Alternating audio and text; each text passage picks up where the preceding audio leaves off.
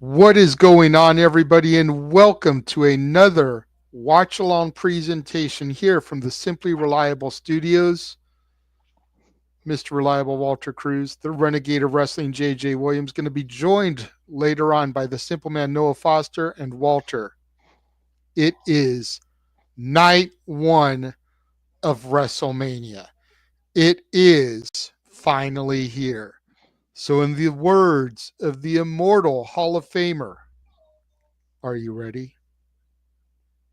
I'm as No, ready as no, ready no, can. no, no. I can't hear you. I can't hear you.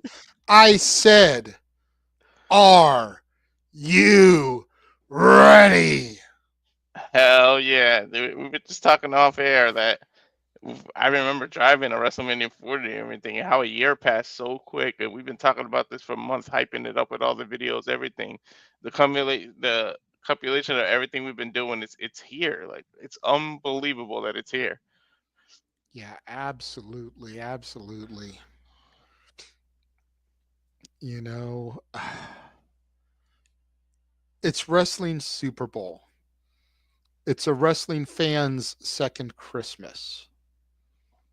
It is the showcase of the immortals. It is the biggest night, now that it's nights of the year. hmm And I'm looking forward to it, man. I am looking forward to another fantastic afternoon for me, evening for you of professional wrestling.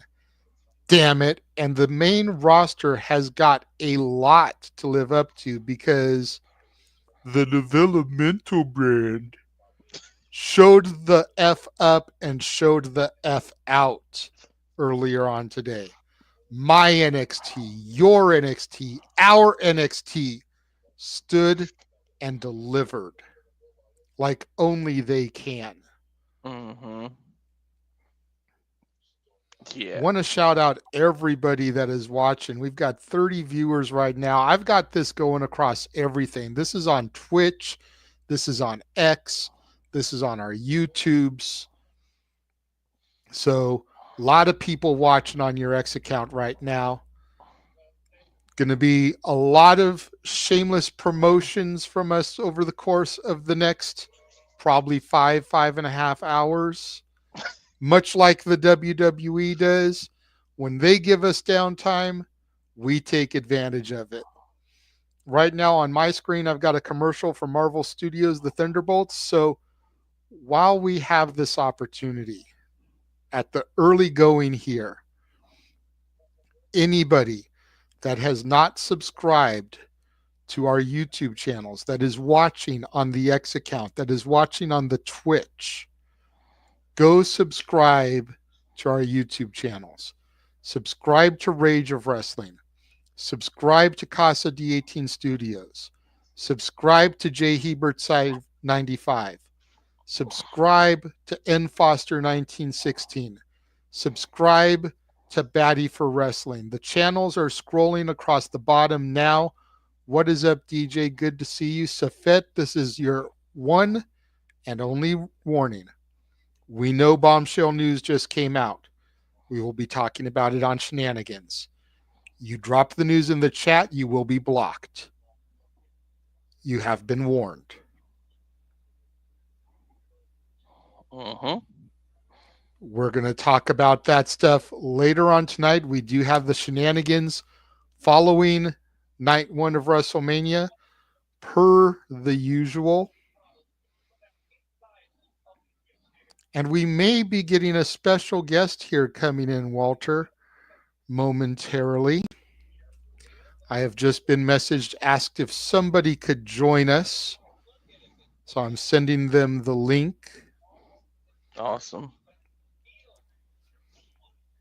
Welcome. I'm still hyped. We just said it again that it's here night one, and it's still like, wow, it's fucking WrestleMania, dude. Yeah, it seems like New Year's was just like a week ago. Uh-huh. And here we are April 19th, and it's time for night one of WrestleMania. Yep. Wow. Look at the sea of fans there outside the T-Mobile, or no, this is Allegiant Stadium, excuse me, inside Allegiant on the concourse. Sam Roberts, Joe Tessitore inside the venue.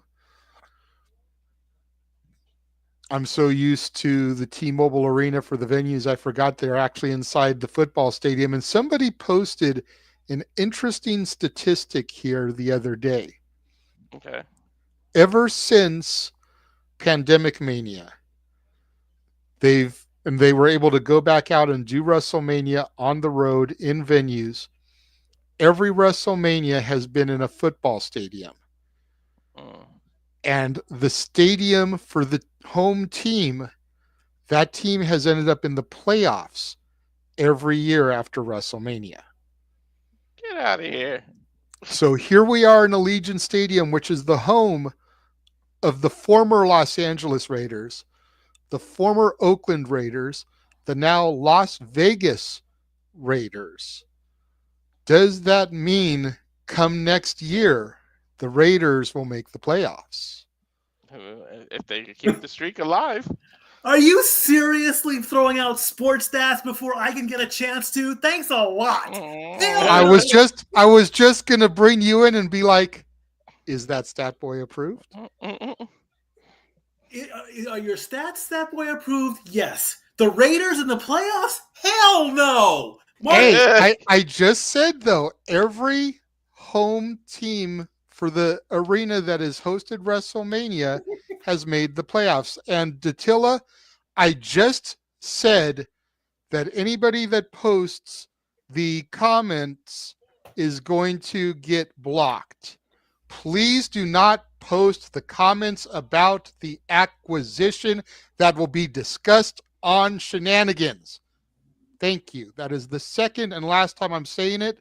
Next time I will break the band hammer out. Clip this. The Raiders will not be in the playoffs next season. All right, so you're saying that the Raiders will be the team to break that streak. Clip that. I will eat my words. I will eat the biggest piece of humble pie come Super Bowl season 2026. But it ain't happening. Fair enough.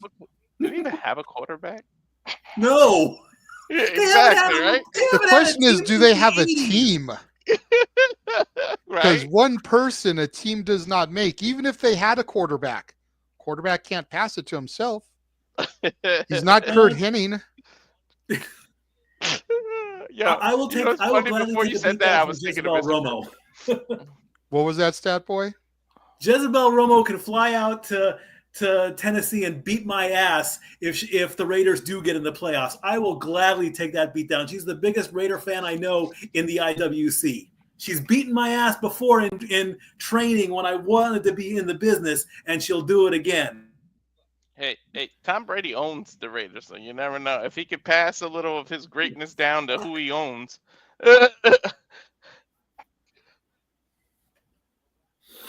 Happy WrestleMania, family. I'm glad I'm here. I'm glad you're here. It's an amazing that it's fun that it's here.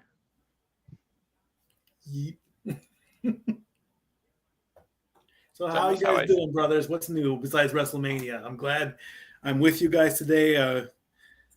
What's the consensus? I mean, are we excited? Are we just blasé? Is it going to be the greatest call ever? What's going on? All right, so keeping it 100 here, as you know I do, keeping it real. I agree with pretty much the entirety of the IWC.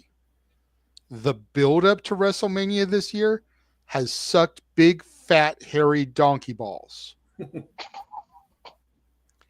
That being said, it's Christmas morning. We're gathered under the tree. We're about to start opening the presents. You can't help but be excited. There you go. Despite for the build, the anticipation, the suspense, it's time to receive the tidings of good joy, and you can't help but be eager and excited. Walter and I, just a couple hours ago, came off of the stand and deliver call and calling and representing our brand, our NXT. So we're already on a high, a natural high, unlike tomorrow, which you can still get the product from Cal Fire Farms to indulge in on your 420. Mm-hmm. But right now we're on a natural high. I just hope that the main roster can deliver the way NXT did earlier, so that our high doesn't come crashing down, because it will hurt inside. I got you on that. I How about hear you, that. Stat Boy?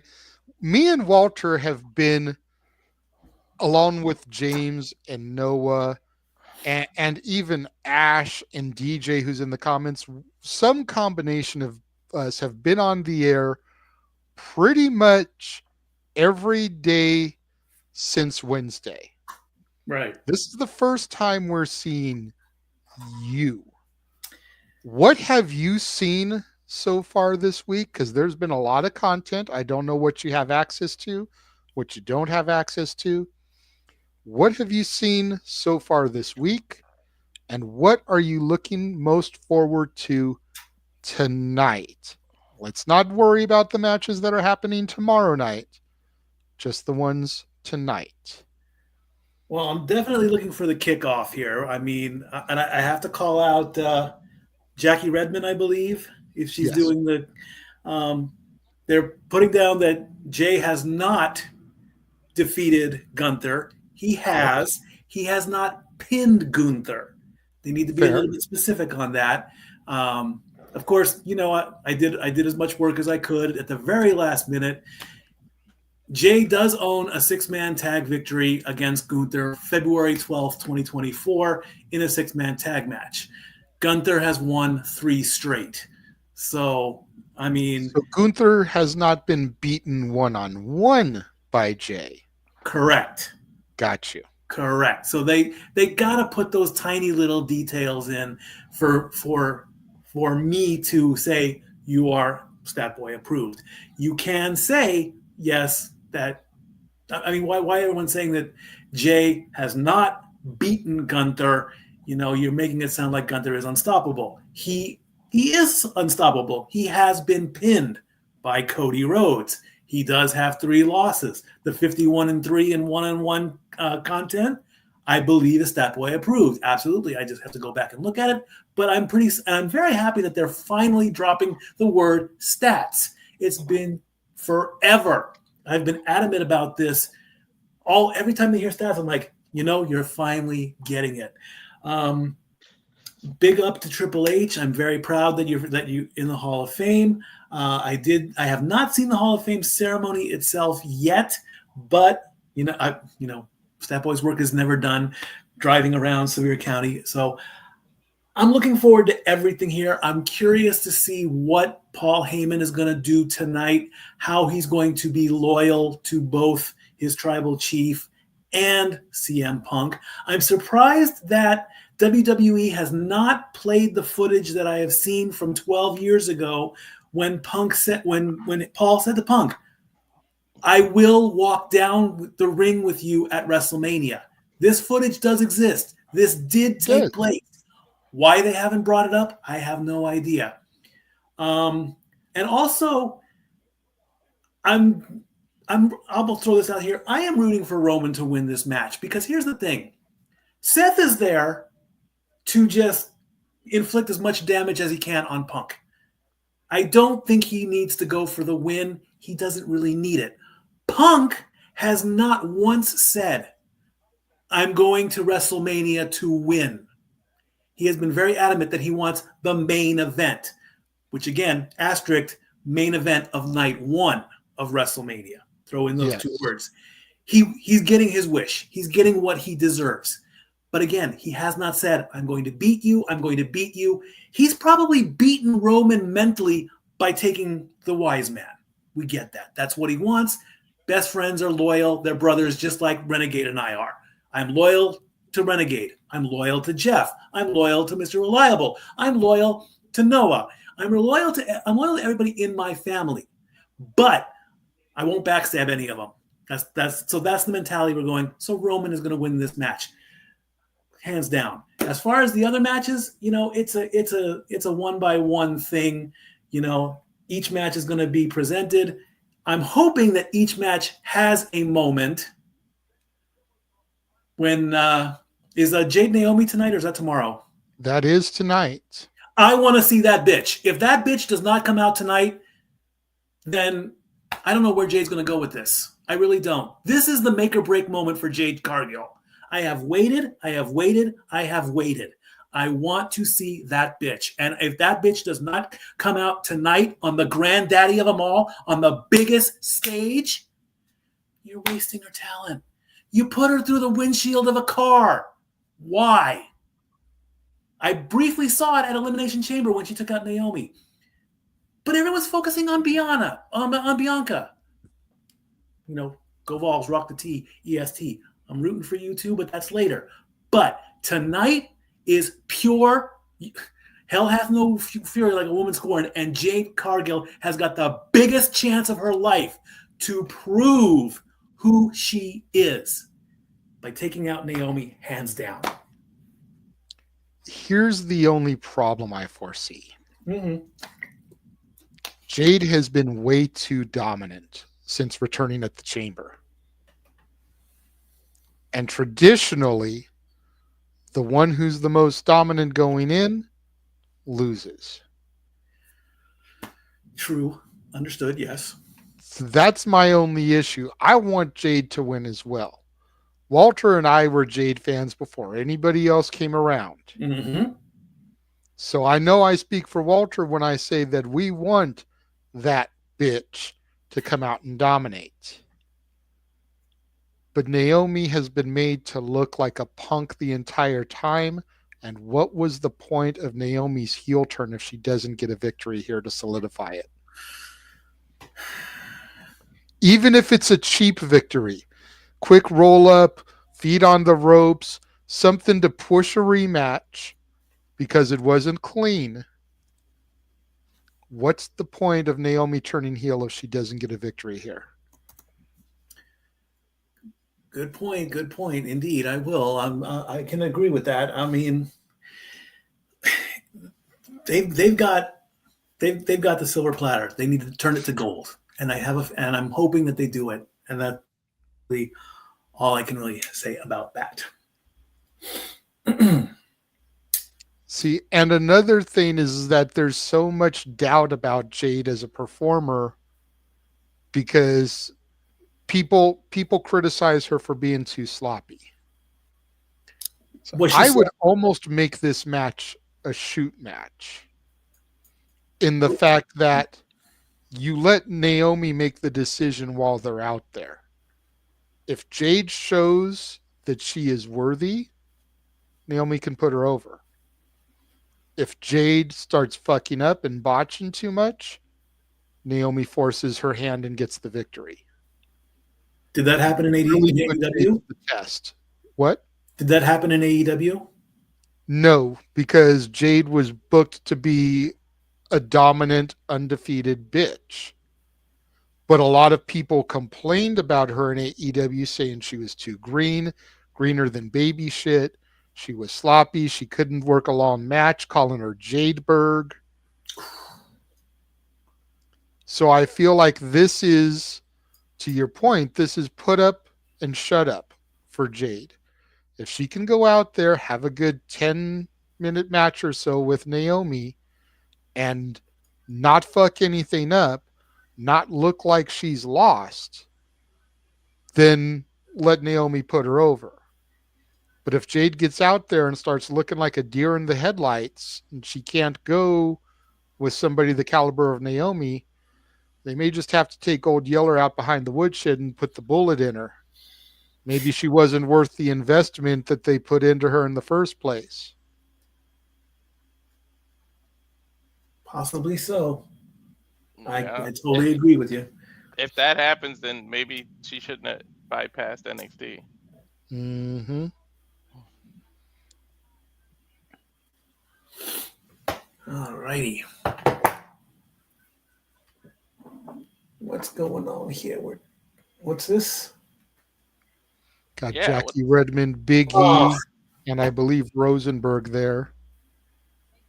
Earlier today, Bailey attacked. What the hell? Come on, really? Was that on Hey, social media? first one on the scene is Lyra. I'm just saying. Right. Traditionally, first one on the scene is the attacker. Oh man, am I gonna have to change my stat work all over because of this now? Nope. I think I know what they're going to do because somebody who hadn't returned yet was at the Hall of Fame with her husband last night. Somebody who helped put Lyra over back in NXT. Somebody who's one of the 4 horsewomen of NXT. Ooh. Cough, Becky, cough. The Irish Mafia. So you take Bailey out and you put Becky in, and you have Becky and Lyra team up to take on Liv and Raquel. Okay. You do the Irish Mafia. There you go. Pierce telling her you're not doing it alone.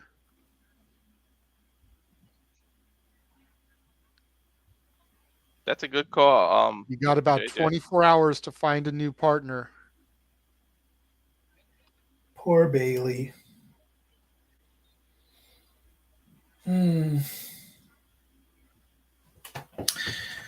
Oh well. You know who I think attacked her though? Legitimately, not Lyra. That's just a ha-ha.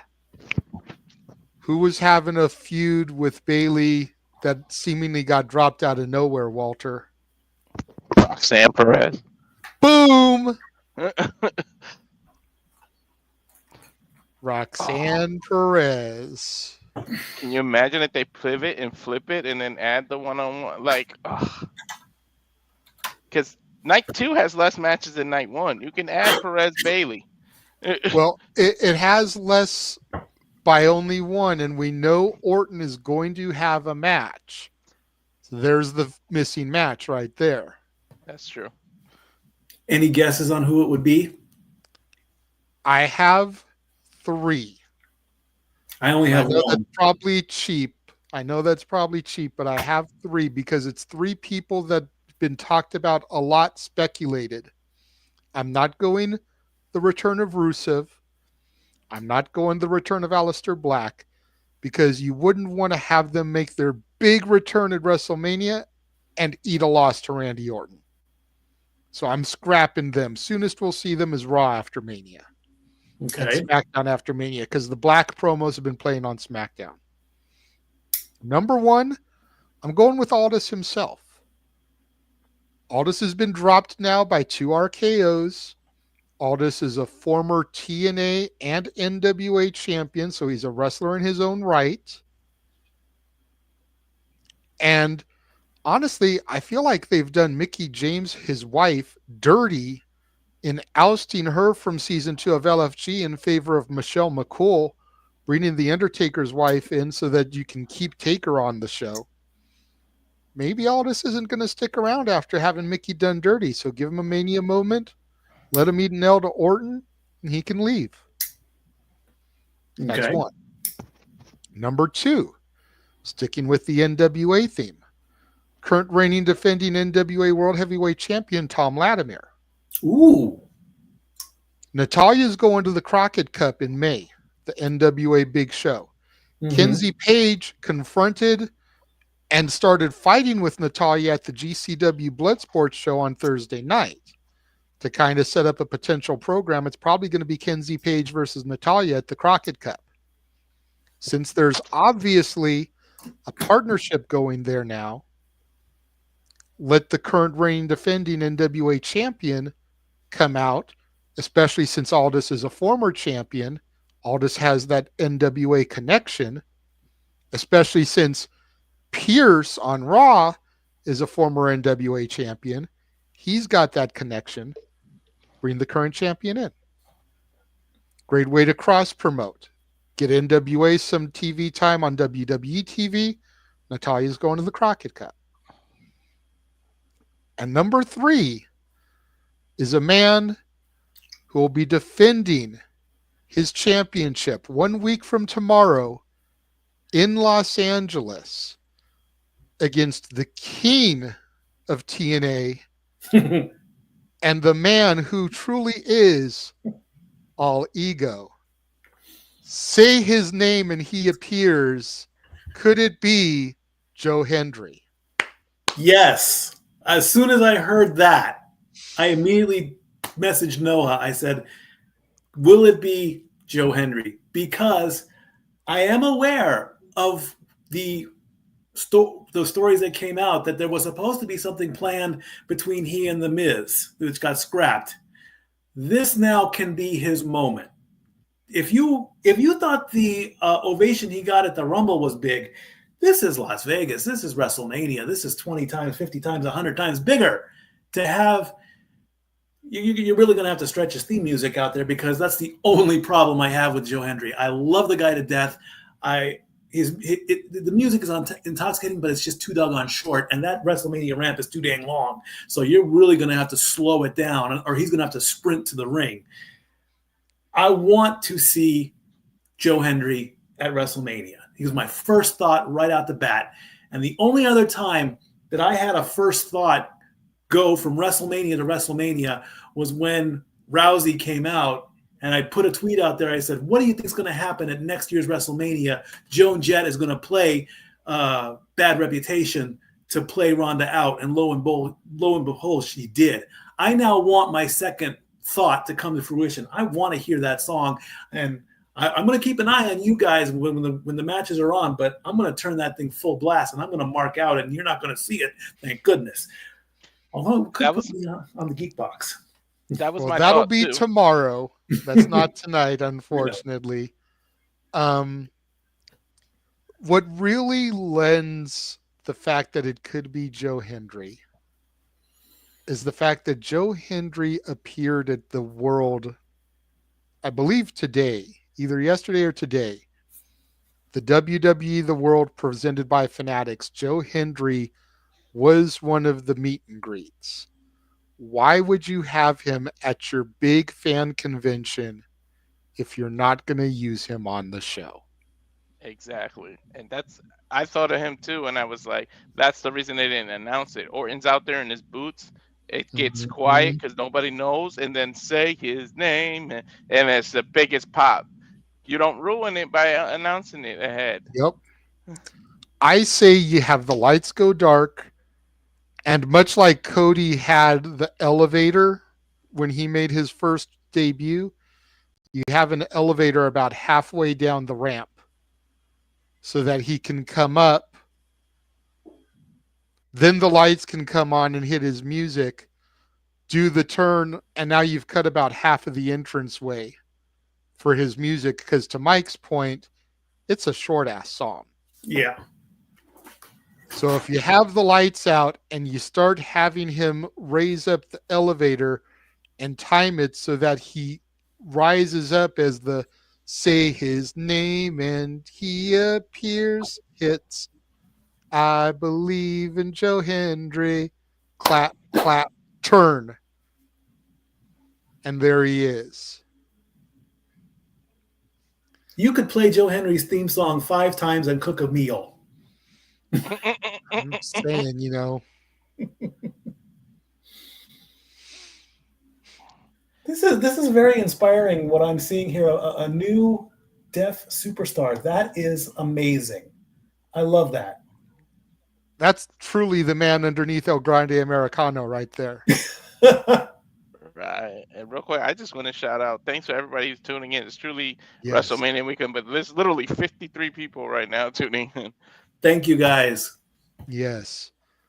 again, that's the advantage of having this go on things like X and Twitch, because like 30 something of those are watching on Walter's X account right now. So again, for those of you that are watching on X, watching on Twitch, that haven't subscribed to our YouTube channels, because traditionally we only do this on YouTube. We're doing this on the socials today and tomorrow because it's Wrestle fucking Mania. But if you want to make sure that you catch all our watch along coverage, subscribe to our YouTube channels. They're going across the ticker at the bottom.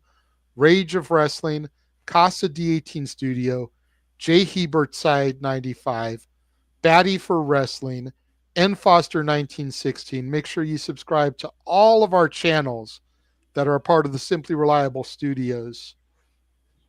That way, when we cease to broadcast on socials going forward after tomorrow, and we're back to just on our YouTubes, you guys can still check us out, tune in, and see us doing what we'd love to do.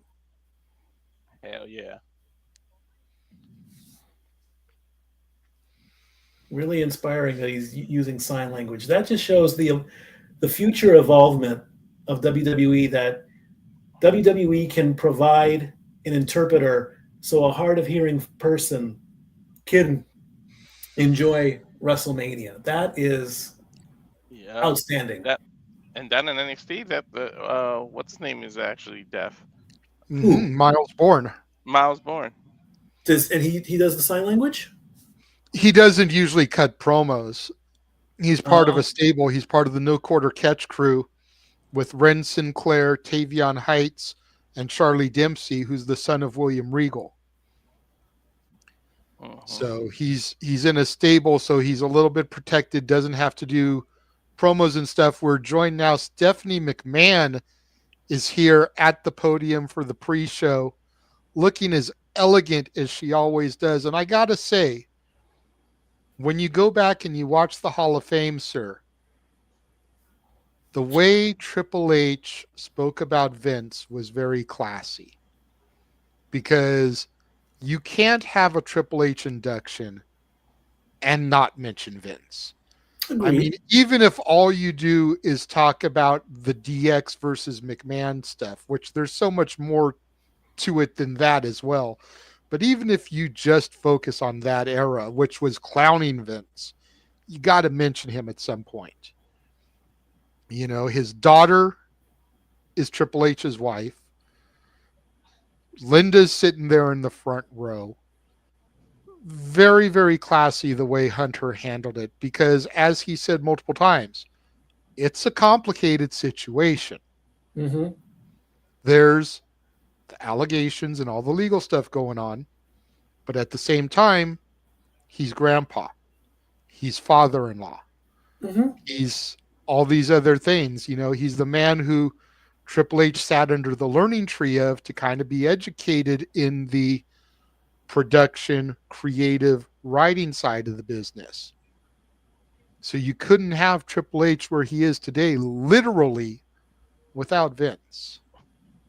Indeed. I mean, it's like there are times where, you know, you have to separate the business side with the personal family side. We've done this many times. We've gone into businesses. We've done, you know, financial stuff. We've done jobs. You know, I say this to all the people that I work with, and all the people that I live with, and all the people that I do things like this with. I'll say to them, you know what? I will respect your decision. It will not affect me personally. I will not hate you. I will not turn my back on you. If I've said this with Snack Girl Dory Lou. I've said this many times. I said, if I ever got the chance to work with you outside of this, outside of wrestling, like in a job situation where you are my boss and I do something stupid and you have to fire me, fire me. Okay? That's the business side of it.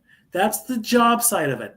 That doesn't mean I'm gonna hate you. That doesn't mean I'm gonna, you know, wipe my boots off of you. It's business. Things happen the way they do. Vince is going to sit down at the table with Triple H and Stephanie and the grandkids and Shane. You know, he'll still talk business no matter what, because that's just his makeup. He'll talk about the business, but at the end of the day, they'll laugh about it. And Vince will look at Paul, and Paul will look at Vince, and he'll say, "I love you, Dad." He said, "I love you, son." That's the beauty of Triple H. That's the beauty of Paul Levesque. You know, he's not gonna do things to get himself in trouble. Vince allegedly did. We don't know, and it's better that I don't know all the details because I don't want to know that side of it. So, you know, he is professional. He deserves the Hall of Fame. And everything you said is absolutely true. And the same thing goes here. Now, if I do something stupid, if I say something dumb, you're going to pull me aside. You're going to say, "Hey, you know, maybe you shouldn't have said that. Watch it." And then I'll learn from it. And then, hey, we move on. There you go. Walter, did you see my private message? Okay. Let me know when you get there, and then I'll let you know when I get there so we can be synchronized. Mikey, if you see the private chat, if you want to be perfectly synced with us, pause it when you get to that timestamp. You got it. You see the counter going in the corner. 7, 6, 5, 4, 3, 2. Pause. 22. Yep. Okay. There we go. So we all should be in sync there, or at least sync enough.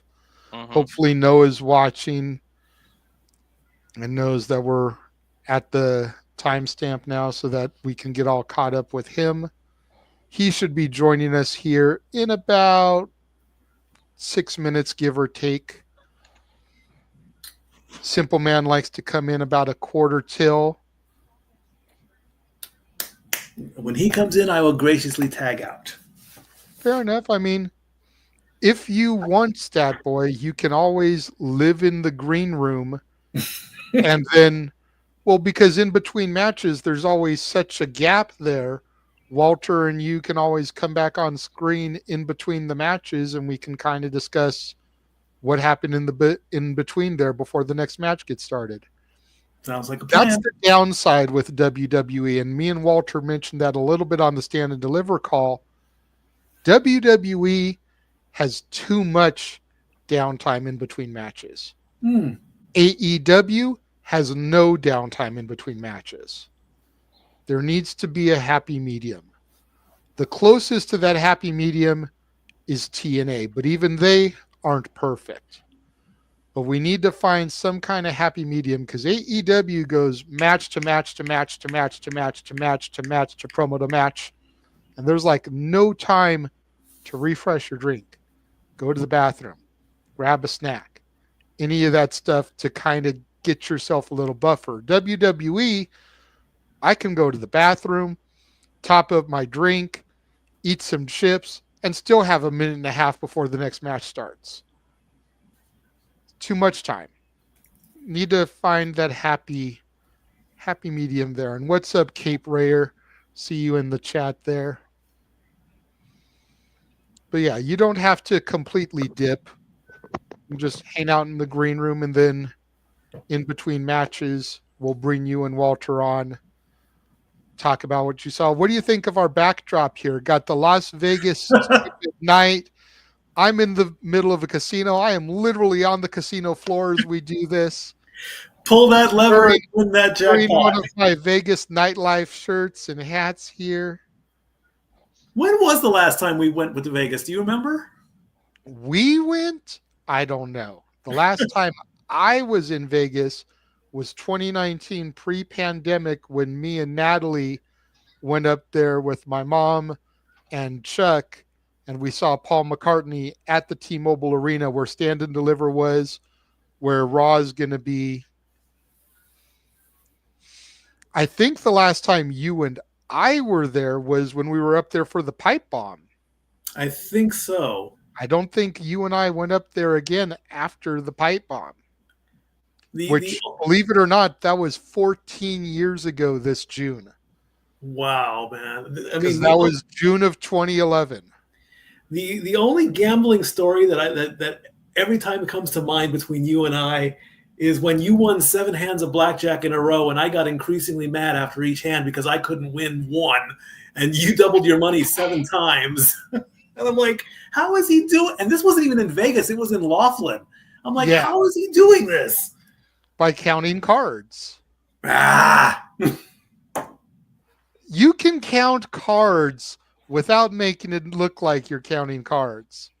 If you can find a blackjack table that is single deck, which is rare, but they do exist, usually in downtown, or the offshoots like Laughlin, Reno, those type of places.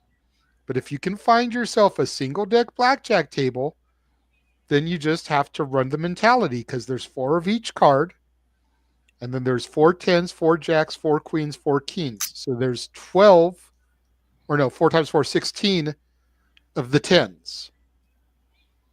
And you just have to try to pay attention to those more than anything. How many of the 10 cards have come out? Am I going to bust if I hit on a 16? Or do I have a shot? Or if I hit on a 15, am I going to have a shot or am I going to bust? If there's too many 10s in the deck, don't do it. If you've used most of the 10s and you got a lot of low cards in there, go for it. You may be able to turn that 15 into that 19 or into a 20. And then the odds of the dealer busting are greater because they have to keep hitting until they at least get to 17. Yep. Mm-hmm. So that's how I do it. You count cards. And it's technically not illegal. It's just frowned upon. Yeah. So you've got to be able to do it and be sharp with your mind so it doesn't look like you're doing it. Mikey's a poker guy too, more than blackjack. He's a poker guy too. Yeah. To the point where he lost his paycheck from work gambling, borrowed money from my dad, and lost most of that. Oh yeah. That was the low point of my life. I'm a blackjack guy too. See, I'm more of a craps guy. I used to play poker when Mikey and I worked at the Hawaiian Gardens Casino. I would get down on some Hold'em. If I didn't have a great tip night, then I would see if I could like double or triple my money before I got out of there. Sometimes I'd turn my $10 in tips into $100. Other nights, I'd lose it. But I'm more of a craps guy. I never did craps. That's the throwing the dice, right? I never. Yep. I'm a slot person. It's because it's all about the hard ways, man. You put it out there on the field for the hard ways. You get on the double 4s, the double 5s, the doubles, and you hit that shit. That shit comes up more than people imagine that it does. And especially if the point is an 8 anyway, go ahead and bet on the double 4. Then if you get it for the 8, then you win off that and you win off the pass line. Come up. Look at this gambling tip. Gambling with the Renegade has been brought to you by The Accountant 2, only in theaters this Friday. Right. The movie 21. Remember that? That was the movie that started it all with Renegade. Not true, because I saw 21 like after I had kind of died out of going to Vegas. You forget, I used to go to Vegas before I was even legal to go in the casinos because my grandma lived in Vegas. Mm-hmm. And I'd go up there and spend like a few weeks in the summer vacation with her. And she'd take me around. We'd go to like the Excalibur, see the Tournament of Kings show, which is kind of like a medieval times. We'd go to the Circus, see the acrobat shows and the trapezes and everything, go up to the whole upper deck, which was basically a video arcade for kids, carnival games and shit. She would take me to all the spots on the strip that had kid-oriented areas before Vegas became the family destination that it is today. Now Vegas is geared towards families and kids. Back then, not so much. Smoking was still legal on the show floors.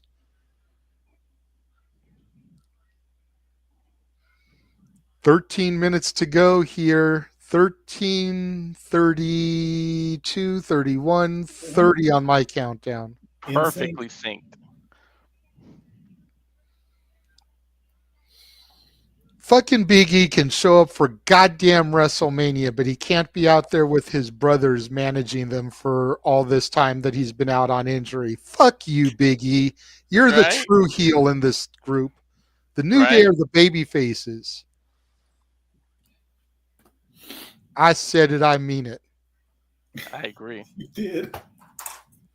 That's not a bad idea, Walter. You know, we'll go ahead and take this moment and we're going to run our watch along trailer, show you all the other stuff that we've got coming up here that we're going to be covering on the Simply Reliable Studios, that we're going to be doing coverage for just like this. We do live reactions. We do our own play-by-play commentary. So if you don't want to listen to Michael Cole, you don't have to. When we're doing AEW, if you don't want to have to listen to Excalibur, you don't have to. You can listen to our commentary instead. So we're going to run our trailer real quick, and we will be right back. And now for a taste of things to come.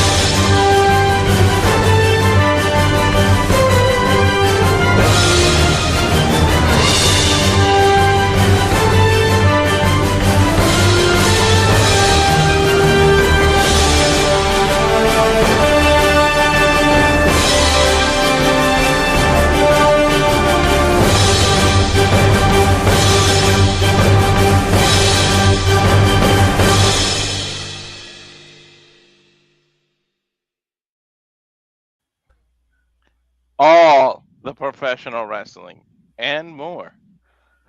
Yes, especially and more. April 27th. Find out where the top prospects go to the NFL on draft day. I'll be doing coverage on that. First round coverage only. 8 p.m. Eastern on the 27th. Can't wait for that. There you go.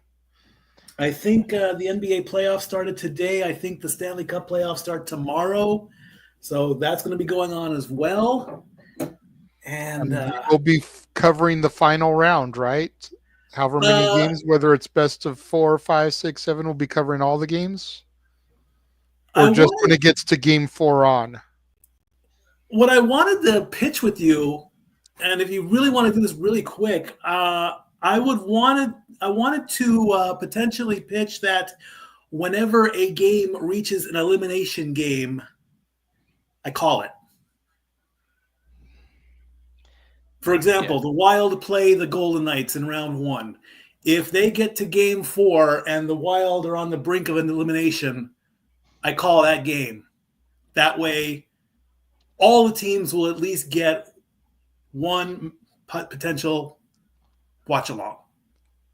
Okay, but what if that game they don't get eliminated? Do you then do game 5, 6, and 7? If they are potentially elimination games, yes. Okay. Think on it a little bit. We still got some time. You don't have to. Let's get through WrestleMania first.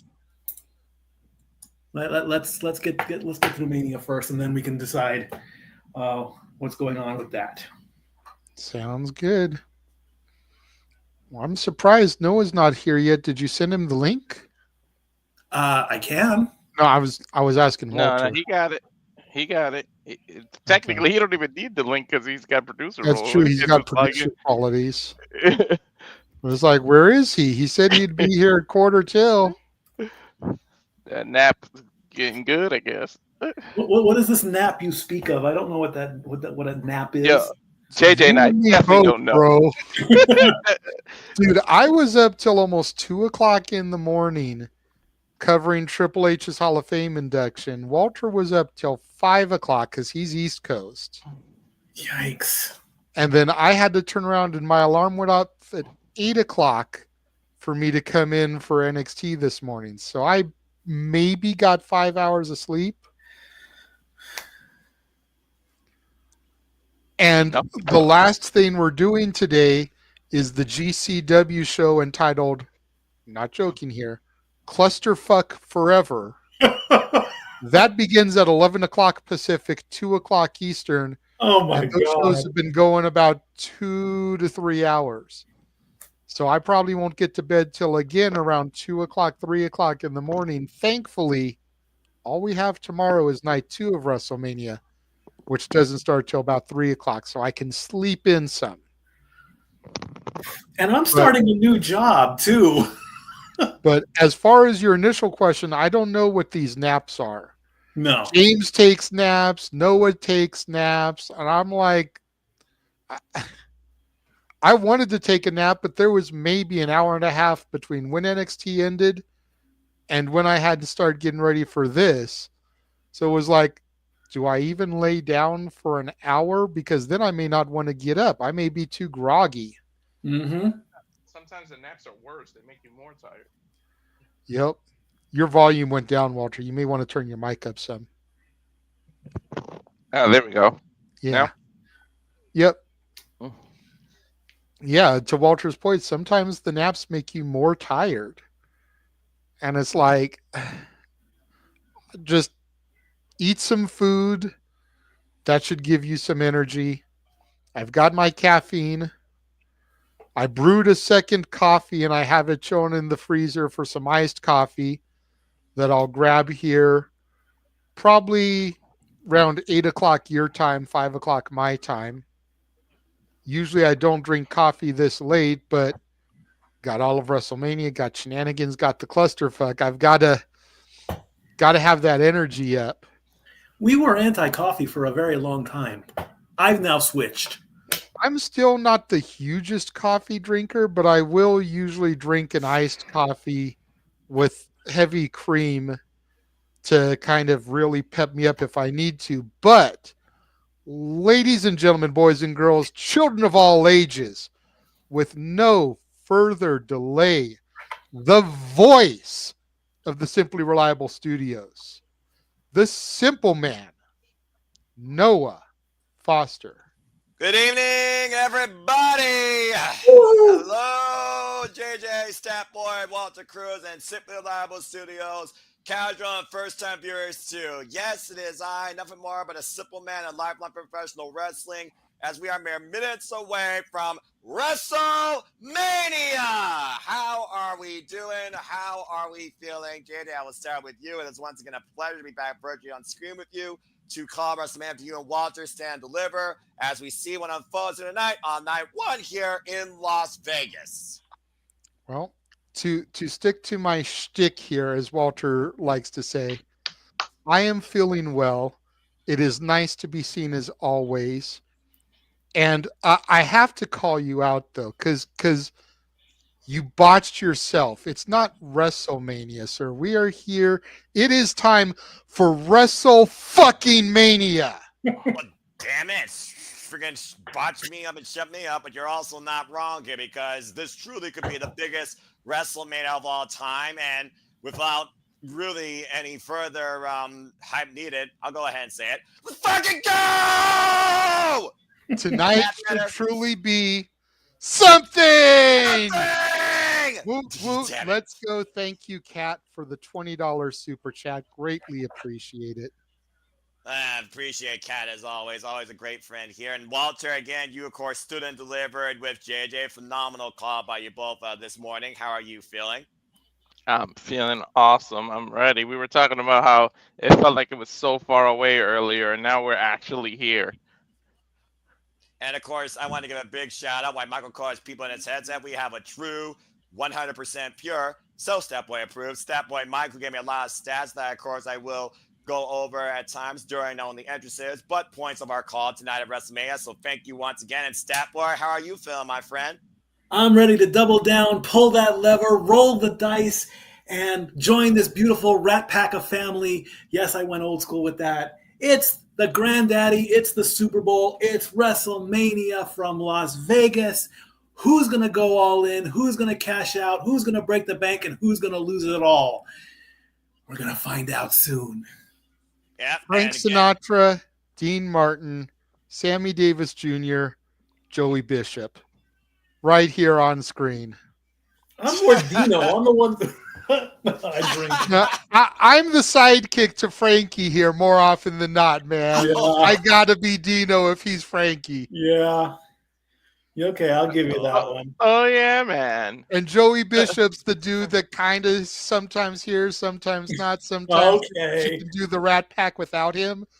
You know, But when he comes, he Mr. adds. Foster like Jack Daniels.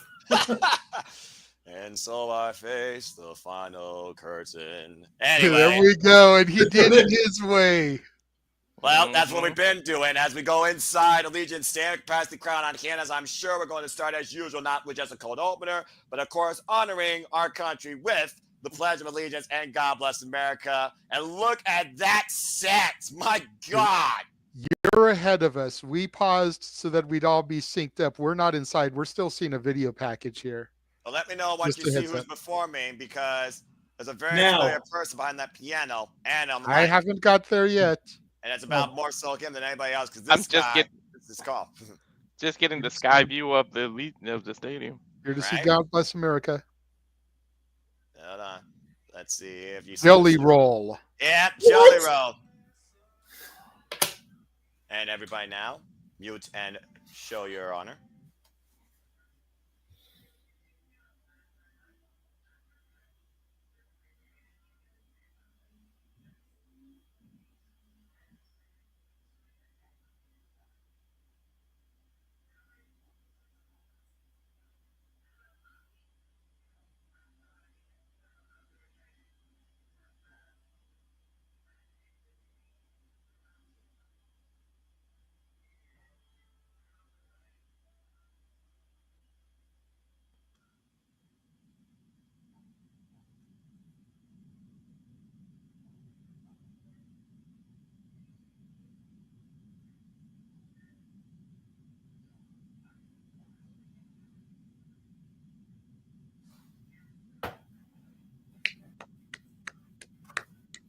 I feel like we should that until Grande Americano.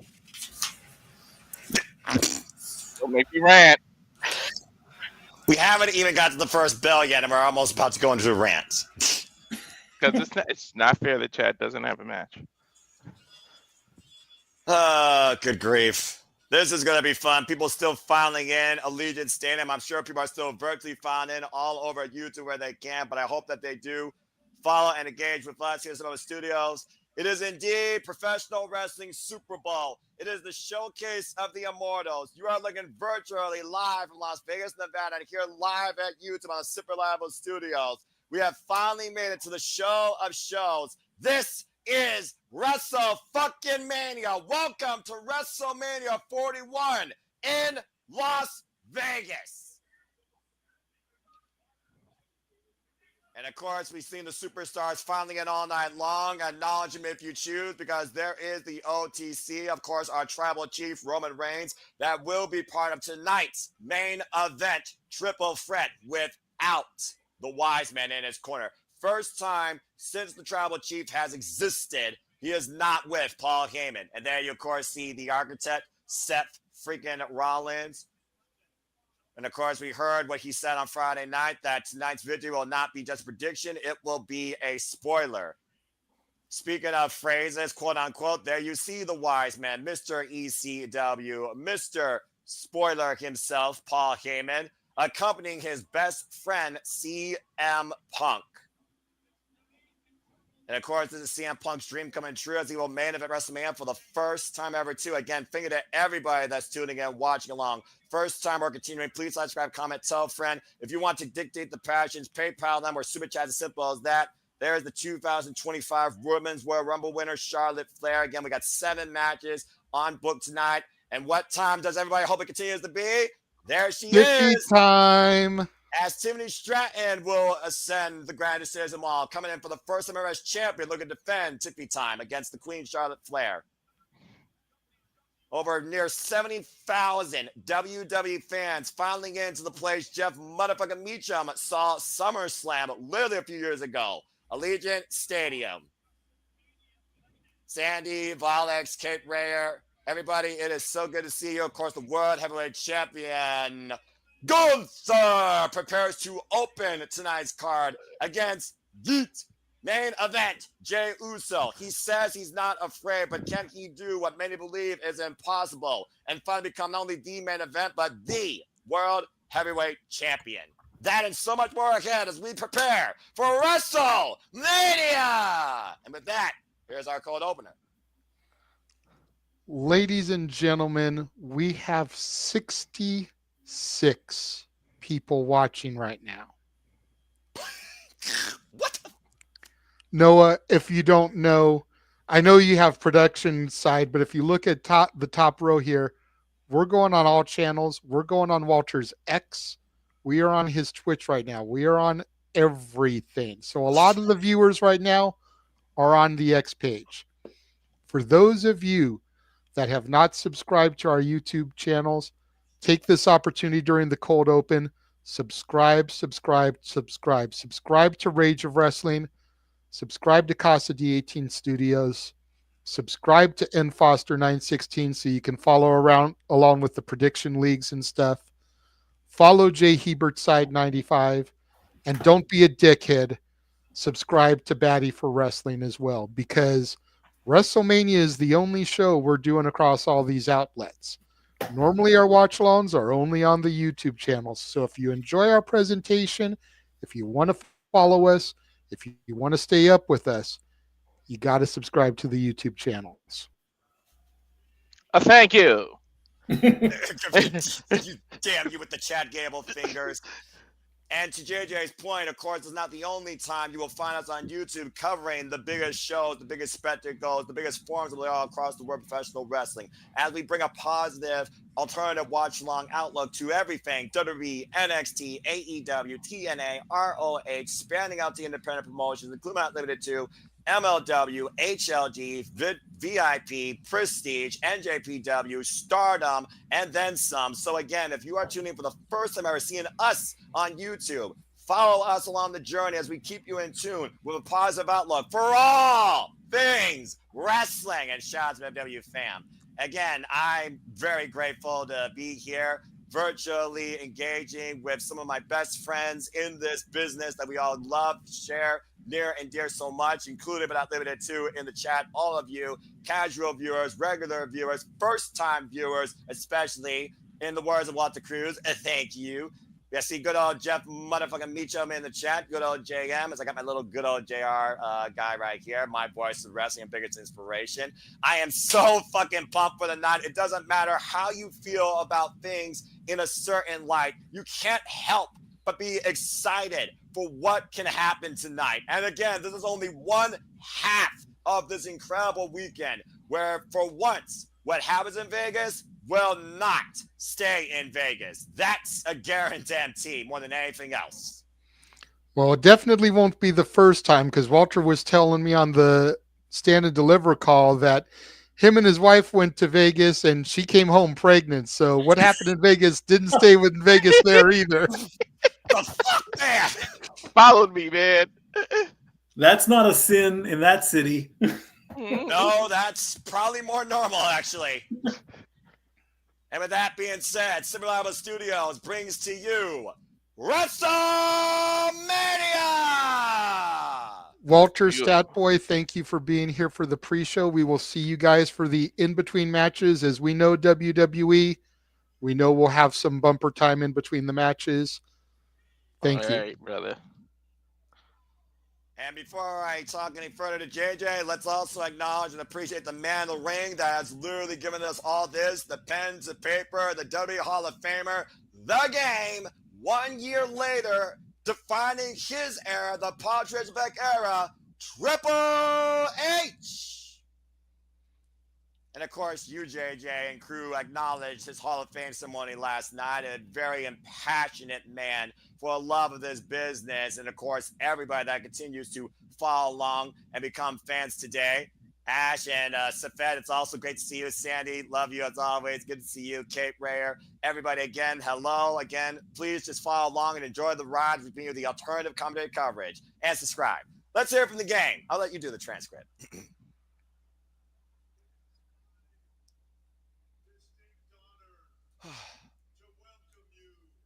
It is my distinct honor to welcome you to Las Vegas, where for the first time right here, right now, all of you are being seen by the entire globe right now. As we know, this is also being internationally showcased on Netflix. Yep. So with that said, welcome to WrestleMania. Let's freaking go!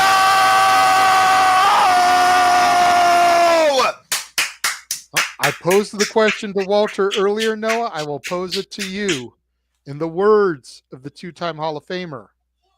Are you ready? I'm sorry. You asked me a certain question. Can you ask me that again?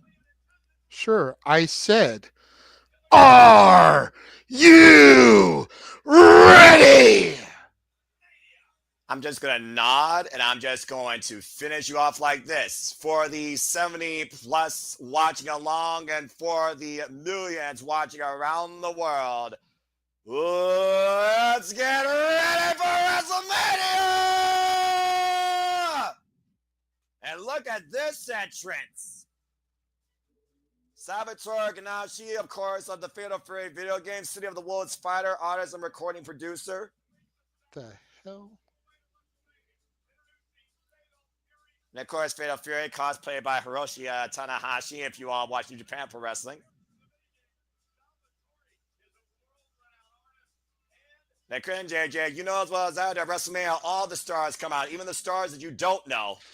Fair enough. Fair enough. I'm not enough of a gamer to get this. Oh, you get this? Like, I've heard of Fatal Fury. Yeah, well, but this I'm familiar with. 4 letters, 1 word. Let me see the people in the chat. Yeet. Yeet. As we kick things off with the WWE World Heavyweight Championship. And once again, folks, welcome in to WrestleMania. Hello, everybody, and welcome back once again to Simple Studios. It is I, the Simple Man, the Simple Brand, forever grateful for all things professional wrestling, damn it. My name is Noel Foster. I couldn't be more happy, more honored, more humbled to have once again back in the virtual end of the seat, my commentary partner. Last year, we told the end of the story. Who knows what stories we'll tell this year? Renegade of Wrestling, JJ Williams. And again, thank you to everybody that's tuning in. Please like, subscribe, comment, tell a friend, subscribe to the channels, follow us on social medias. Yeet if you're with us. And if you want to dictate the conversation, super chat, as simple as that. And JJ, you've already talked about your excitement. But again, man, we're here. It's time. We finally arrived. And main event Jey Uso is on our screens at this time. It's here, brother. Let's do this. Yep. Seeing some of the Las Vegas Raiderettes in the stairwells here. Of course, this is where the Raiders play. One of the only things the Raiders do right are the Raiderettes. I said it, I mean it. Don't at me. Damn. And I pointed out a stat to Stat Boy here. I don't know if you knew about this because I know you're not a huge sports fan. But every Mania since the pandemic has been held in a football stadium. And the home team of said stadium has gone to the playoffs every year that they've hosted the WrestleMania. So could 2025 be the year of the Las Vegas Raiders, and could they be going to the playoffs next year? Keeping the tradition alive as 60,000 70,000, however many they have in the arena, are all yeeting with main event Jey Uso. And that includes me, Michael Cole, Pat McAfee, and Wade Barrett at commentary. Yeet! And for all we know, we might see them at the Super Bowl next year. And stay tuned for me and Stat Boy Mikey covering next year's Super Bowl, of course, here at the Super Reliable Studios. To your point, though, Jey Uso, of course, earned this opportunity, winning this year's Men's Royal Rumble from number 20. And it's decided to face Gunther, but this is him and Gunther's fourth singles encounter. But the biggest thing that Jey Uso has to his advantage tonight is he said he is not afraid to become the man he needs to be to beat Gunther and become the champion tonight. And to Cape Rayer's point, the last time WrestleMania was in Vegas, a Samoan won the world championship. A member of the Anoa'i family at that, Yokozuna, Rodney Anoa'i. Granted, he lost it to Hulk Hogan like 30 seconds later. We don't count that. We don't count That's, that. Men in Black it, break out the neuralizer. You will not remember that. But it did happen. Could Jey Uso be looking to repeat history here in Vegas? Well, of course, main event, Jey Uso has become the mainstay of Monday Night Raw, breaking away from his bloodline and standing on his own 2 feet. But after his brother, Jimmy Uso, got literally bludgeoned and Gunther baptized himself in his brother's own blood, all bets were put off. And of course, if you need a little bit more excitement in your life, snap into a Slim Jim. Oh, yeah. And Michael Cole, he hyped up. Shout out to Michael Cole, by the way, doing his 28th WrestleMania, and Wade Barrett doing his very first WrestleMania as a commentator. Oh, this is going to be so fucking good. I'm already hyped up, and we're just getting fucking started.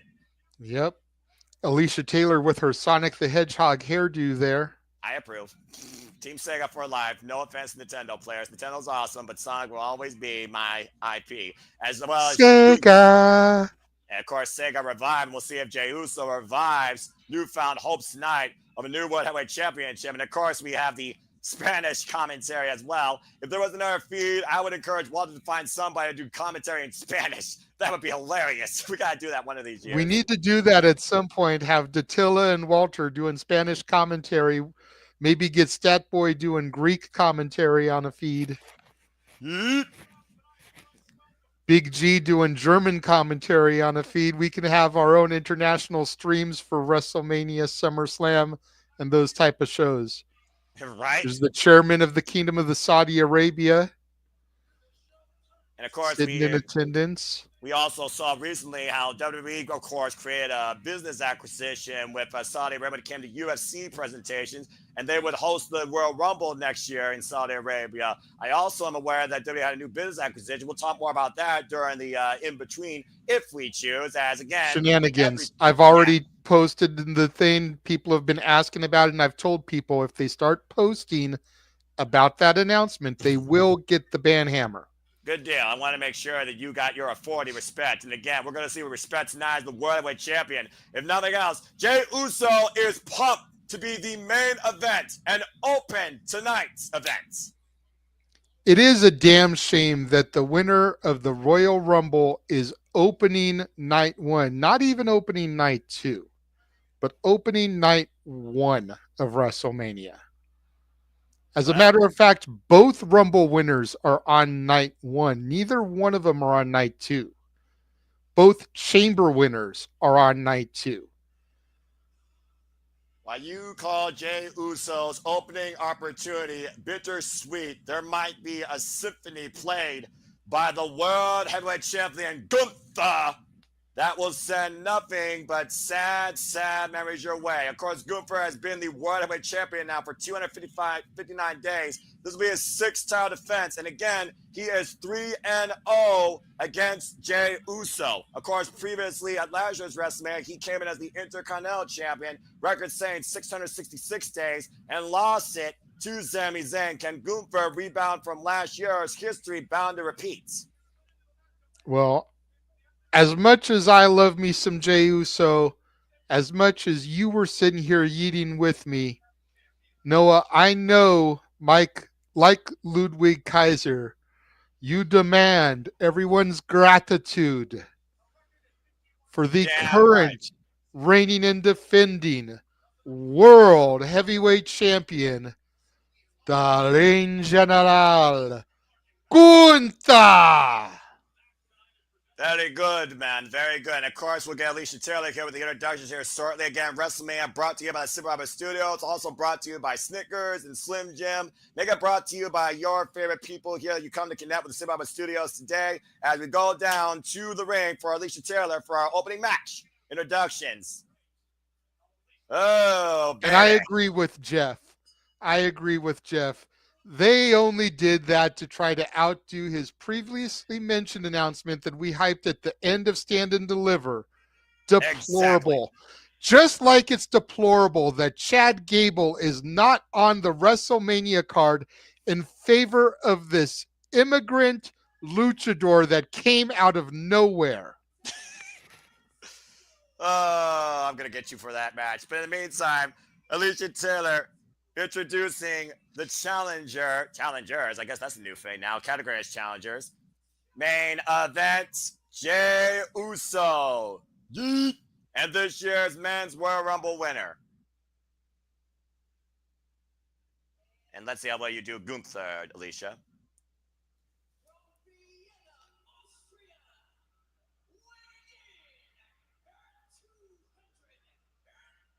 £250.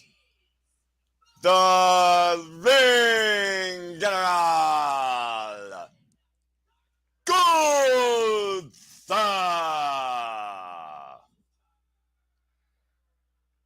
The fact that this man's been champion, JJ, now for over 93% of his WWE career speaks volumes in what Jey Uso has to overcome tonight to finally become the guy, more than the main event, but the champion here in WWE on Monday Night Raw. This is the 60th time, I believe, that a world championship is being defended at WrestleMania.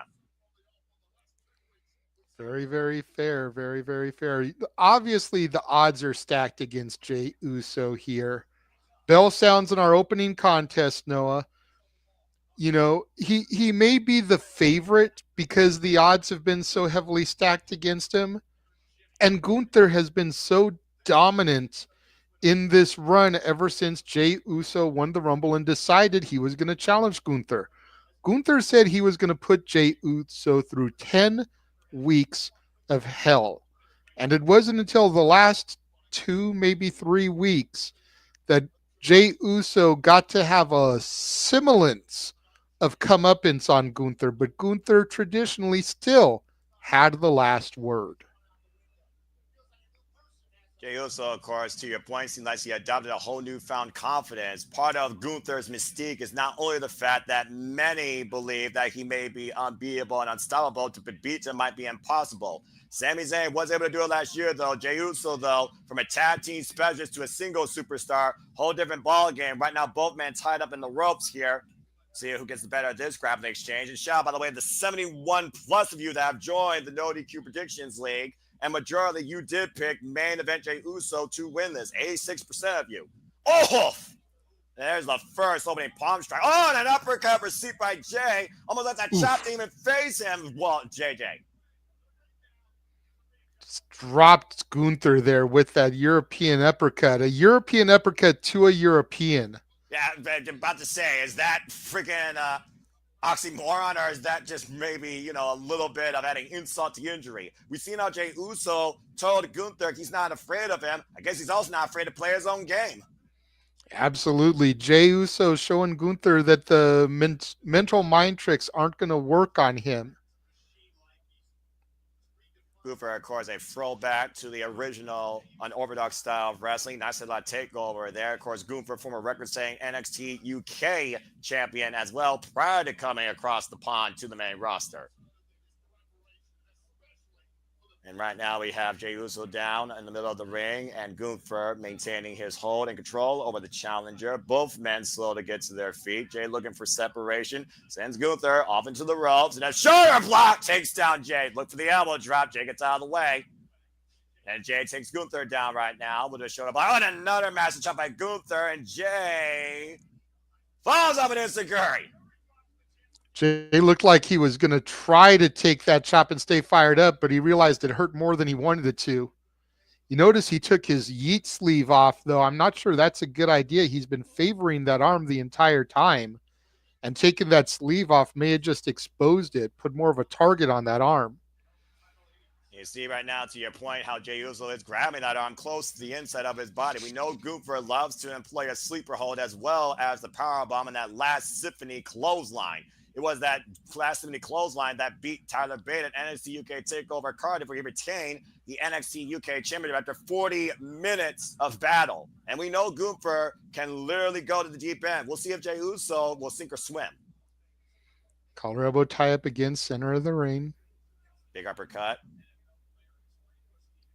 Of course, Jey Uso as well as a background in football, former NFL player as well. Gunther, of course, former rugby player. Whoa, sidestep, and Jey Uso. Whoa, horse and Gunther. Oh, but Gunther falls on Jey. Cover, lateral press, then a 2 count. I'm not sure if you want to try and overpower Gunther this early in a match, JJ. Yeah, not at all. You don't want to try and overpower Gunther this early, and you don't want to try to out-wrestle Gunther this early. I do feel that Jay might have the endurance over Gunther. Gunther carrying that extra weight. Not saying that Gunther can't go for long periods, because we've seen him wrestle technical masterpieces before, but I feel like Jay might have the better conditioning, since most of Gunther's title matches have gone short term as opposed to long.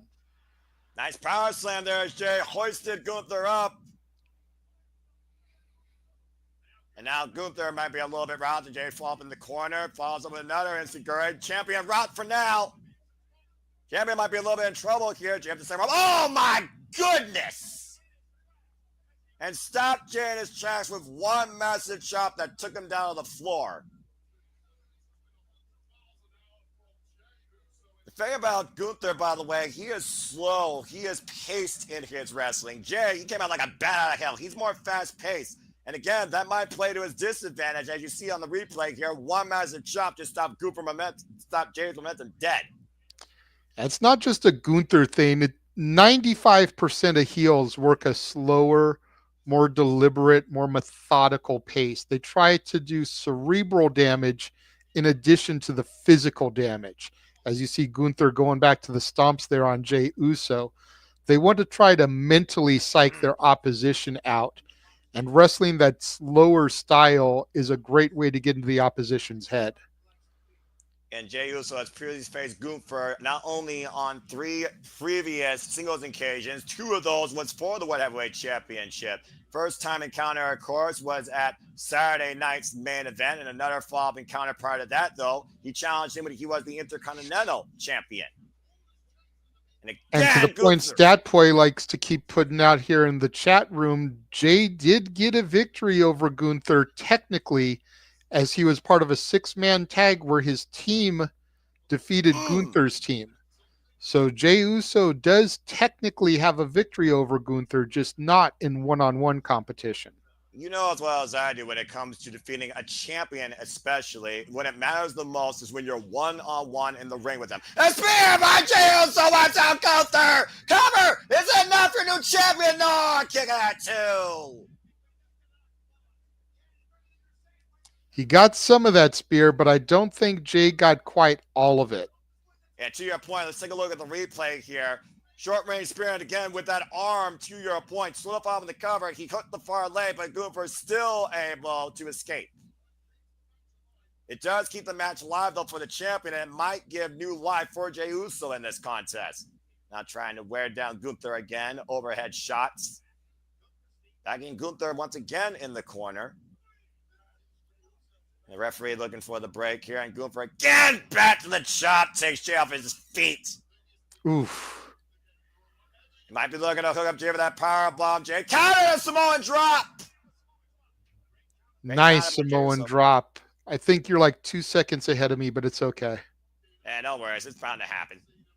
Again, there you see the World Heavyweight Championship. Of course, the new leniency of that championship. Jade defined at Night of Champions when Seth Freakin Rollins won that against phenomenal AJ Styles. And of course, held that title all the way to last year's WrestleMania, losing to Drew McIntyre, who of course lost Damian Priest when he cashed in. and Gunther became champion at SummerSlam. What a superplex! Huge superplex there from Oh! Gunther. Jay back to his feet, though. Shotgun drop kick. And Gunther might be looking to put his own way. Powerbomb, high stat, matchbook cover. Is there enough here to stop the... No! Whew! Jay barely able to get out there. Take a look at the replay here, JJ. That was a high stack. Not only did Jey Uso have to force the show off the mat, he had to force Gunther's 250-pound girth off of him. Yeah, no doubt. Again, we're just kicking things off here, folks. An incredible night of action here. Night one ahead here at Allegiant Stadium. Capacity crowd on hand. Look at that beautiful overhead shot. Unique lighting setup, though, in the middle of the ring. Of course, here at Las Vegas, WrestleMania 41. 41 years of this spectacle. And it's going to continue to evolve. You can say the same thing about Jey Uso, though. Of course, going from a tag team specialist that used to wear rainbow face paint and do the Haku dance into the main event caliber athlete that he is today. And Gunther again looking to deliver another powerbomb. Jey Uso countered, though. Good scouting. Fall off the ropes again. A spear to Gunther again! That's 2 spears. Jay Uso looking to go up top, looking for that Uso splash here. able to their feet. Uso splash connects. Cover. Oh, and Gunther got the shoulder up at 2. Damn it. Take a look at the replay here. Great counter, and thank you for that correction. Rex Hawk up that I got 1 letter off. And again, another spear. Beautiful Uso splash that led to multiple tag team championships, but not enough for the World Heavyweight Championship tonight. And now, JJ, we've seen both men hit their best moves so far once in this contest.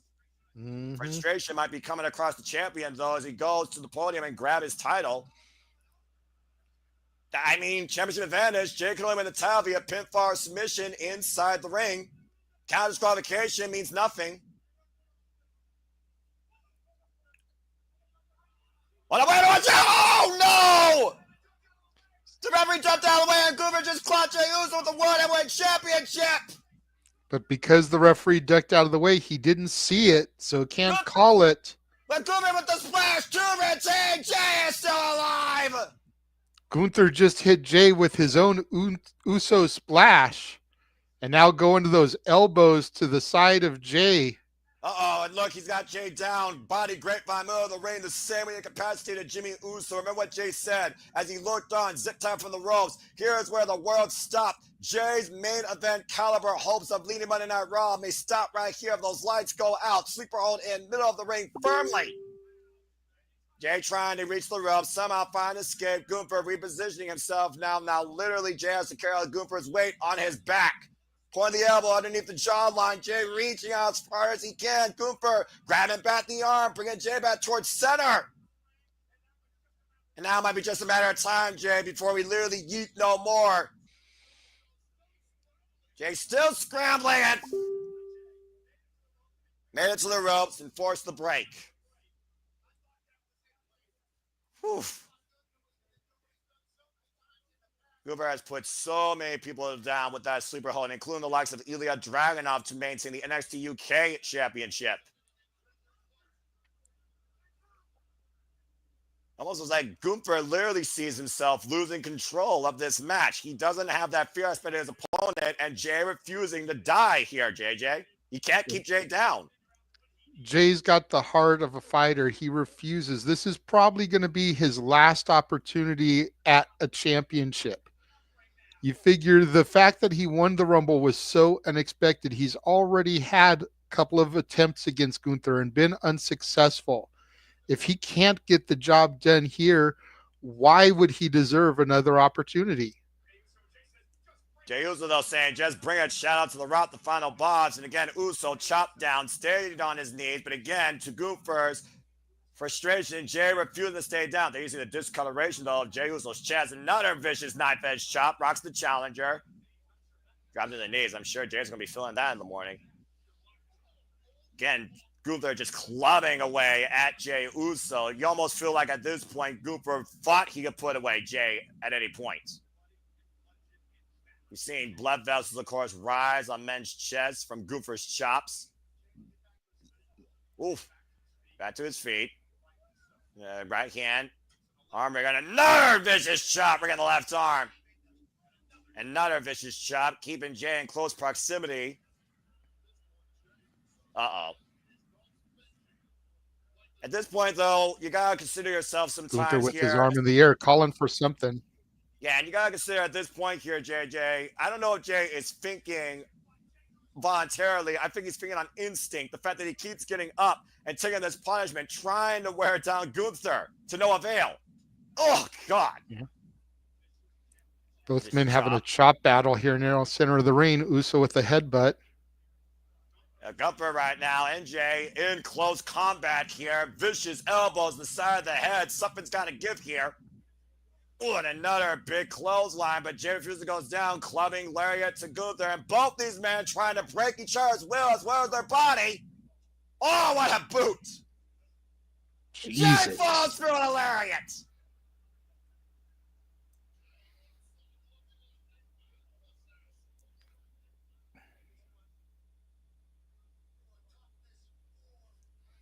I've said it before with the likes of Stone, people, Tomoshi E. When you face somebody that caliber of an athlete, you go for a physical war. You can say the same thing about Jay losing against Gunther. Gunther, once again, with the sleeper hold, Jay from behind, German suplex.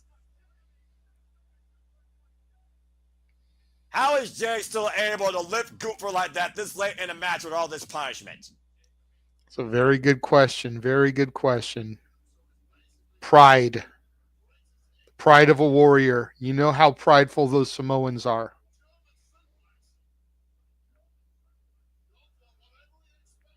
Jey Uso slow to get up to his feet, and Gunther staggering up in the corner, meeting him. Oh my God, what a shotgun drop kick by the champion. Drops the #1 contender, and Jay once again might be hooked up here by Gunther. Another vicious powerbomb. Jay able to escape. Jay able to counter. Hook it out, Gunther. Powerbomb by Jey Uso. Once again, the challenger using the champion's own moves to his advantage.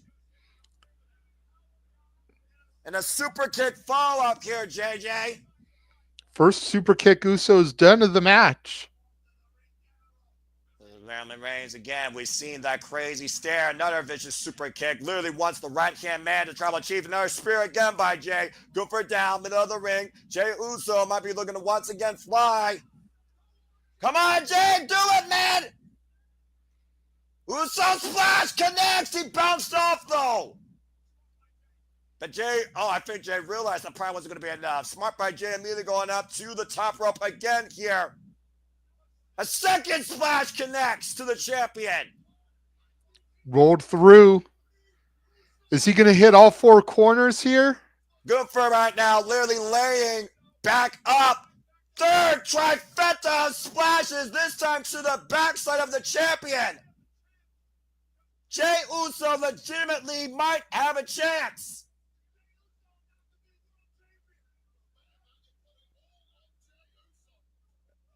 And Jey Uso now, the sleeper hold on Gunther. Are you kidding me?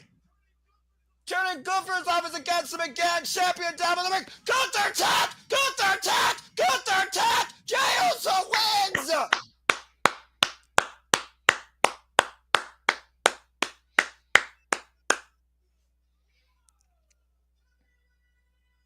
Jey Uso just submitted the Lean General to become the World Heavyweight Champion!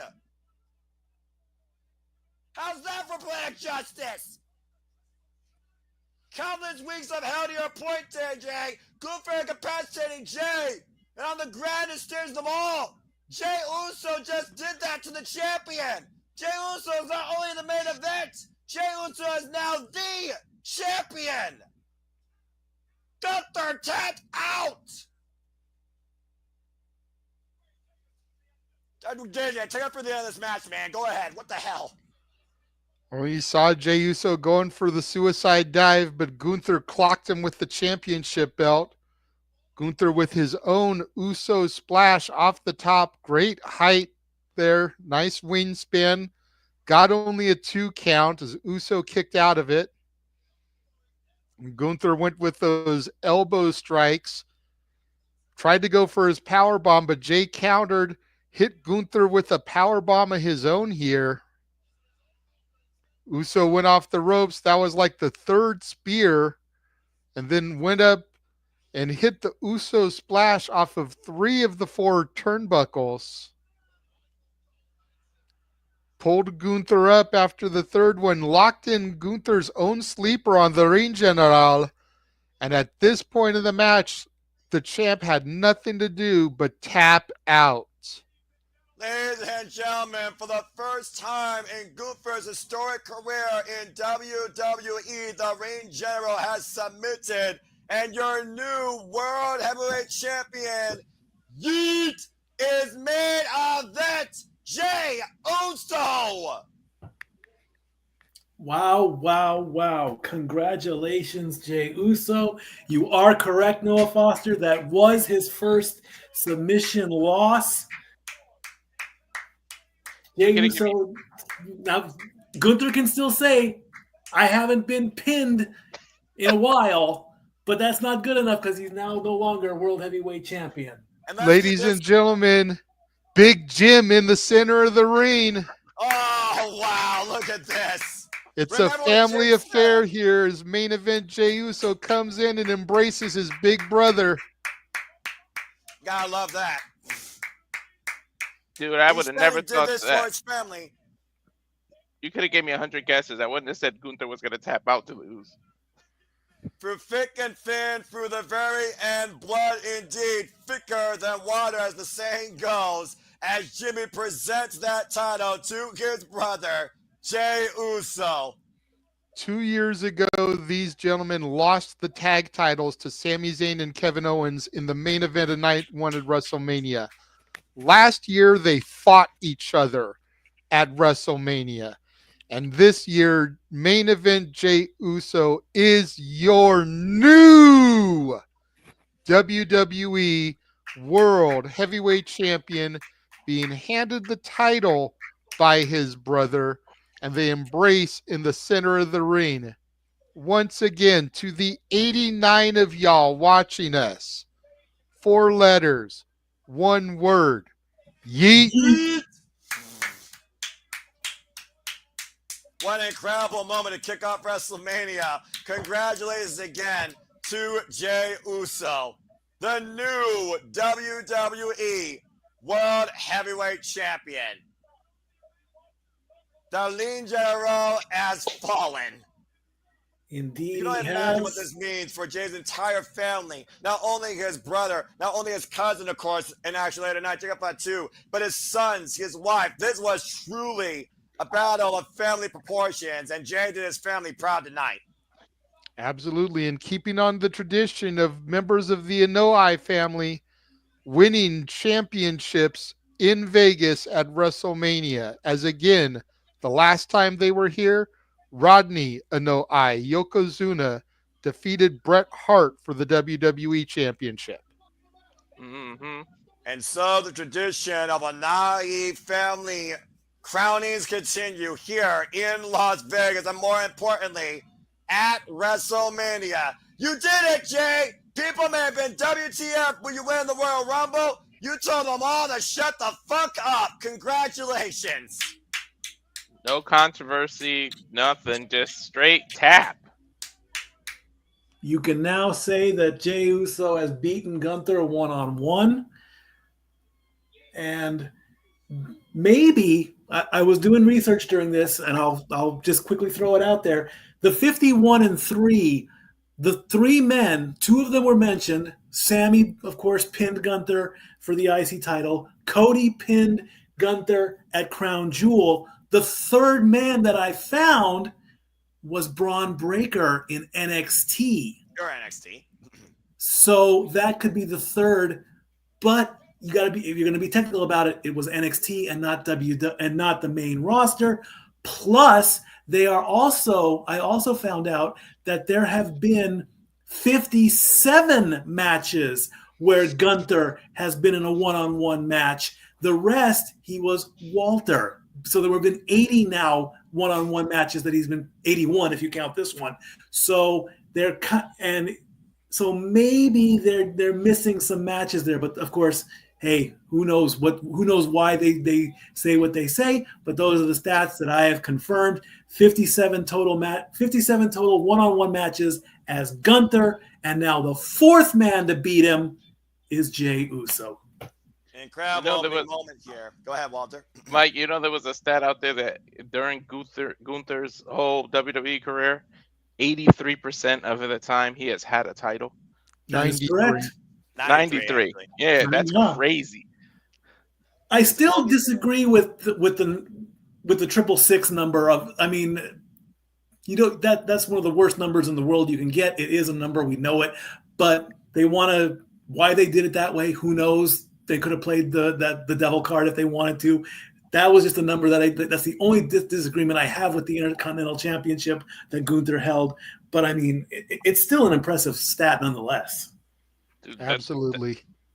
You would think someone like Charlotte would have a stat like that. That freaking Gunther. She's not the devil. Knock it off. She's the I queen. don't know about all that. That might be taking a Roman Reigns spent more time as our undisputed Universal Heavyweight Champion than Charlotte was married to Andrade.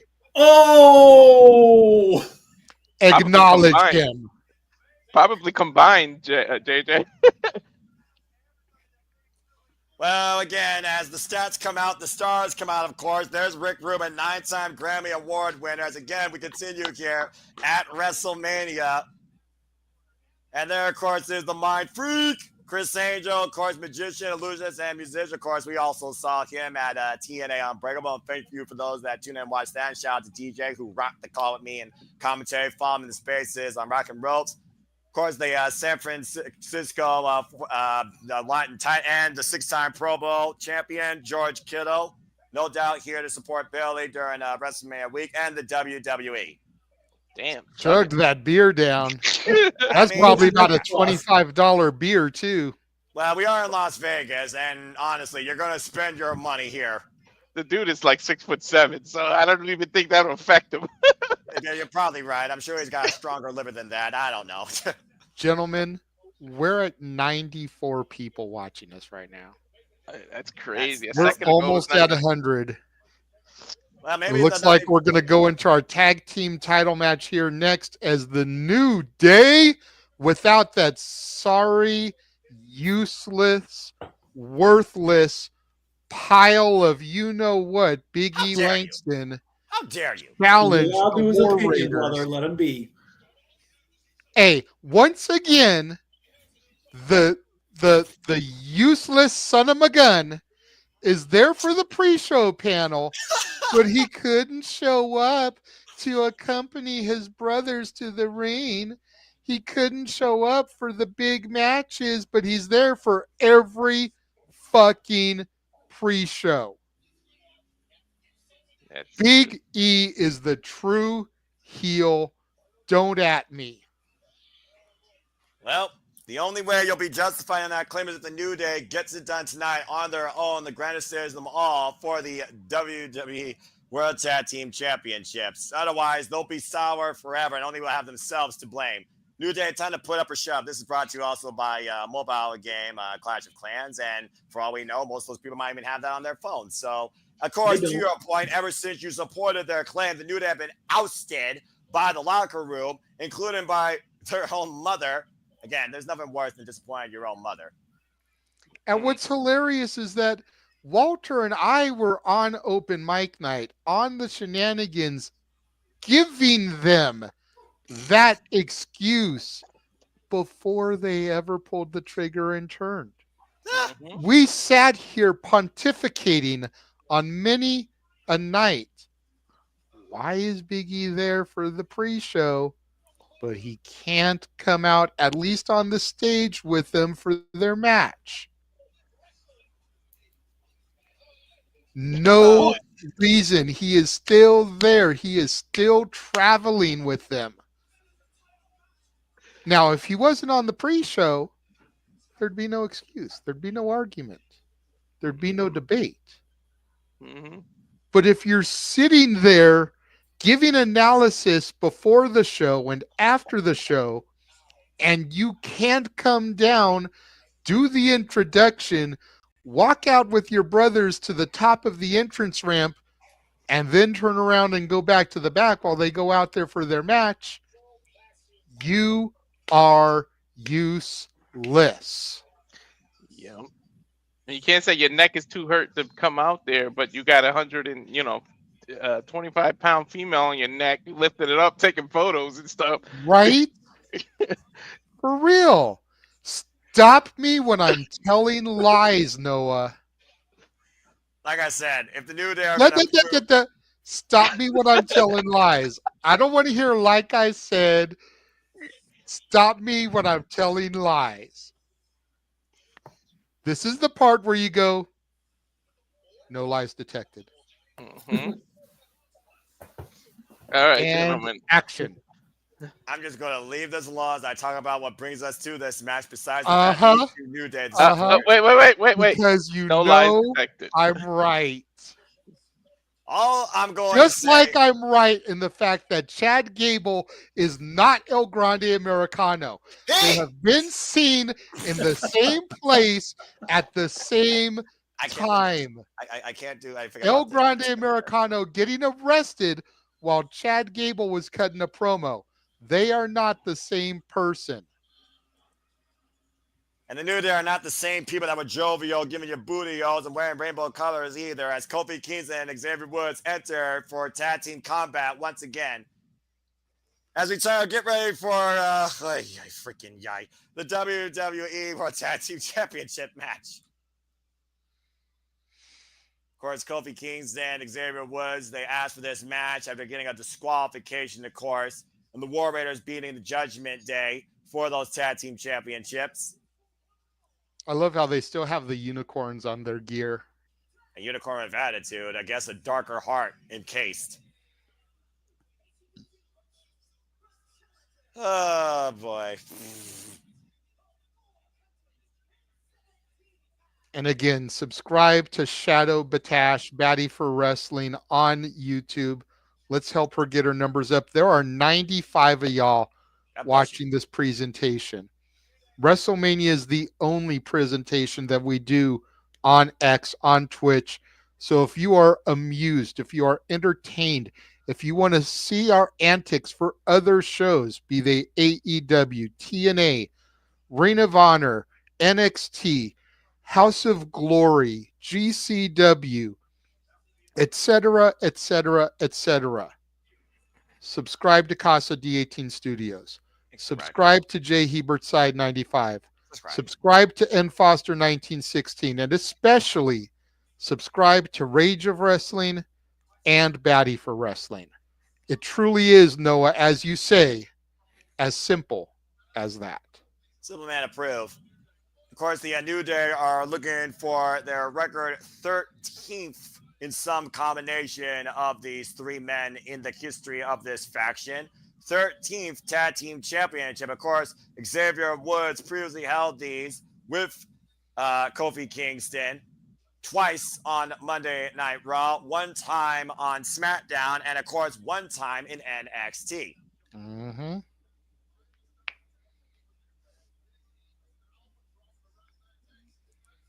And whoa, what was Xavier Woods doing here? Going up against George Kittle there.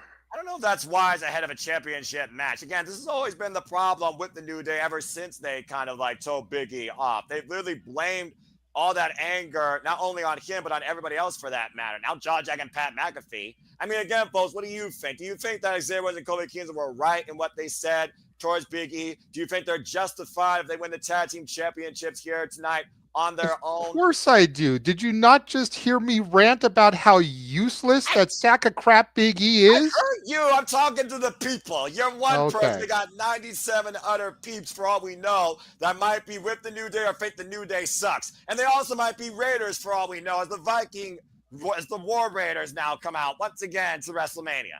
All right. To make it easy on the people in the chat room, if you want New Day to win, put NDR, New Day Rocks. If you want the New Day to lose, put NDS, New Day Sucks. Yeah, we'll see what more comes up here. Erik and Ivar, the War Raiders, an homage literally to their Viking heritage. Of course, these men, you might recognize them for my fellow wrestling fans. Previously were IWGP Heavyweight Tag Team Champions and Ring of Honor Tag Team Champions. Now two-time WWE World Tag Team Champions going into their current run of 125 days after beating Judgment Day, Finn Balor, and JD McDonough, JD get well soon, on Monday Night Raw. Well, we saw JD at the Hall of Fame ceremony last night, so apparently he's doing well enough that he was able to travel to Las Vegas and be a part of the festivities here. And we have 5 NDRs in the chat room and only 1 NDS. Well, at least Kate Rayner's got some sense. So you're saying that your friend to the north, Shadow Batash, has no sense, Noah? Is that what I'm hearing from you? What I'm saying is, if you're going because she said NDR, New Day rocks. Look, there's a reason why she's House of Torture and I'm Bullet Club War Dogs. This war will never end. But bottom line, we're about to have a war right now. Again, the World Tag Team Championships, WWE World Tag Team Championships are on the line. This is brought to you by Clash of Clans, but I'm going to say this is brought to you by Barry for Wrestling. Even if I might be against her opinions at times, I still love our Canadian friend, Ash. So please subscribe today to Barry for Wrestling. Well, as soon as the bell sounds, WrestleMania will be war. And I don't think there's going to be any cheat codes or microtransactions here either. Bell rings are underway. And, oh, good grief. Kofi and Xavier with a hot start. And that would be Erik right now. Of course, Erik came back from injury recently as Ivar was going at it on his own for a little while, lest we forget, JJ. Erik came back from injury and from becoming a papa as Sarah Logan Valhalla gave birth once again. Congratulations to them. Yeah, absolutely. Sarah Logan, highly underrated. And what the world? And she's kind of been MIA ever since giving birth. You almost got to wonder if WrestleMania would be the opportunity for an appearance from Valhalla.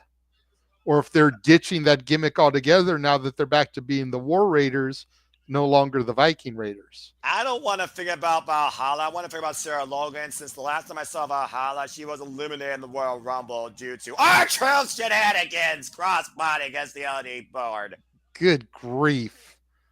Freaking runaway freight train just slamming up against your torso against a bunch of lights. Tag made. And here comes Erik for the War Raiders. We don't talk about that previous name. Now hoisting up Xavier Woods. Oh my goodness! That's a 300-pound man on a man's torso, getting a 2 count off that. Take a look at the replay here with this cross. I don't wanna. I know no wanna. You don't want to? I know no wanna. Those replays hurt me. Well, again, how you feel Xavier Woods feels right now as Kofi goes to the aid of his partner. And right now, looking for a tope, and Xavier meeting him, intercepting. And now the attack on Erik, a double team here on New Day. Again, folks, Champion's going to change hands via pinfall submission inside the ring. Counter disqualification means nothing. Xavier Woods looks like he went to Alicia Taylor's barber there. Yeah, similar hairdos. I don't understand the style appeal to tag made, and right now, I believe that is Erik hung up across the bottom rope, and Xavier holding him in place. Kofi after the second. Oh, it's Senton up against the apron. Senton drop. If Alicia Taylor's is Sonic and Xavier's is a little bit more fluffy, does that make him Tails?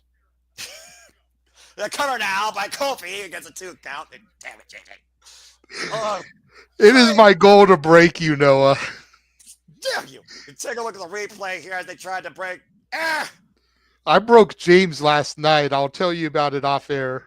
And fair enough. The Kofi right now trying to literally break I've been on YouTube. I've seen people do virtual health bars for final bosses and movies and other things related to video game movies. I think I saw one for the Minecraft movie. It wasn't surprising someone did that here with this tap out in some way. Famous, sir.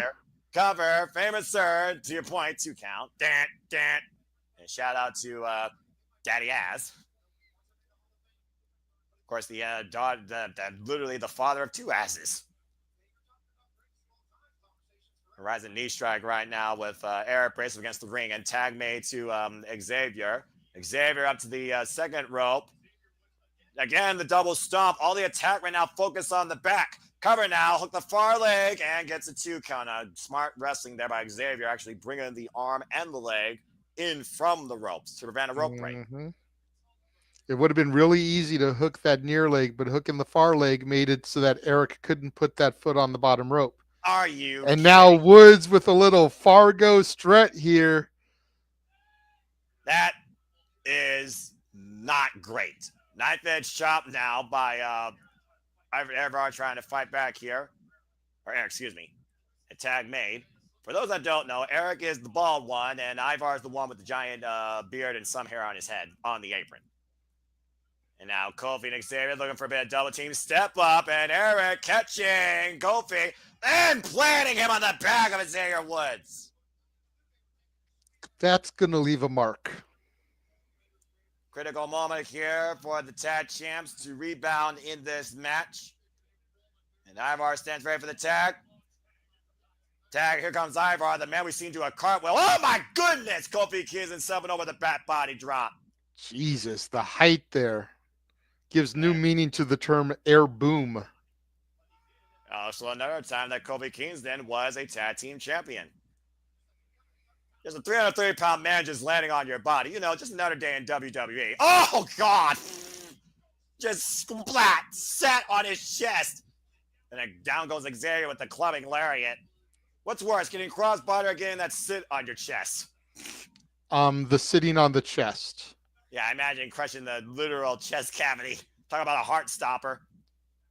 Double underhook by Ivar, trying to hook Kofi up here, possibly for a tiger. But oh! Get out of it with a kick to the side of the head. Champion down to his knees. Tag made to Xavier Woods. Of course, Xavier Woods, previously king of the ring. Off the ropes. And again, Ivar still on his feet. Now Ivar. Are you kidding me? Beautiful handspring double back elbow from Ivar there. Agile big man, underrated in his ability. Big men that size should not be able to do that. And now going up to the second rope, up to the top rope, high wrist district. Xavier Woods brings Ivar down hard as he goes, jaw first across the top turnbuckle. Rolling in. I wanted to see the big man fly. And on a roll by Xavier Woods. Of course, the rolling lariat here. And Kofi Kingston legal now. Kofi and Xavier again trying to wear down Ivar. Erik, as you see, is nowhere on the apron, by the way, to make a tag. Oh, wait a minute. There's Erik and Xavier Woods. Intercepted! Out of midair. Jesus. Xavier Woods. Erik out of nowhere there. Yeah, talk about anti-air raid missile. Trouble in Paradise connects, though, to Erik. Erik not legal, though. Kofi and Ivar are. Now it's one-on-one here, JJ, for the moment. Catching him with a kick right to the face. Now going up to the top rope. Out of the corner, rolls through.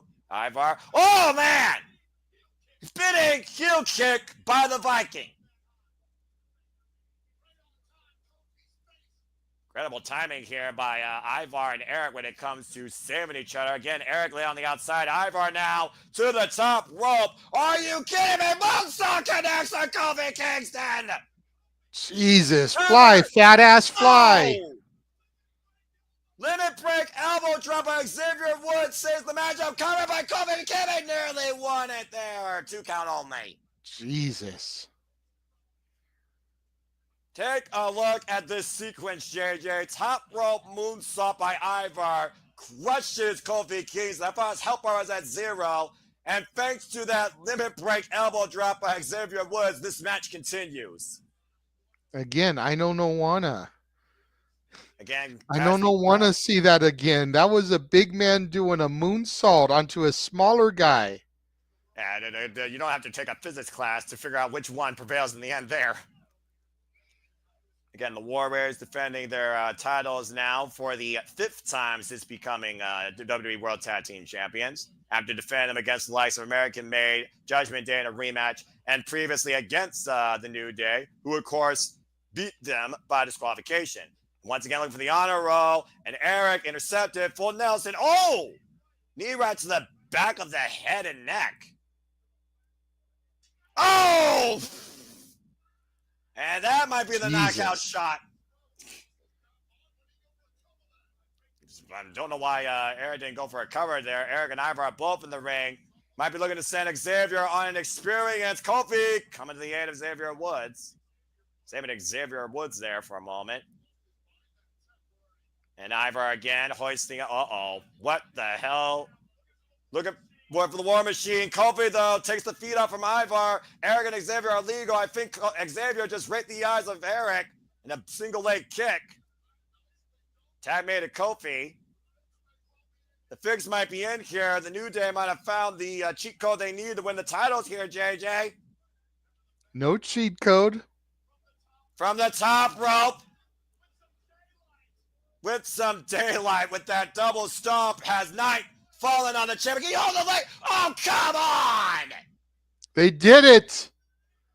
The New Day has done it on their own. No assistance.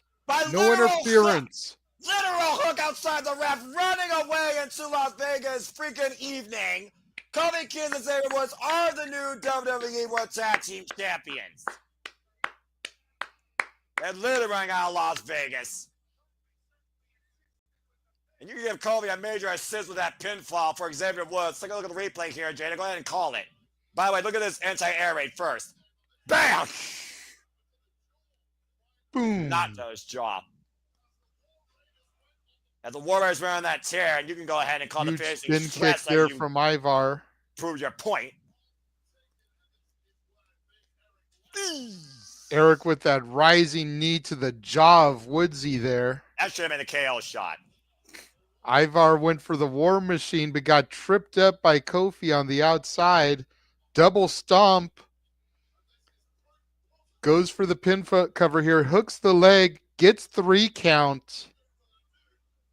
Why Kofi had his leg underneath the bottom rope to prevent Cam from kicking out. I don't know what you're talking about. I just saw Woodsy hook the leg. Oh, give me a break. You're just as blind as the referee. Either way, referee decision stands. The New Day are once again WWE Tag Team Champions. And deservingly so, because again, what was the point of them turning heel if they weren't going to get the titles here? Yeah, I suppose that's true. Congratulations to Kofi Kingston and Xavier Woods. And Realistically, they probably should have had the belts a lot sooner. And the jury is out. They got it at WrestleMania. I don't hear them complaining. I'm pretty sure they feel vindicated. And I'm sure everyone here feels vindicated as we have hit a milestone here according to the booth. So why don't you go ahead and talk more about that? We have another intermission here. We have over 100 people watching us right now. So, in the words of James Cagney as George M. Cohan, the Simple Man thanks you. Mr. Reliable thanks you. Statboy thanks you. And rest assured, I thank you. As we got another commercial break here, this is just a friendly reminder that, again, you all make this possible, that we do this in and out, day by day, for all the biggest shows, pay-per-view specials, PLEs, across all things wrestling, whether WWE, NXT, Ring of Honor, TNA, AEW, New Japan Pro Wrestling, MLW, HOD, independent promotions galore, and so much more. The 123-day reign of the War Raiders is over, which just goes to show that the Raiders can't even win in their own stadium. I'm sorry. Yes, I said it. I threw out the sports stat there. I had no choice. Damn. Really, That was a good one. Bravo, Stat Boy. Bravo. Thank Really? you. We're going there. Thank you. And just to throw out there, Michael Cole did say that Xavier Woods was 0-6. I found that he was 0-7. The technicality is one of the battle royals that he participated in. Let's see, where is it? The WrestleMania 31 Andre the Giant Battle Royal was a kickoff show, so that's probably where they went 0-6. But now, in my eyes, he is 1-7. And he got the one that mattered tonight. Again, shout out to everybody that's watching us. And of course, all the stars are out. We got Jelly Roll, O'Shea Jackson, multiple Netflix media stars appearances. All the stars are out here tonight at WrestleMania in Las Vegas, as well as all you are out here across the internet engaging with us on this watch along here with WrestleMania Saturday. You got to make sure you specify, Noah. It's O'Shea Jackson, Jr. Junior. Yes, O'Shea thank- Jackson is better known as Ice Cube. Yeah, I forgot about that. And I gotta say, today's been a good day. Shout out, by the way, to the weekend with Timeless as an official WrestleMania theme. As we continue forward on our card, JJ, time for your bitch to take center stage. It's Jade Cargill versus Naomi next at WrestleMania. For the yeah, man. The Booker T. Fucking hell. Oh, yeah, man. Okay, I'm going to lose JJ here for a moment. If y'all haven't figured it out by now, I might, if they go into that VTR, which I know they're going to, why don't I let JJ give you a little bit on the story that is the WWE superstar Jade Cargill and provide the weather report for Las Vegas because a storm is about to arrive. JJ, go ahead. The floor is yours. Well, it was just before Survivor Series War Games last year where Jade was anonymously attacked backstage and pushed onto the windshield of a parked car. And of course, for months, it was the whodunit. It was whodunit. It was whodunit. You can make CSI comparisons. You can make Law and Order comparisons. You can go back OG and make Dragnet comparisons. We were looking for just the facts as we investigated the crime. Videotape was presented that showed Liv Morgan and Raquel Rodriguez walking away from the scene of the crime. All the heat was then put onto them, and we then arrive at the Elimination Chamber on March 1st. And Liv Morgan and Naomi in the ring, ready to start the match off. And we heard that oh so familiar thunderstorm echo through the arena, and a storm was coming. Everybody assumed that Jade was making a beeline for Liv, but nah. She made that left turn at Albuquerque and went straight after Naomi and began to whoop that trick right in front of the pod of one Bianca Belair. Bianca trapped, caged, unable to get out there and stop it. But who was she wanting to stop? Did she want to stop Jade? Did she want to stop Naomi? We then found out that yes, Naomi was the woman who attacked Jade Cargill. And much like some 25 years later, she did it for Bianca. She did it for the people. She did it for her friend. And once again, much like had been stated on the shenanigans right at the jump of the attack, ya boy, the Renegade of Wrestling J.J. Williams, wasn't just correct in the attacker. He was correct in the logic and the reasoning behind it. Naomi felt cast aside. Naomi felt like she had been pushed to the background. And Naomi went out for revenge, for vengeance, and for just complete and utter total domination to try to ostracize that bitch from Bianca's presence. And now we have been told here these last few weeks that if you want to step to Naomi, you must proceed with caution. As there is no longer a glow, and Naomi makes her way down the entrance ramp here at Allegiant Stadium. And to your point, Naomi, formerly involved on this grand stage of all, of course, came back home in Florida and won the SmackDown Women's Championship. But I also said since her return from TNA, well, by the way, extremely narrated, JJ. Of course, Naomi came back from TNA for the TNA Knockouts World Champion before losing to Jordan Grace, came into the Royal Rumble last year, where she first met Jade Cargill. Ironically enough, Jade Cargill was the one that eliminated Naomi. I said for the longest time that Naomi, she felt like that, okay, she's just here because of her connections. What has she done of relevance? The last time she felt relevant was literally when she was WWE Women's Tag Team Champion, and she made that her own opportunity. You could say she did it for Bianca, but I still say she did it for herself tonight. And by the caution tape that you're talking about, if this doesn't scream Owen Hart, who was highly underappreciated in his own skill, I don't know what will. Naomi's looking to make this her WrestleMania and silence the storm once and for all. To your point, Owen Hart and that danger caution tape was all about enough is enough, and it's time for a change. And that has very much been Naomi's attitude since pushing Jade onto the windshield of that car and announcing that she did, in fact, do it. She is ready for a change. Well, we'll see if Fire with Fire works hard tonight. Both of these women are out to prove a point. Naomi familiar with this stage. Jade Cargill for the first time ever in singles action on this stage. And what? It's time for a WrestleMania weather report. It looks bright and sunny there over Allegiant Stadium, but I have a feeling, sir, that a storm is about to enter the vicinity. Thank you for that, JJ. We will now go to Statboy Mikey with the news here shortly regarding the Oakland Raiders' chances on making it to the Super Bowl. And why am I seeing some overcast coverage on Allegiant Stadium? Because, good sir, a storm has arrived. We've got rain, we got hail, we got lightning.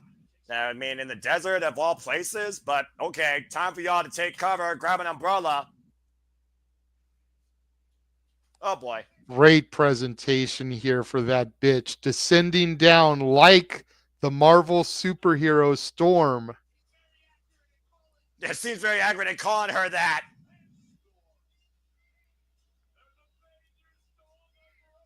Let's go, Jade.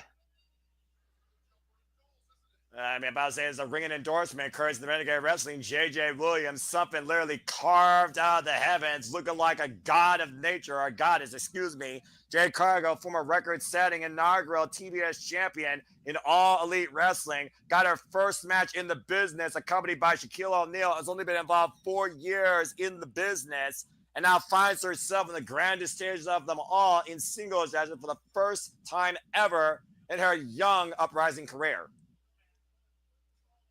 You literally called it last year, JJ, when it came to Jade Cargill, Naomi, and Bianca Belair. You called them the Trinity of Power. And it did feel like, in a way, that Jade Cargill and Bianca Belair, they were the mega powers of that trio. Naomi, she was the sidekick. And you see the caution tape, you saw the Titantron, third wheel underappreciated, and that has fueled this fire as she looks to literally silence the storm of Jade Cargill once and for all. Look at that face. I was going to say, look at the side eye from Naomi there. Well, we'll see if this storm literally leaves us with a natural disaster or if Naomi clears the way for a brighter future for herself at Jade Cargill's expense. Speaking of natural disasters, shout out to Earthquake and Typhoon, who did go in the Hall of Fame last night. That stink eye from Naomi, like, nuh-uh, this bitch did not. Singles debut at WrestleMania, bell rings were underway, and Jade Cargill immediately hit the double A takedown on the ground and pound on Naomi. And you knew, JJ, this was not going to be a wrestling match. This was going to be a fight. Absolutely, absolutely. It has to be. There's way too much emotion in this matchup. You cannot start doing, collar elbow tie-ups and wrist locks and everything. Whoa. And I honestly think that suits Jade better.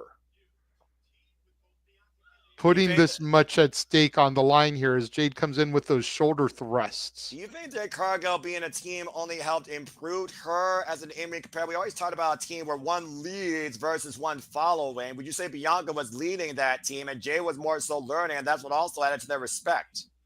Yeah, absolutely. Absolutely. Jade needed something to accentuate her strengths and hide her weaknesses. And running with Bianca and Naomi for that little bit of time definitely helped her. Naomi gets caught, chucked off the top rope there by Jade. You were talking about how Naomi did it for Bianca Belair, how freaking Rikishi did it for The Rock. Naomi looking to do things tonight just for herself. And shout out again to the 71 of you that are in the predictions league. 80% of you went with the Storm, riding the way to victory, while 19% of you went with Naomi. And truth be told, I believe I registered my vote for Naomi because I still feel what was the point of the heel turn if she loses? But I'm just looking for Jade to have a great showing here. And if she wins, I will not be mad at losing the point here. When you talked about Jade Cargill's continued growth and evolution since coming from AEW to the WWE, of course, debuting in the Women's Royal Rumble back in 2024, where she, of course, eliminated Naomi and met Bianca Belair and teased her summit of power. That became a duo to be reckoned with. And Naomi literally planted Jade face first down on the floor. X Factor of sorts. Draping X Factor, excuse me. Absolutely there. Face met Matt there on the outside. And at this point, I don't think Naomi's looking to beat Jade Cargill. I think she's looking to embarrass her. It looks like she'll gladly take a count-out victory. And right now, Jade's slowly making her way back on the apron. And Naomi with the drop kick sends Jade down to the floor again. And you got to wonder where Bianca is watching this and if she will show her face during this matchup. To your point last night, we saw Bianca Belair was looking to confront her challengers, of course, for the WWE Women's Heavyweight Championship. Of course, we'll call that tomorrow night, Sunday night. And Naomi came in to interrupt her, saying, "Why you haven't answered my calls?" Naomi looks like she still wants to back up Bianca, still wants to do things together. Bianca wants none of it. And before Bianca could literally get a word in, Jade Cargill came out. We had a brawl on Friday Night SmackDown. So no further words were shared or explanation upon it. Yep. Hell of a blockbuster there from Naomi off the stairs to Jade there on the outside. Head scissors, DDT takedown, cover, hook the far leg, and gets a 2 count. Now, you gotta imagine a win for Naomi here would vindicate everything she said to your point. But what would a win for Jade Cargill do for her career? It would elevate her up to the next echelon, Noah. I mean, all she's had so far is tag team gold, 2-time tag team champion. A victory over Naomi, who is a former Knockouts champion, former women's champion, would definitely elevate her to potential title contention for the women's championship, if not at least the IC or US title. And you wonder, again, cause and effect to your point, what implications that would have if Bianca Belair leaves once again undefeated at WrestleMania, and the champion jumping leg drop on Naomi across the front of Jade Cargill. Here's the cover, hook the far leg, gets a 2 count. A near fall for Naomi again. And of course, Jade Cargill, Bianca Belair are 2-time WWE Women's Tag Team Champion, a combined 146 days. But of course, Jade Cargill really came forth in this business inaugurally at AEW, inaugural TBS champion with 60 victories and 508 days. Yep, a feat that they're trying to erase right now with the current TBS champion, Mercedes Moné. Chop block by Naomi there. Of course, formerly Sasha Banks. At one point, Naomi, Sasha Banks, and Tamina were beautiful and dangerous with their own form of unity. Nice backbreaker there over the knee by Jade Cargill, creating separation for now. Take a look at the replay here, JJ. This tilt-the-world backbreaker by Jade Cargill. Great show of strength there by that bitch, Jade Cargill. Now Cargill starting to fire back here, running through Naomi. And Cargill pop-up, facebuster, and a thrust kick follow-up to Naomi, rocking the challenger in the corner. Of course, we talk about Jade Cargill putting in the work at the WWE Performance Center. Of course, this is our first action, in-ring action, bell-to-bell, since coming back from that injury caused by Naomi. Naomi now up to the second rope, looking for something big here out of the corner. Jade Cargill catching her out of midair, taking her down with a jackhammer. Here's the cover, Lara press kicking at 2. Yeah, that jackhammer does not help the Jadeberg comparisons at all, but what a feat of strength there, catching Naomi as she came off the top and able to transition it into that jackhammer. Now hoisting up Naomi up on the shoulders, fireman carry position. Naomi, though, able to escape. Oh, and catches Jade with a high kick. Jade up the rails. Oh, watch out! What a pump kick! Signature move from Jade Cargill there. Looks like she may be getting ready to go for her finish here. Again, looking to finish Naomi here tonight, but Naomi smart, trapping her legs in between the bottom row, creating leverage and causing separation. She was looking to get jaded here. That elbow drop. Shout out to the Glamazon, Beth Phoenix, of course, who first had that with the Glam Slam, and Taya Valkyrie, of course, who made that into the Road to Valhalla. Naomi cut out of midair again. The strength of Jade Cargill on point here with the fallaway slam. Last call for alcohol. And a nice kip up there from Jade. You talk about how Jade has all the tools of a trade to be a top-tier superstar here in WWE, JJ, and a victory tonight would further your point in spades. Now Jade bowing to the crowd. And Jade right now, what's she looking for here out of the corner? Going up to the second rope. Naomi again, the flexibility of this former cheerleader with the high kick, rocking the equilibrium of Jade Cargill. You know, Noah, I think this is the only city in the U.S. where there is not a last call for alcohol. I'm just saying. You know what? That wouldn't surprise me. Oh, my goodness! Wheelbarrow turned into a bulldog by Naomi. Avalanche bulldog out of the corner to your point, Jade. Now Naomi bringing her up towards the corner. Split leg moonsault! Cover now by Naomi with a WrestleMania kick out at 2.5. Woo! Very disrespectful the way Naomi sat on the chest of Jade for that pinfall there. Yeah, look at that split leg again. Yeah, got all of it again, forcing Jade Cargill to kick out, adding insult to injury in what Naomi thought was going to be victory. Naomi might be getting a little frustrated here. Jade Cargill, though, slow to stir up to her knees, caught with a thrust kick. Kick right to the jaw. Again, Naomi saying she's going to make this her WrestleMania. Another thrust kick rocks Jade Cargill. And right now, Jade Cargill looking to channel some movie magic here. Wait a minute. Naomi just got... Wait, roll through. Sit down. Hook both legs. Cover two. Almost got her. Ooh. Once again, Jade going for Jaded and Naomi able to prevent it. Going for the Rings of Saturn here now. Yeah, good call here, JJ. Again, literally bracing the neck and traveling the arms behind Jade's back. But again, the leverage that Jade had because of her height rolling through. Jade Cargill, great positioning, great repositioning. Hooking up Naomi, trying to rise back up to her feet. Naomi once again back up on her shoulders.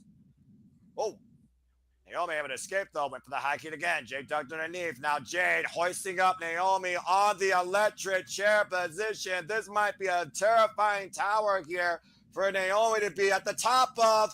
Oh my goodness! Top of power Jesus! Bomb. And now Jade might be looking to hit Naomi. Just got jaded! Shoots the half, cover, 2. Your bitch just won at WrestleMania 41. Hell yeah. What a transition. That electric chair into the power bomb was a thing of fucking beauty. I'm about to say, JJ, Jade Cargill's strength prevailed today. There is no denying that. Tremendous showing here by Jade Cargill as Naomi was looking to prove a point at her expense. Is she still underappreciated? Is she still a third wheel? Jury's out here. Again, you could talk more about the moments here, JJ. Good grief. I thought you had after that jackhammer personally. Right? Kick to the head there by Naomi. Pump kick from Jade dropped Naomi to the mat there. Damn. Went for the wheelbarrow, turned it into an avalanche bulldog off the top, did Naomi. That could have been it. And then there's the electric chair, turned her around, caught her with the power bomb. Didn't even go for a pinfall there, then set her up and jaded. And got the 1, 2, 3. Hats off to both women here tonight at WrestleMania, but maybe Jade Cargill is finally absolved of Naomi's previous assaults after the night. Jade Cargill with the victory here at WrestleMania. Jade backing off, not touching her. I mean, she handled her business, right? She got her payback and she got to the pay window. Jade Cargill just beat Naomi at WrestleMania. What more does she need to do to her? Good grief. Congratulations, Jade Cargill. Very impressive showing. Unleashed her own Fatal Fury. And of course, folks, the fight is yours. Like that fight was Jade Cargill's. You can buy that video game today for all your consoles as we have another intermission here. Let's go ahead and get some thoughts from the man wearing the shirt and if Stepware has anything else to say. And I know this man's very happy because your bitch just won the Grande stage. Congratulations, Jade Cargill. Go ahead, Walter. What a fight. What a strength to show strength. And you can kind of see it in her face. She almost was like telepathically saying thank you to Naomi, but they had to keep the story going because you know how she feels that her girl just helped her get over like that. Like a part of her wanted to smile, but she had to stay in character. But man, that I hope she keeps that transition. The electric chair power bomb. I think that was enough to end it, but she had to go jaded after. Sure, talking about overkill. I'm impressed. I'm happy that the match went well. But you know, I still want more. Okay, she got her victory, but is that enough? Now, some will say yes, some will say no. I'm still in the middle. Maybe go with a little bit more brutality. You know, maybe keep the feud going a little bit. Finish it off with, who knows, a no DQ match of some kind. You know, I could go either way. I'm okay if it ends. If there is a plan B for Naomi, what the hell is it? I really don't know. Bianca's got to do her thing now, you know, and then there's that. But hey, overall, I am happy with this outcome of this match. I still want more, though.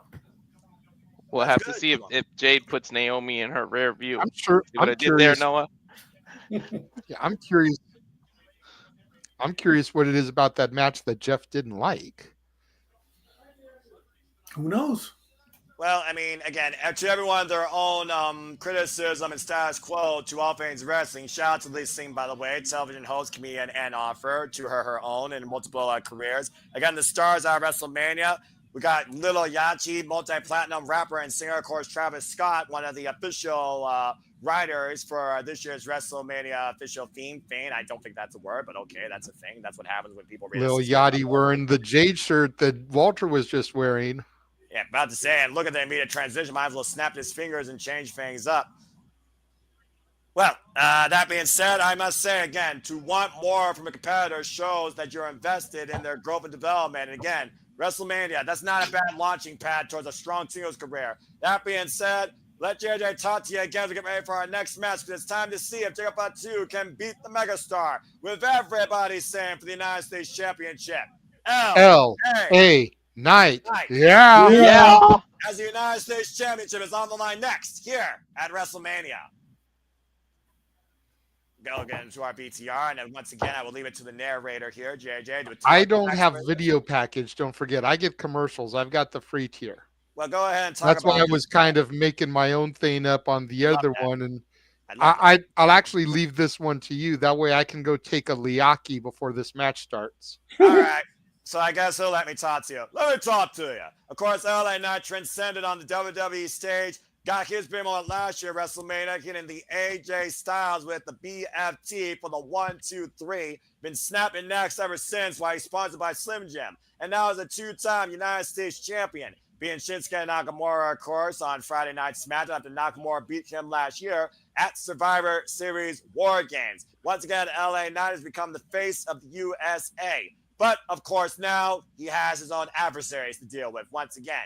And this time it's a freaking Samoan werewolf taken off the leash by his handler, in LA Knight's words. Jacob Fatu, of course, who currently stands unpinned, unsubmitted in WWE, earned the right to challenge LA Knight WrestleMania through #1 contendership against Braun Strowman after a War of the Giants in Last Man Standing, even after bludgeoning the man at Saturday night's main event. Go figure. Since then, Solo Sikoa and Jacob Fatu have targeted LA Knight, with Solo saying to Jacob, "I love you," in what looks like a pursuit to bring gold and power back to the family. I think Solo Sikoa has a darker vendetta against Jacob Fatu, if you catch my meaning. We saw on Friday Night SmackDown just literally last night that turned into impromptu tag team action.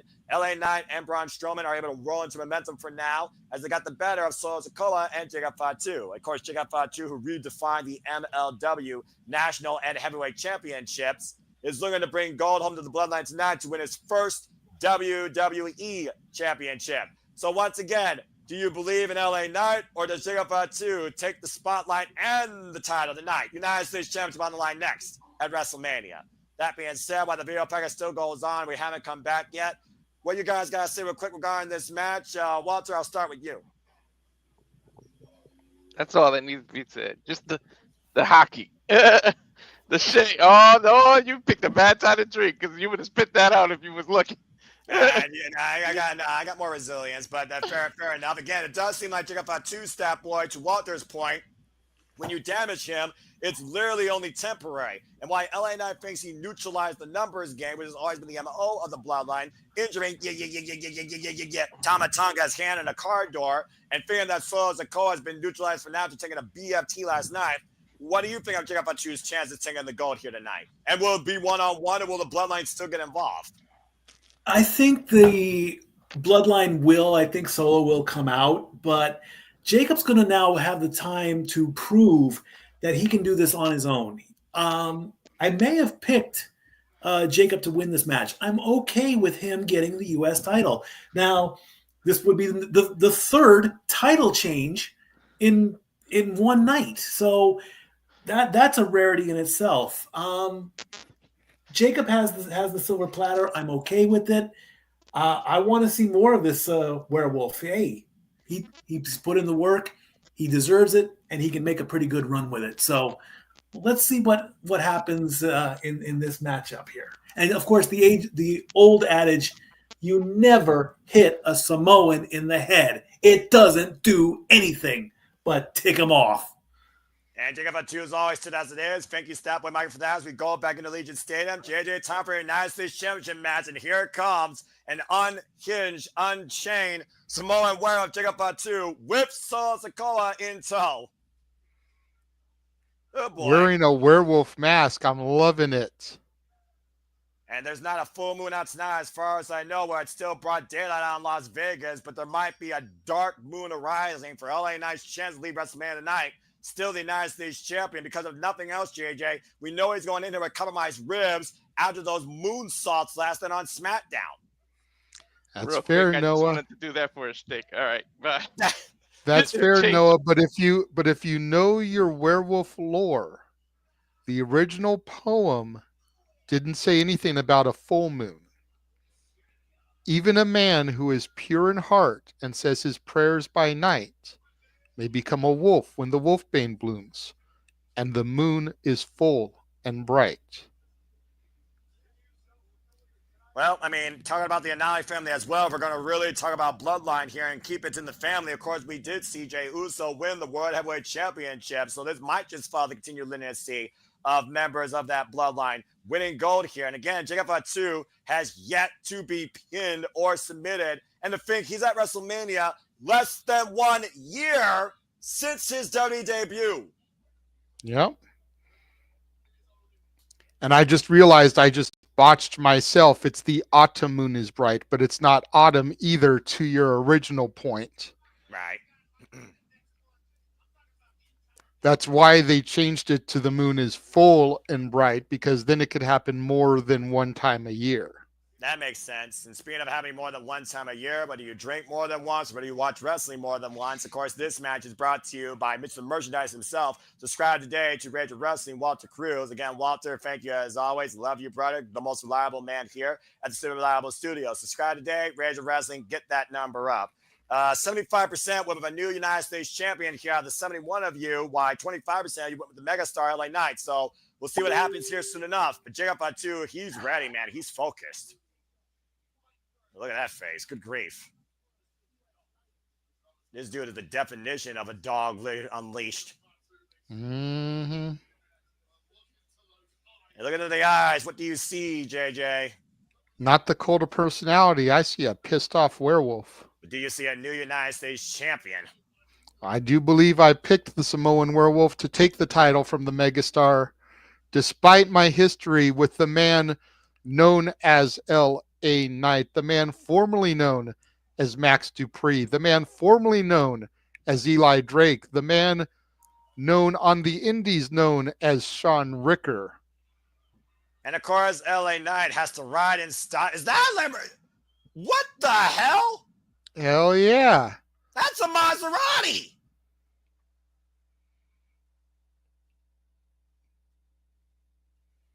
Oh. Yeah. Of course, LA Knight has to ride in style, JJ. Hell yeah, with everybody saying. Of course, you gotta say it. You gotta talk about, look at that meter. It's overheated.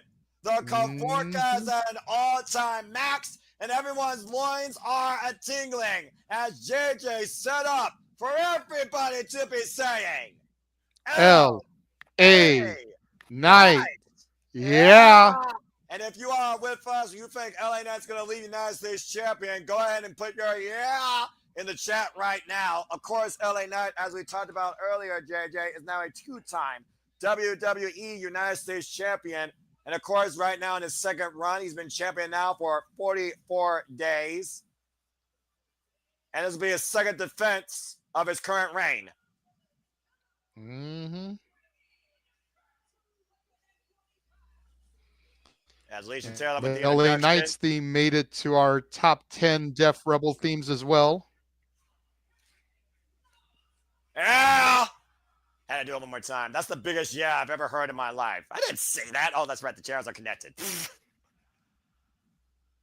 Referee Charles Robinson here. Even Pop getting his yeah in the chat.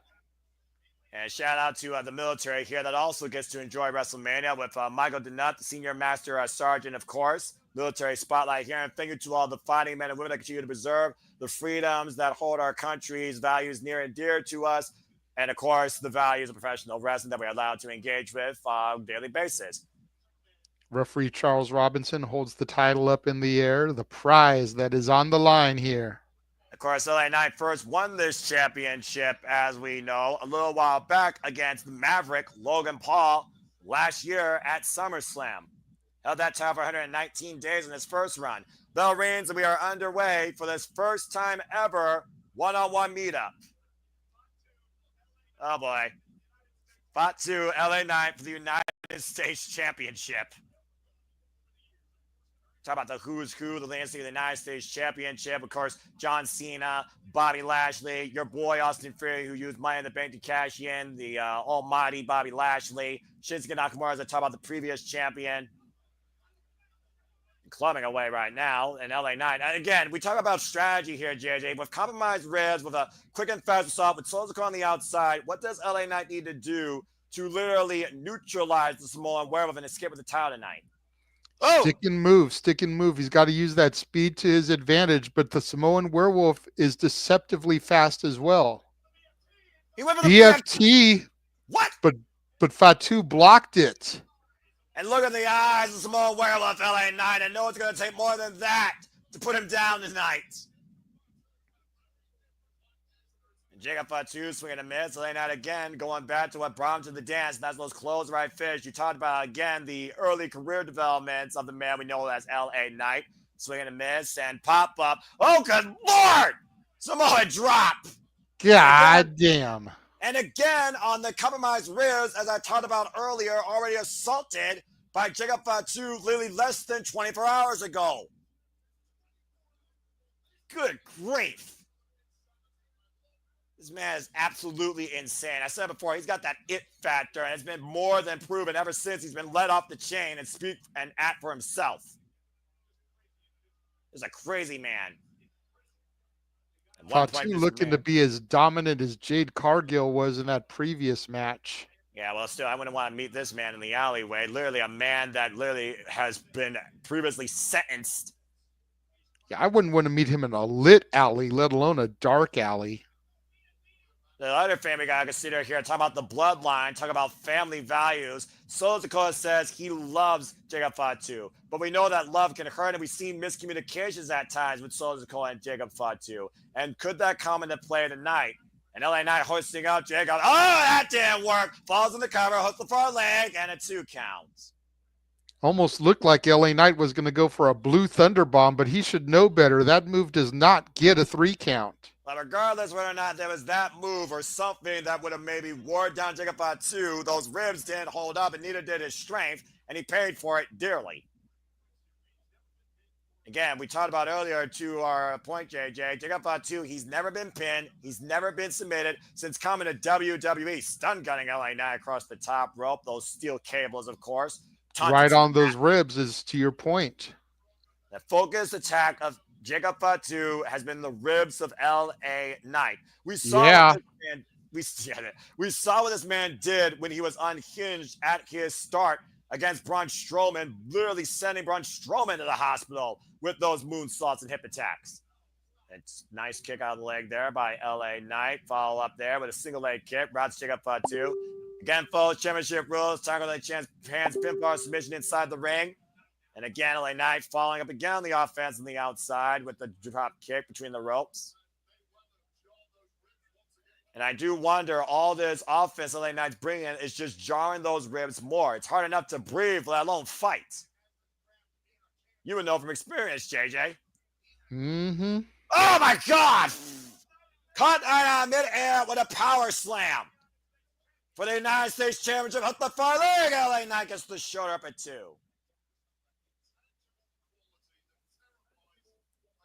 Every time you think you have Fatu for a second, he comes right back. Look at the replay here.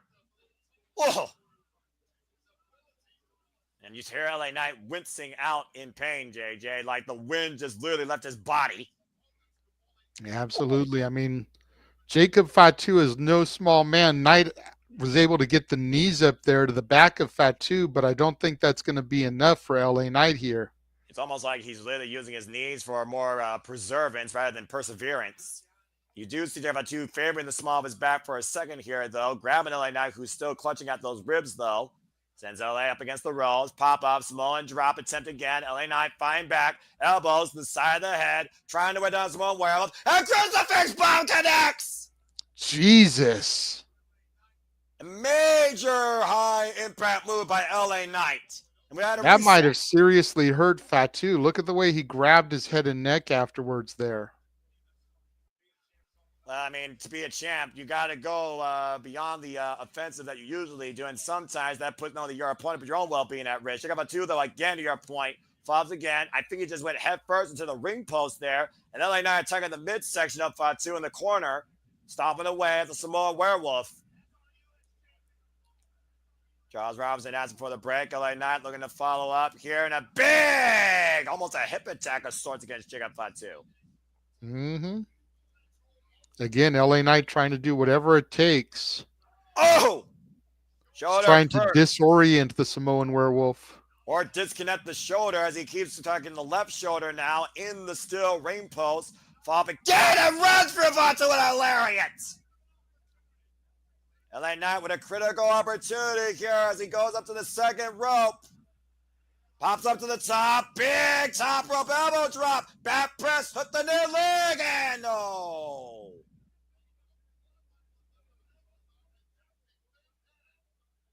Whew. Take a look at the replay here, JJ. That was great adaptation innovation by LA Knight on the fly. Attacking a standing man with an elbow drop for a near fall tonight. Mm-hmm. Almost got it there. Able to retain the title. Kick to the midsection there by Fatu. Again, like I said, Fatu, it's almost like you can't hurt this man. What the hell is this man made of, if he is a man? And Jacob Fatu spring up to the top. Rubber LA Knight scouting it, though, and perching Fatu on the top turnbuckle. Again, don't you know your werewolf lore, Noah? Only a silver bullet can take out a werewolf. Even at that Pure silver. Well, I mean, again, I don't think LA Knight has that. Again, back elbow strike. He's going to have to bring something else to the table. And again, Fatu finding his footing. LA Knight springing up the top rope. Are you kidding me? Oh, my God! Avalanche German suplex. Fatu face first. Count of LA Knight with the front leg kick out at 2 by Fatu. Wow. Senior official Charles Robinson was right there as soon as the count was to be made. Look at this incredible offense by LA Knight, and still not enough.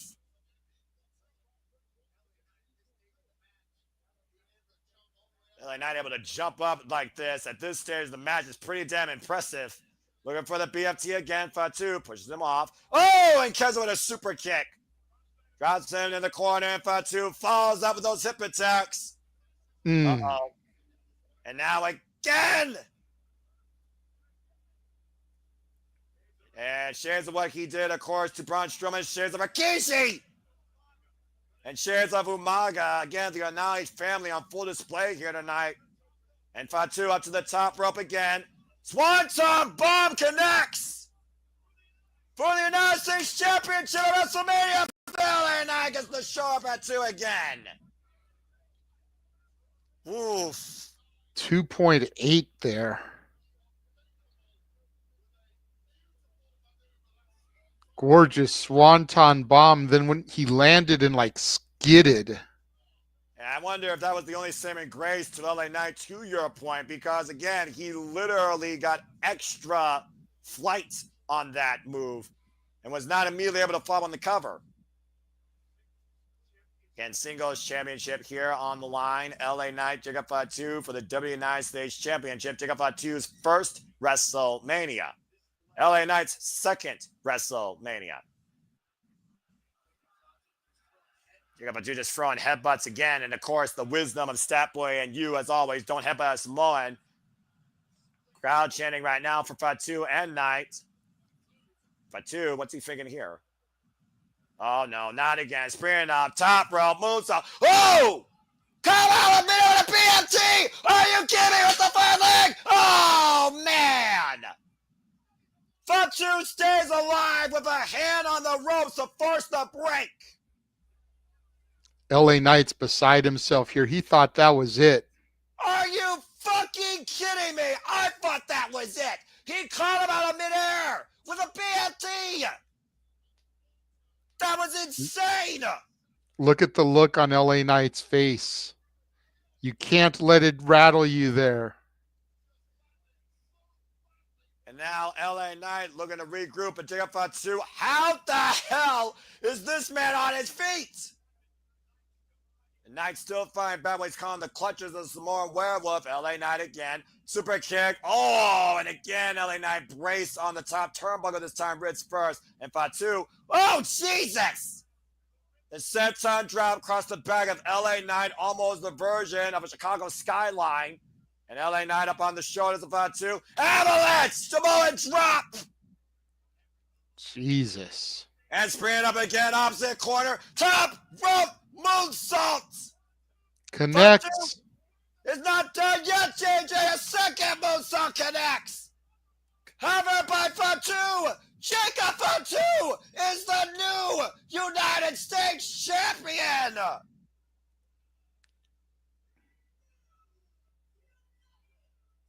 Damn. 3 title matches, 3 new champions, Noah. And 2 pieces of gold to the Naomi family, and Jacob Fatu has brought gold back to the bloodline. And look who's at ringside. Haku.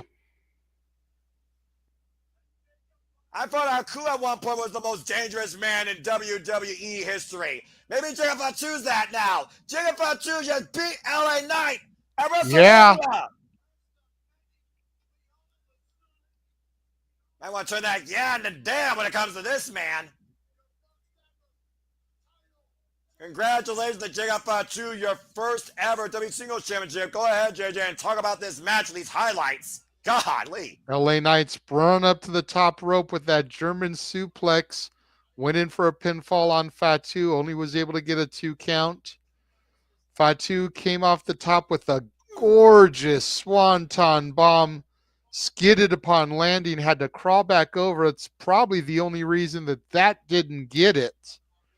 And then not one went for the top rope moonsault. Got countered into a BFT. LA Knight almost got a 2 count, but Fatu got the ropes there. And then at the end of the day, it was not 1, but 2 top rope moonsaults from the Samoan werewolf. This last one here, slow motion, boom. That did in the Megastar with a new United States champion. What an incredible night for Jiga Fatu, and what an incredible night for the Anali family tonight.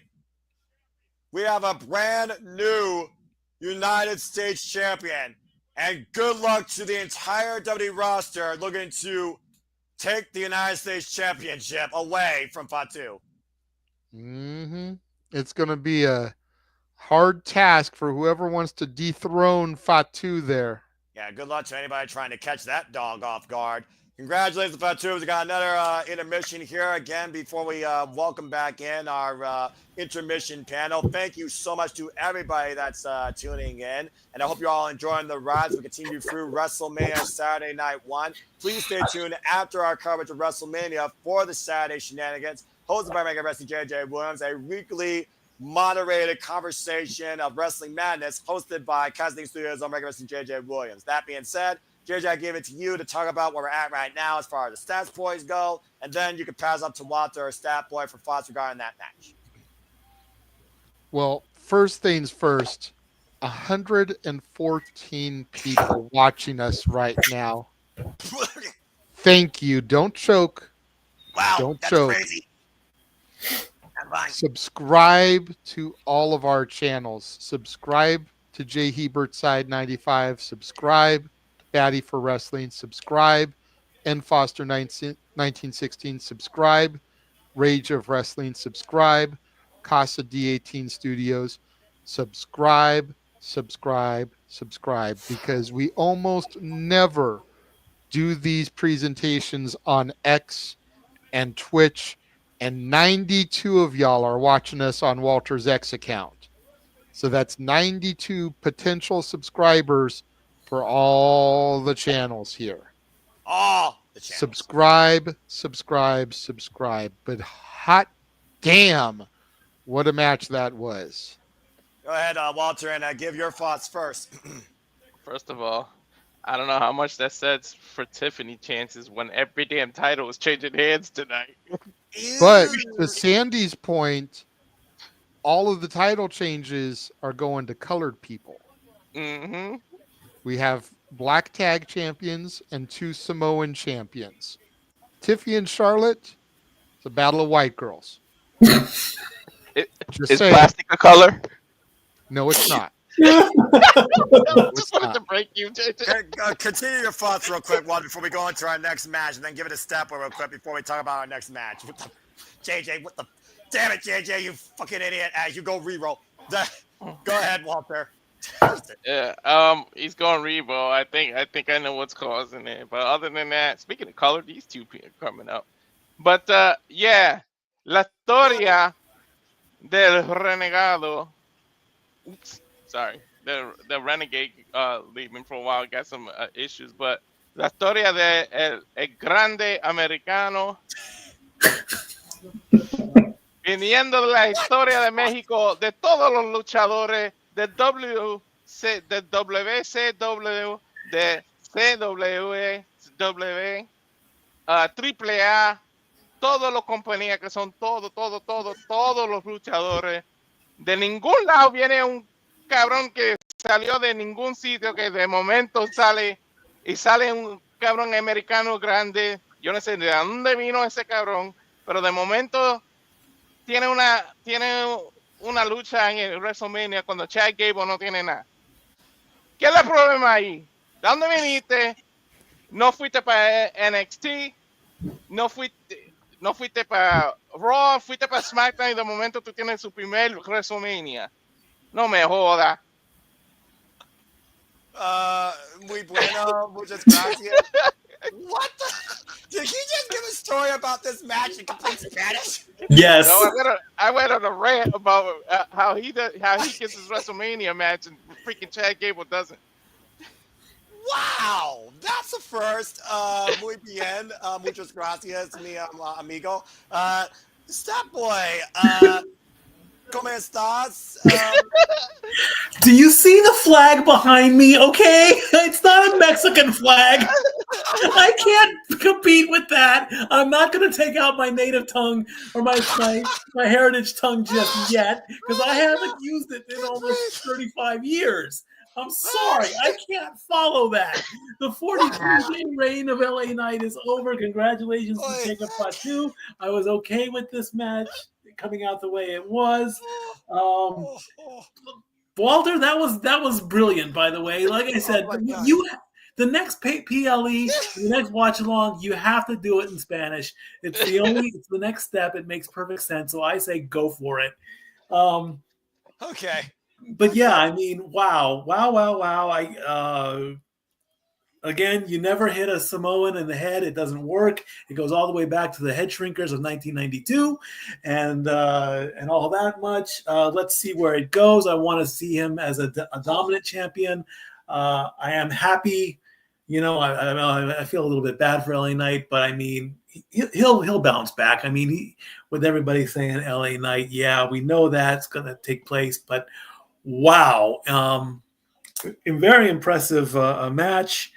3 title matches so far with 1 to go, I believe. I think we have the women's and women's tag. Is that's tonight or is that tomorrow? The women's championship, Charlotte Flair and Tiffany Stratton. They went back to Shane McMahon style thinking when Americano talks and then some translation to Spanish comes and it's so bad and cheesy. It's hilarious. Yeah, they're not insulting at all, I'm sure, as we bring what? ¿Qué pasó? ¡Hola! Presentando el renegado de la lucha libre. Hola, ¿cómo estás? Muy bien.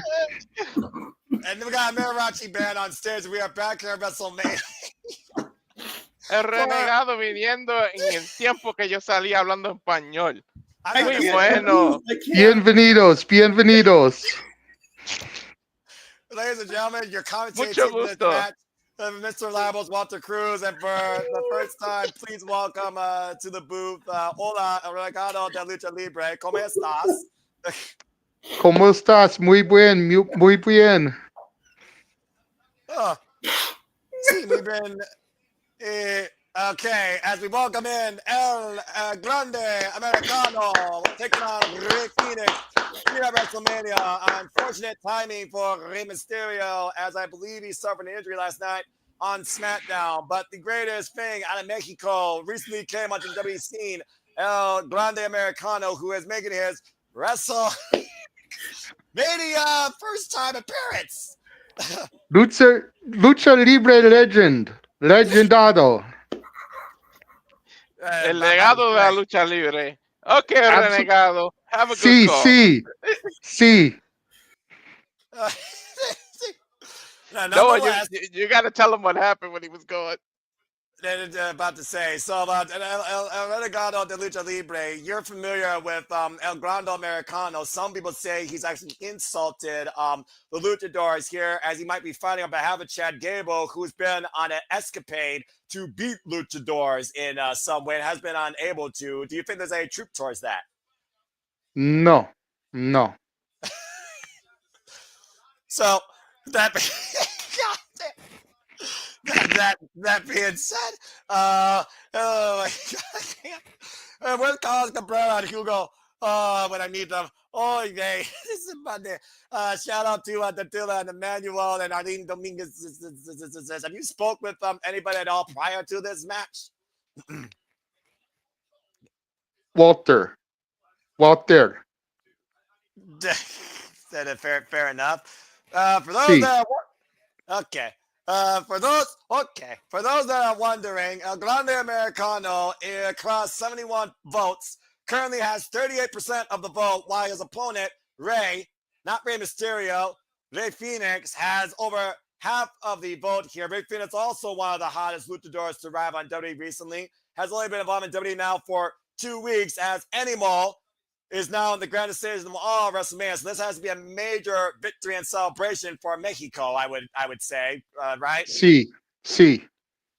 And of course, Lucha Libre has always been a proud heritage here in WWE. Whether you talk about Eddie Guerrero, Dominic Mysterio, the rising luchadors today, and Dragon Lee, you got Cruz del Toro, you got Robin Jones.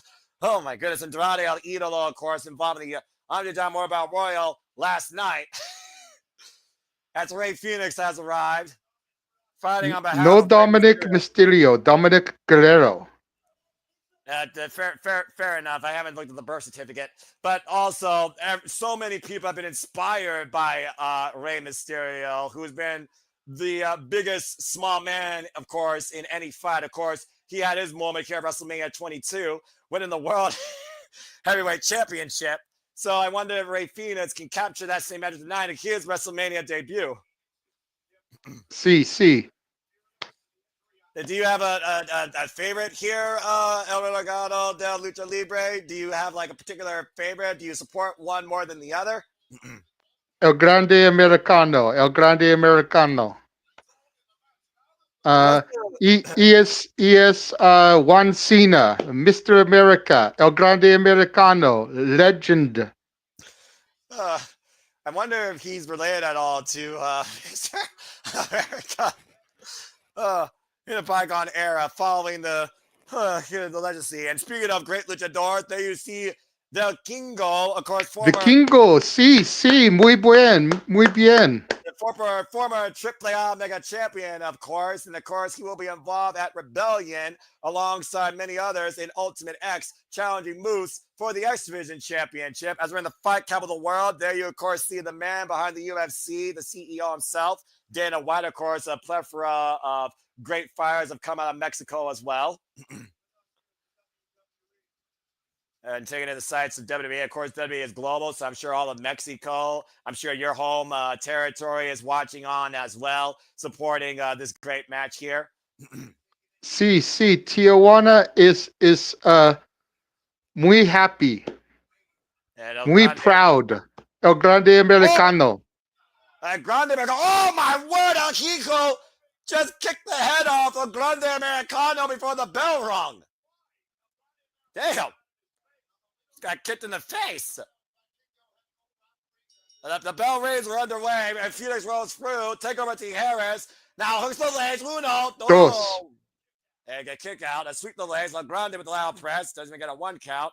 Now we're looking for a roll up here. Quick roll ups here in their succession. Stalemate. Muy bien. You know, what does El Grande earn by assaulting a luchador that's not even involved in the match? Dos taquitos. Fair enough, I suppose. I'm sure Rey Fenix is also taking in the match here at ringside, his family. I'm sure Rey Mysterio is watching on far behind. Greco-Roman knuckle lock here. Monkey flip. Oi! Americano. Both men shoulders down. One count. The shoulders down again. One count. Shoulders down again. Both men bridging up out of the pinning predicament here. A great test of strength so far in the early going. El Renegado de Lucha Libre. Sí. Of course, Lucha Libre defined so much by speed. I do wonder, though, if El Grande Americano being the heavier of the two will affect Uno, dos. Cover. Dos. And a kick out.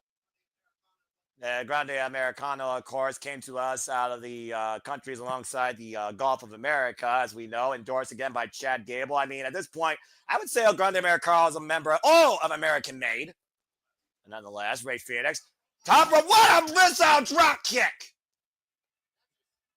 That sent El Grande to the outside of the ring. Now Rey Escalera springing up. Oh, God! Muy bien.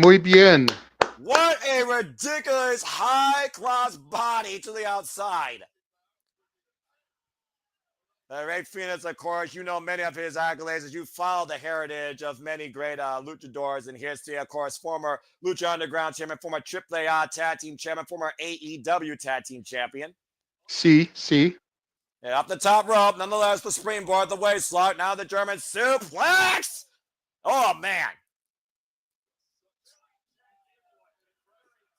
Phoenix is how you say AEW international champion, see? Yes, he won that off of John Moxley at one point. That is correct. And of course, Grande Americano is also a former Olympian, following the steps of Chad Gable with the fingers up. Wanted to be enrolled in the Alpha Academy. Shoulder block there. And again, another shoulder block by Rey Fenix, of course, right now. Oh, wow, look at this bridge cover! Dos. That was a smooth transition by El Grande Americano into the pinning predicament, catching Rey Fenix off the attempted springboard. I thought for a moment we were going to get a destroyer. Sí. Muy bien, muy bien. Yeah, I'm sure you've taken a few destroyers in your time, El Legado. Probably not fun taking those. No. Oh! Well, then palm strike. And then again, when we saw Chad Gable, last time we saw him in Mexico, he grabbed someone in Mexico from a box. And we still don't know what was in the contents of that box, whether he was giving the mask to El Grande Americano and encourage him to come to America. We truly don't know. They took a kick on the knee by Rey Fenix. Went for the high kick. Oh, caught him with a fresh kick. We still don't know, again, if that box content is the mask given to El Grande Americano, but it feels like to me that's what was given to him. Sí, es dos burritos, dos tacos, and un jarritos. Oh, rebound, spinning back heel kick. And wrapped El Grande Americano in the corner. Of course, I want to give a shout out to Fuego del Sol, whose career officially ended at the hands of Atticus Cougar, career threatening match. Oh my God! What a overhead toss by El Grande Americano Rey Fenix. Taking the best that everything American made has to offer. Clearly, this guy's been training with Chad Gable. Sí. Again, He's a good lucha libre. It's a good. Is George Lopez a fan of El Grande Americano or Sí. Gabriel Iglesias? Top row. Oh man! What the hell? Uno, dos. At the moonsault that Dos. What? Dos. Was that a moonsault? With double knees? That was like a reverse 360 drop. What the hell? It's a moonsault into a senton. And a moonsault senton drop. Okay. Well, I mean, luchadors are innovative. And now, wait. Oh, come on. What does this prove? Why would another luchador try to take another luchador's mask? Oh, and it's a Guri. To Grande Americano. I mean, again, and right now, get to the head. Now, Phoenix. Down goes. Uno, dos. Pendulum drop. Dos. The black fire driver there by Rey Fenix almost put down a Grande Americano. What does it prove to a luchador to take another luchador's mask? That's disrespecting the heritage and the culture of lucha libre. Sí. Oh! A great move by El Grande, taking the footing out from Rey Fenix, who loves to walk across the ropes. It's Rudo's gonna Rudo. Wait, hold on. What the hell is El Grande doing? He's putting something in his mask. Grande Americano has been putting this steel plate inside his mask for a reinforced headbutt. And the ref has no idea. Now, Grande Americano slow to stagger. Come on, give me a break here. And Rey Fenix right now has no idea what might be coming ahead. And Rey, with the schoolboy. Whoa, rolling in. Catching Grande Americano, reverse, Tego Tierras. Rey Fenix might know actually what's going on here. He talked to Rey Mysterio about this. Of course, the conspiracy theory. PK! Good grief! Oh, but hold on. Fenix might have just sprained his ankle there. Oh no. You gotta consider when he kicked that loaded mask, he may have literally shattered his ankle. Sí. Now, Grande Americano, ankle lock. That's a Chad Gable move. It's a shamrock move. It's an angle move. It's not just a Gable. When Chad Gable uses this literally verbatim, as Rey Fénix is crawling towards the rope right now, trying to preserve his WrestleMania debut victory hopes here again, draft towards center, as Chad Gable is literally working the non-pos. Uno, dos. Tap off legs! Oh! Dos. Kick out. And now, doesn't leave the clothesline. Rey Fénix trying to spring up the ropes, went for the crossbody, went for a punch, and Fénix is out cold. I think I'm glad Americano just headbutt him. And now Chad Gable, or Grande Americano, this is too much like Chad Gable in my opinion. Up to the top rope, saluting, American made, diving headbutt to Rey Uno, Fénix. dos, tres. What the fuck? El Grande Americano. What? You gotta be kidding me. A Grande Americano just won at WrestleMania? Sí, muy bien. Muy bien. He loaded his mask. Are you kidding me? Rey Fénix might literally be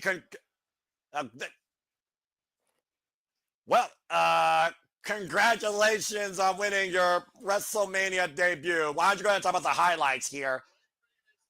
Sí, it's a muy fast-paced, muy high action. It's the high reward. It's a good, very good match. Good lucha action, good. Sí, muy bien. Muchas gracias. But the Rey Fénix might have broke his ankle in the process. And again, he literally got headbutted by El Grande Americano and was knocked out cold from that. And then that wasn't enough. It's a diving headbutt. What is this, Nacho Libre? Good grief. Nacho Libre is a good movie. Jack Black endorsed, I guess. I guess Jack Black's famous in Mexico. Either way, congratulations to El Snowflake. El Snowflake is a amigo. Well, so what? Your family's going to be celebrating that El Grande Americano won at WrestleMania? Sí. El Grande Americano is a lucha libre legend. Yeah, unless we forget, he won with a loaded mask that's still plate in his forehead as Vikingo is checking on Rey Fénix, who is slowly coming to consciousness. Of course, Vikingo took a cheap shot at Grande Americano before the bell. What?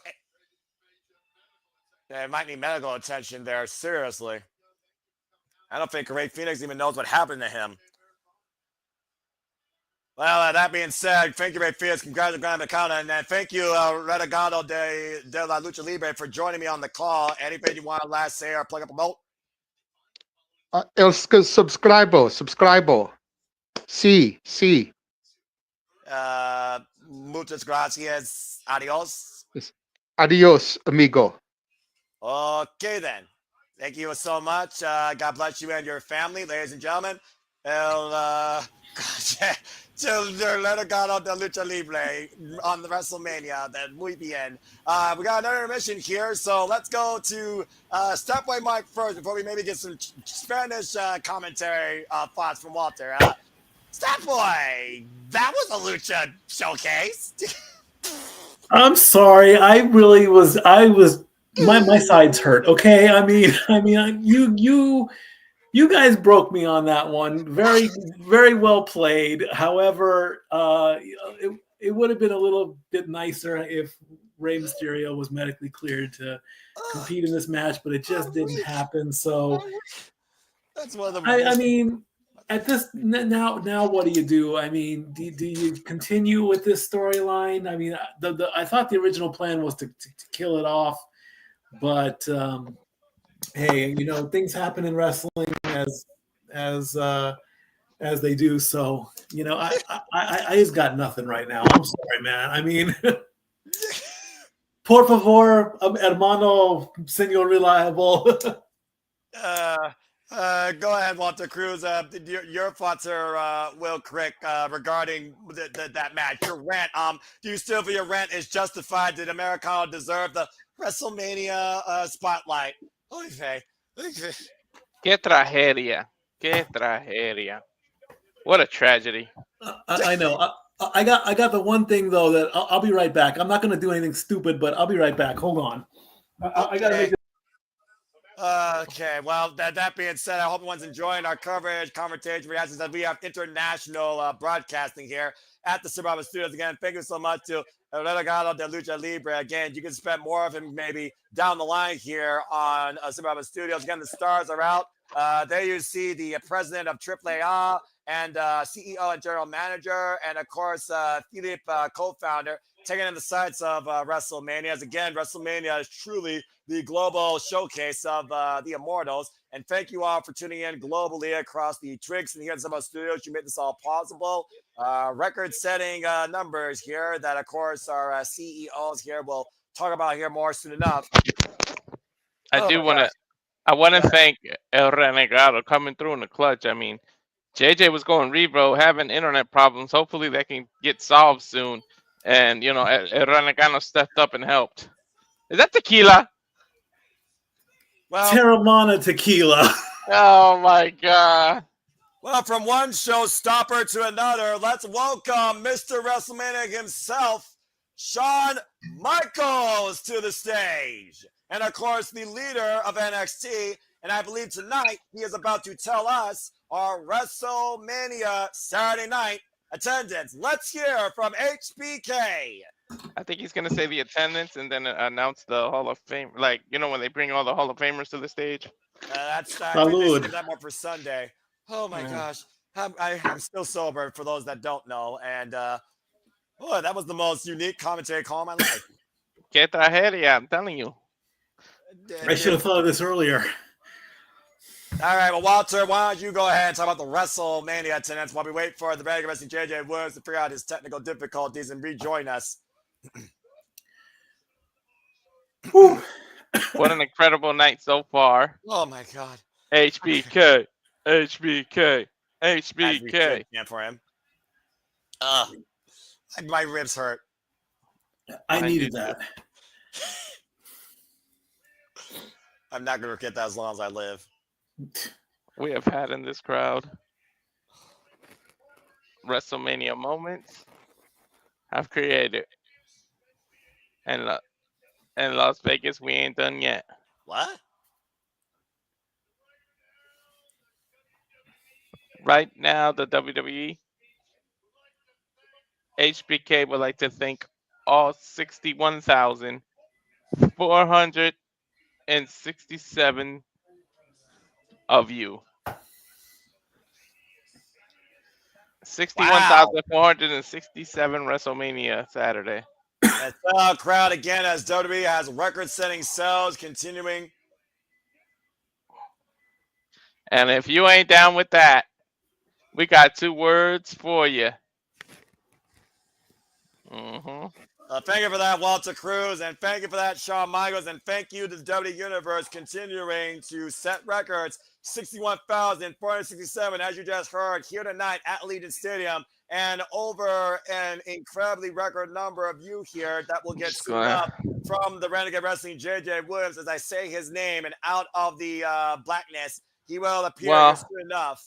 Again, I want to thank Renegado. I mean, way to come through in the clutch because JJ's having technical difficulties. How the hell we needed a commentator. That quick? Was he at his house? What the world? Listen, when JJ has technical difficulties, we had to go in the clutch and get somebody who can cover the commentary. I'm just glad. I'm just glad that Renegado was there.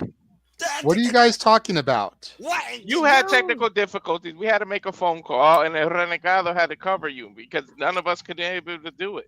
And Grande up there. I missed El Renegado? Yes.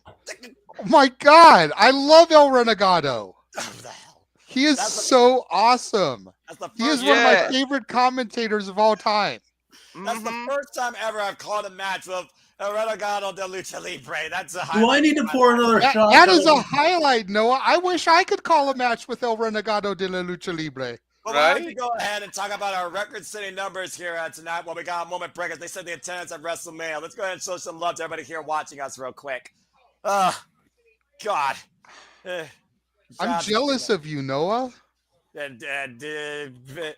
shout out to UFC Israel Adesanya, the UFC. Adesanya, one of the greats. Israel Adesanya. You would know again. You can find more of Walter Cruz covering UFC here at Cinema Studios, as of course the UFC CEO Dana White is catching in the activities. And again, do we have a numbers update at this point on how many is watching? Oh my God! Yeah, we are currently at 133 Holy shit! viewers. Again, that is 133 viewers, and 110 of them are on Walter's X account. So again, to all of you guys out there that are watching on the social medias, whether it's the X, whether it's the Twitch, Oh my God. subscribe. N Foster 1916, Rage of Wrestling, Casa D18 Studios, J Hebert Side 95, Batty for Wrestling. Subscribe. And man, again, I am so sad that I missed El Renegado de la Lucha Libre.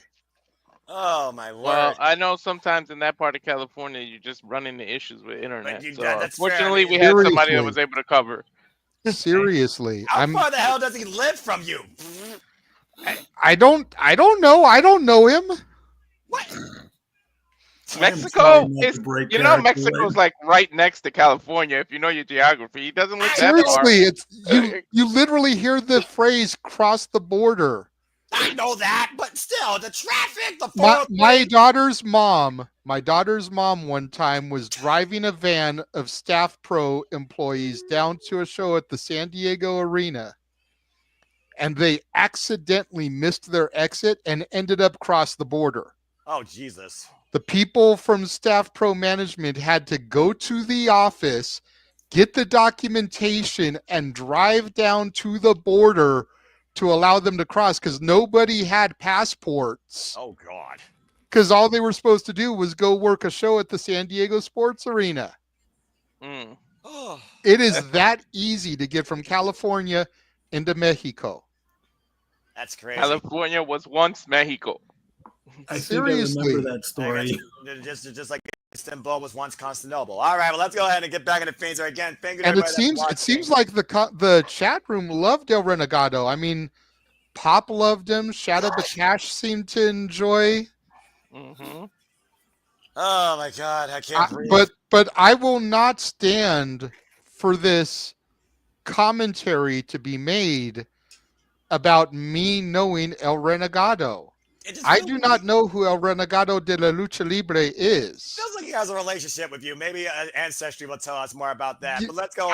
Just like I won't stand for this disrespect. You sat here for days and days saying that you were going to revel in the fact that El Grande Americano was going to be unmasked and exposed. Did that happen, Noah? No. Did that happen, Noah? No. Okay. So I will not hear any more disrespect about El Grande Americano and Chad Gable, or El Renegado de la Lucha Libre, and the Renegade of Wrestling, J.J. Williams. Until you can give me concrete proof that we are the same person, that they are the same person, the disrespect ends here. 9:24 p.m. April 19th on the East Coast for you. 6:24 p.m. April 19th on the West Coast for me. Agreed? Agreed. You. Damn it, Seth, boy! You freaking idiot! I do feel bad for Ray. Ray Mysterio has bad luck when it comes to WrestleMania, man. I feel really bad. Talking, brother. All right. For now, at least he didn't pull an Ultimo Dragon and botch his own entrance to where he only got one WrestleMania appearance. All right, well, that time has passed, but now what time is it, folks? We restore law and order here. Here we go. Oh, it's my God. Tiffy time, baby. You want to talk about a match where someone's trying to earn some damn respect? Here comes our current WWE Women's Champion, indeed, making her WrestleMania first-time appearance, not brought to us by Mattel, but might as well be your action figure, your role model, your Barbie doll. She is your SmackDown and your WWE Women's Champion, Tiffany Stratton. Let's go ahead and brief up the speed real quick how we got here before I give it to you to talk more about this. Tiffany Stratton, of course, won Money in the Bank last year and cashed it on the fridge. Nia Jax, that's for you, DJ. And, of course, became the WWE Women's Champion. Since then, of course, she's held on to the title. And, of course, Charlotte Flair has been out on injury for over a year and a half. Came back at this year's Royal Rumble, won at number 27, and chose Tiffany Stratton, what Tiffany called a dream match, what might become a nightmare. Shots have been fired verbally out of disrespect and out of underestimating her opponent. When it comes to this stage, the Queen owns the marquee. Her record may be 4-3, but she's going into her 8th WrestleMania, while this is Tiffany's first. 2 years ago, when Charlotte Flair came in as champion, Rhea Ripley wanted to make a point of saying beating her would make her a star. Tiffany may already be a star worldwide with Tiffy time, but being the queen on the Grande stage tonight will send her into the stratosphere, and that's what Tiffany Stratton hopes to accomplish and what Charlotte Flair hopes to diminish. And let's not gloss over the fact, Noah, you pointed out, this is Tiffany Stratton's WrestleMania debut, and she is walking in as the WWE Women's Champion. Not the Women's World Champion, not the WWE Women's Tag Team Champions, not the IC or US, no, the WWE Women's Champion, the most prestigious prize for the women in the company, walking in her debut. Semi-main event on WrestleMania Saturday night, might I add, too, going into her third defense after beating Nia Jax and barely. And also, she is at 107 days, the exact amount of days she held the NXT Women's Championship. But will she, like so many others before her, bow down to the Queen? Here comes Charlotte Flair. She's back on her stage. know I'm not bowing down to Charlotte. We talked about how we saw Maserati earlier. When you're the queen, you also roll in high style. Here comes a freaking... Look at that card. Wow. Yeah, but the last person tonight to get a fancy car entrance lost, Noah. Yeah, and that's a Rolls Royce, by the way. The definition of luxury. Wow, look at those seats up on the set. That's pretty cool. I'm not going to lie. Mm-hmm. Talk about being at the high real estate. Talk about going up to the east side. And again, all eyes are locked on Charlotte Flair. Whether you boo or woo, whether you hate or appreciate her bell to bell, there is no denying that she was built for this business and for this stage.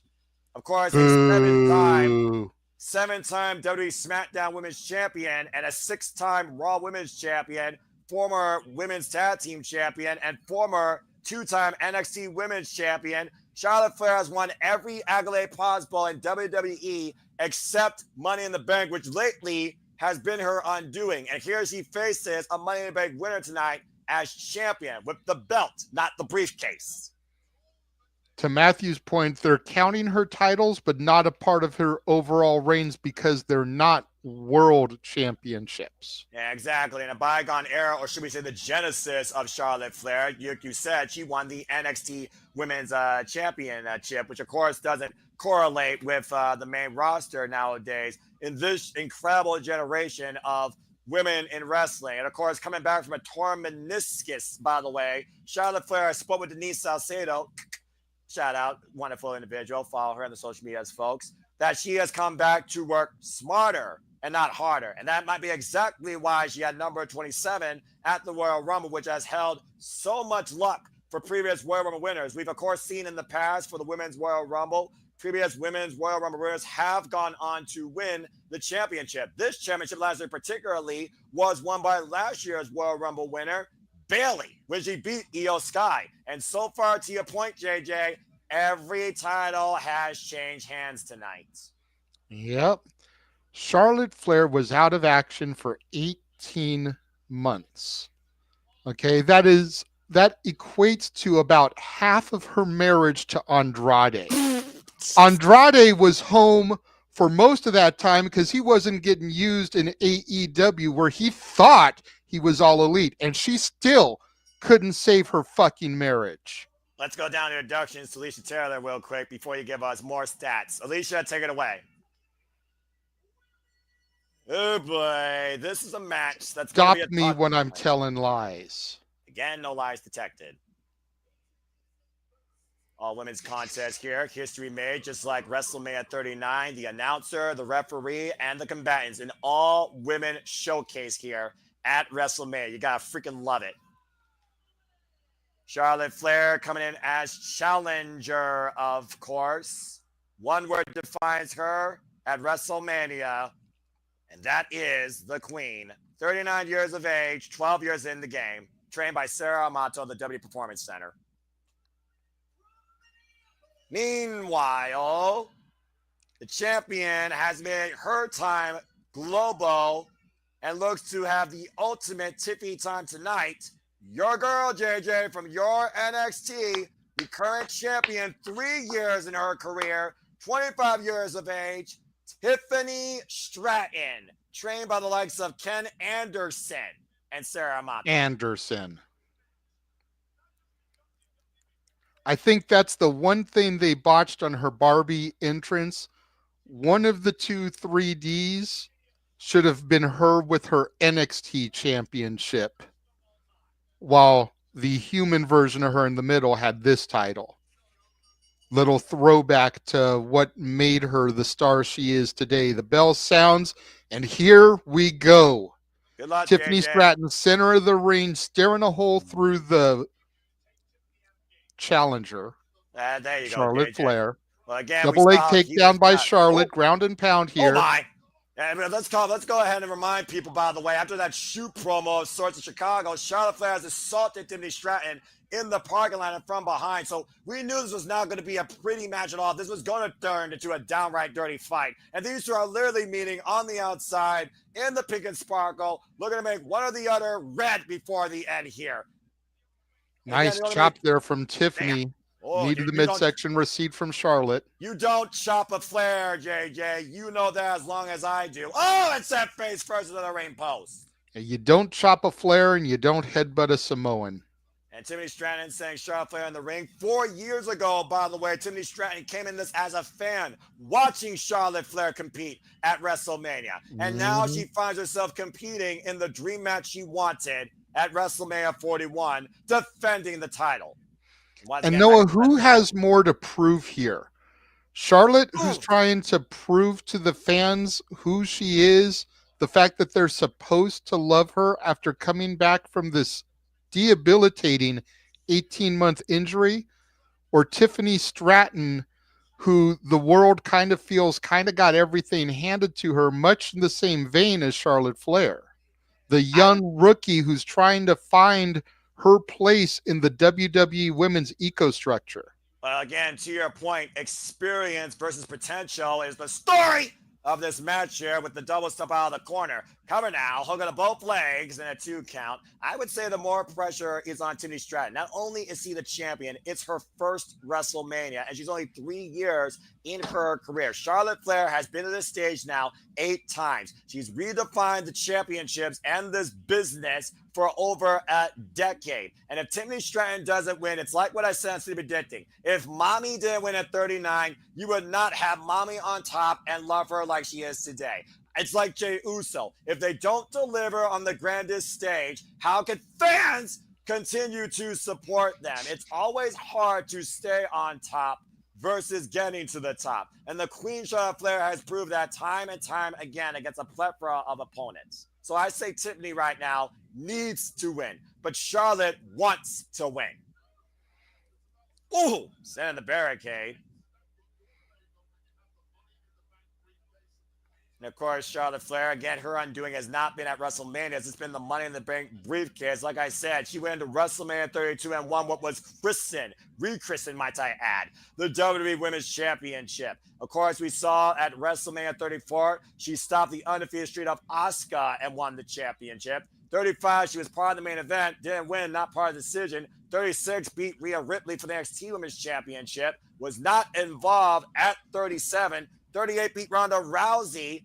And of course, like I said, 39, probably the best WWE Women's Championship match of this modern era, when Mommy beat her and hasn't been seen on the Grande stage now for 2 years and is back now to reclaim her throne.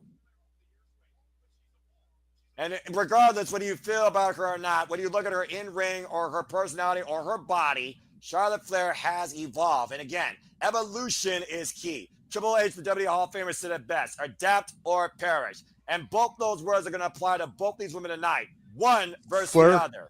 Flair trying to steal Vacure's devil's kiss here. Notice the camera not shooting her from behind because Charlotte ain't got no ass. Nice follow through though, taking Tiffany Stratton up and over, still maintaining the head scissors hold, disorientating her opponent. And again, Charlotte Flair, so many academic, athletic disciplines, of course. All round track and field, beautiful kip up. And notice this knee brace still on the surgery repaired meniscus. That could be a target if Tiffany Stratton can exploit it. Yeah, absolutely. And Tiffany needs to go after that knee, needs to target it, needs to try to take any advantage she's got as the more experienced Flair. And Tiffany Stratton, like you said, you've called her the original horseman of NXT Slayer. She's beaten Becky Lynch. She's beaten Bayley. Only the Queen remains. Went for a drop kick and Charlotte Flair catches her. Might be looking for the Boston Crab. High angle Boston Crab. Look at this. More of a Walls of Jericho here with the elevation. Almost got her stand up vertically. Of course, Charlotte Flair has the height advantage. Rover by Tiffany, though, hooked a single leg and gets a kick out. Remember, Triple H's WWE doesn't do things by accident. Multiple times last night, he mentioned the learning tree. And then Charlotte Flair here with a Walls of Jericho instead of a standard Boston Crab. Neckbreaker there by Charlotte Flair. Tiffany Stratton sidestep. Charlotte Flair's foot hung across the rope. Sidestep. Drop kick. Side drop kick. Takes the Queen down off her feet. Tiffany Stratton looking to focus here. Flipping in the corner with the back elbow strike. Shades of the ninth wonder of the world. Former women's champion in her own right. Yeah, Tiffany saying it's Tiffy time as she goes for another handspring elbow. And connects in the corner. And Tiffany trying to rebound and regroup her. Of course, we saw Tiffany Stratton first rise to championship altercation when she beat Lyra. Nice spine buster there, taking the Queen down. Here's a cover. High stack. Gets a 2 count. Double A approved there, I'm sure. Another familiar name when it comes to the Flair family. Well, again, Flair is legendary in this business. Whether you look at the pure wrestling days, the Rick of the Dragon Steamboat and Ric Flair, or the countless accolades of the Nature Boy, dirtiest player in the game. Now you have the daughter of the dirtiest player in the game. At one point, Ric Flair says, I am not Charlotte Flair is not my daughter. I am Charlotte Flair's father. 61,400 plus watching on here tonight. WrestleMania Saturday night. Nice jawbreaker there by Tiffany Stratton, hanging Charlotte Flair across the top rope. Excuse me, Charlotte Flair actually got that again. The pink and the blues throwing me off. And Tiffany right now, meeting the Queen in the corner. And Tiffany right now, hooking the Queen up on the shoulder. Steamroller. And Stratton right now might be looking for the prettiest moon. Soft. Oh, good roll through. Charlotte, get to the midsection. Great scouting by the challenger. Beautiful roll through by Tiffany. Great way to improvise on the fly there for the younger as far as it comes to experienced here. And again, the pressures of this stage as well, JJ. Slingshot, roll through. Tiffany rolls through, though. Catches Charlotte with a drop kick.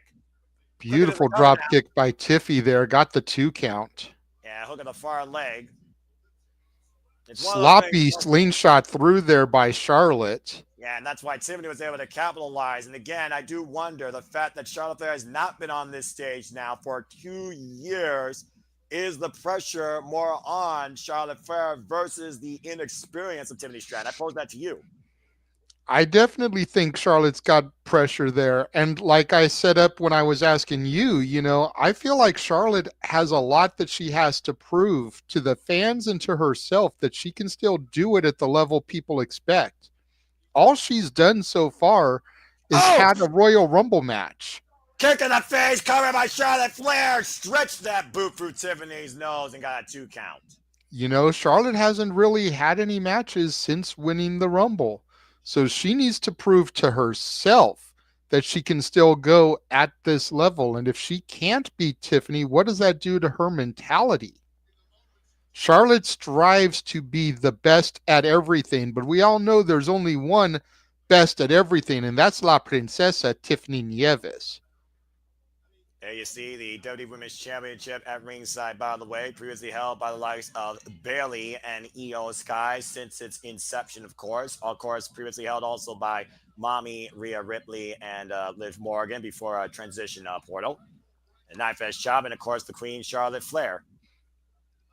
There you see Charlotte Flair right now. Of course, this was before we had white and gold belts, by the way, folks. That's when they were red and white and blue and white, and everything had to be color identified. No, red was Raw, blue was SmackDown, so it kind of made sense. The strap white for the women, I suppose. black straps for the men. And right now, Tiffany Stratton looking to make Charlotte Flair black and blue follow up. Charlotte Flair against the ropes, though, and Tiffany Stratton meets her in kind. Tiffany again looking for some offense here. Charlotte with the sidestep, though. Tiffany collides on the ropes, and the stretch of Charlotte Flair. Boot to the face of Tiffany, champion down for now. And Charlotte with her arms draped over the top rope, trying to hold herself up. Went for natural selection. Tiffany Stratton scouted it. And Tiffany was looking for that cartwheel Alabama slammer position. Charlotte Flair countered that, looking to hook Tiffany up. Uh-oh. Get out powerbomb. Powerbomb. Cover. Tiffany kicks out. Whee, that was close. Great resilience by the champ Stratton on that high impact offense, Jade. To take up the replay. Jeez. 2.5 there for Charlotte. Yeah, much to my dismay. I think the poor positioning on the cover, because it wasn't a great matchbook fold up, was the saving grace to Tiffany there. And I almost feel like there is a bit of frustration on both these women here at this point. Neither one really is in like the driver's seat. It's been pretty even. Agreed. And honestly, I prefer that. Because if either woman was dominating the match, I think I'd be disappointed. Big elbow. Well, again, you talked about before, it's the potential versus the pedigree. And right now, both are meeting each other at 50-50. Went for that stomp to set up for the figure 4, figure 8 leg lock, taken down with a short range clothesline.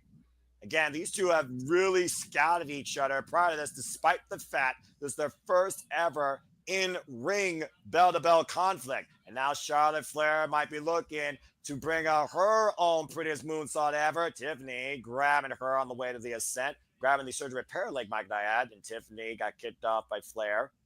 And Charlotte Flair once again go up to the top rope, Tiffany being her in kind. And Charlotte Flair right now sat on the top rope. And Tiffany, what in the hell is about to happen here? Looks like we may be going for a side belly to back. I sense disaster.